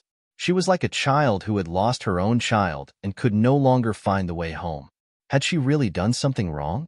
The man in her dream had warned her so loudly that she should stay away from love and abandon greed and anger. Otherwise, everyone would die because of her, including Xiahou Qing. But she was stubborn and turned a deaf ear to it. Now, was it her punishment? Yes, it must be. But why didn't it descend on her head? Why was it Xiahou Qing? Beside her, Tan Siwei didn't leave. He looked at Ning Shu, who he had never seen before, in a daze. He walked in front of her and reached out his hand, wanting to wipe away her tears. "I'm sorry. I didn't know it would be like this. Shu'er, don't cry like that." Ning Shu turned her head away to avoid him. She stopped her tears and questioned him with her reddened eyes. "Minister Tan, I only have one question for you. Are you the murderer in the case of the envoy's sudden death?" Tan Siwei's pupils shrank. Slowly, he retracted his hand. It was early summer, and the sky was clear and blue. There was no room for messy clouds. Tan Siwei raised his head to look at the sky that was so high and far away that he could not reach. It was a little dazzling.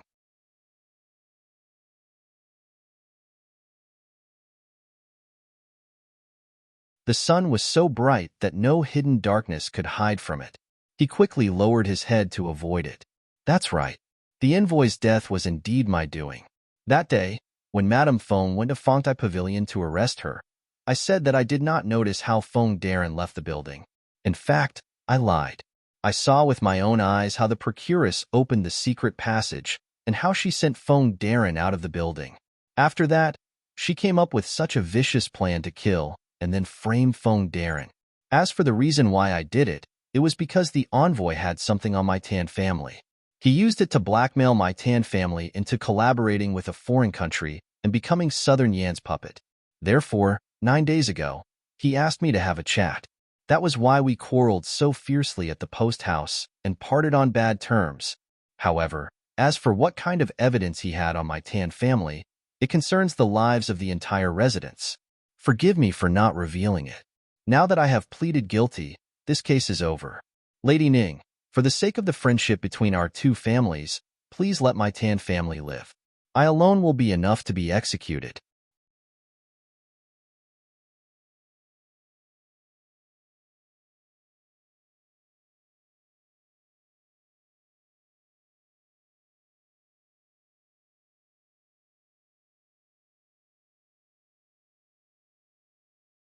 Just in case, he wanted to see if he could save the crown prince's life from the hands of the king of hell. There is only one pill in the whole world. Now that the crown prince has taken it, he shouldn't be in danger for the time being. But the crown prince has been poisoned for many years. His body is like a sand castle. It looks strong, but in fact, it is full of holes. Whether the crown prince's life can be saved completely depends on the face of the god. Ning Shu nodded and raised the corner of her mouth. The plum blossom kiss didn't kill him. The final secret hasn't been revealed yet. He won't let himself die in such a small matter. That person is very prideful.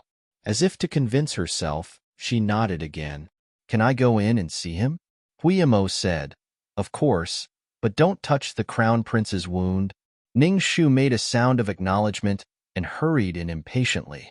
Huiyamo hesitated for a moment and said, Has Tan Shaoqing admitted that he committed the crime? Ning Shu gave an affirmative answer.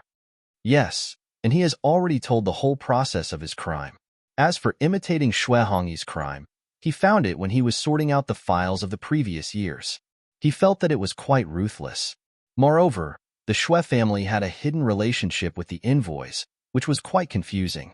And on the night of Li Yi's accident, he was also a bystander. So, the plan of framing Li Yi came up spontaneously. It was completely logical. Huiyamo nodded and stepped aside to let her in.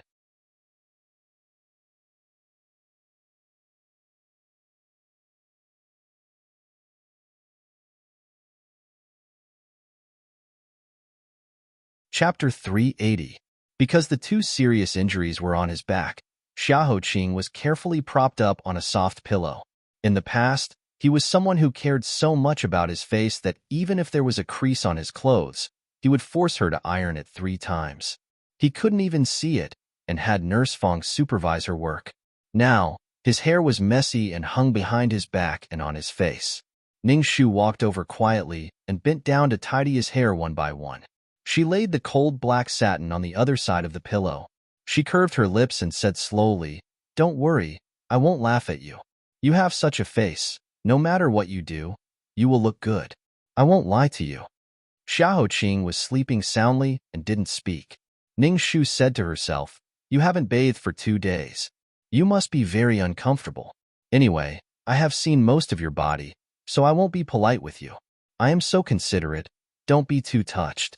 If you were really touched, I would have to accept it. She brought over a basin of hot water and mixed it with some cold water. After carefully testing the temperature of the water, she rolled up her sleeves and began to wipe his face. She continued to mutter, Speaking of which, this young miss is also a noble in her own residence. A young miss who is served every day. How did I end up serving you every day in your residence? We have to settle this account when we have time. Huema and the other guards were still guarding the door. It was not as dark as the underground palace where she could hide her shyness. She was too embarrassed to take off his clothes, so she rolled up his wide sleeves and wiped his arms. When she wiped the inside of his left arm, Ning Shu suddenly froze. The handkerchief in her hand fell to the ground. Yesterday, she was anxious to check his wounds. Moreover, the underground palace was dark. Except for the 2 bloody wounds, she couldn't see the rest of his body, let alone the inside of his arm. At this moment, the golden afternoon sun shone through the lattice of the window into the hall. Everything was very clear. Ning Shu narrowed her eyes and looked at Xiaoqing in disbelief. She asked Huiyamo, Where did the pattern on your Shizi's arm come from? Why does this shape look so much like a bite mark left behind by an angry woman? There were 3 red dots at the top and bottom of the pattern, which looked like a bite mark. Huiyamo didn't doubt her and said honestly, Well, don't talk nonsense. Prince Shizi was born with that birthmark. Ning Shu continued to smile and said, That must be the love debt that your young master owed in his previous life. The girl must have bitten his arm with extreme hatred. Even reincarnation won't be able to dissipate it. At the same time, in her shocked heart, she recalled 100 years ago in the underworld, when she had returned from her fifth life after a tragic death.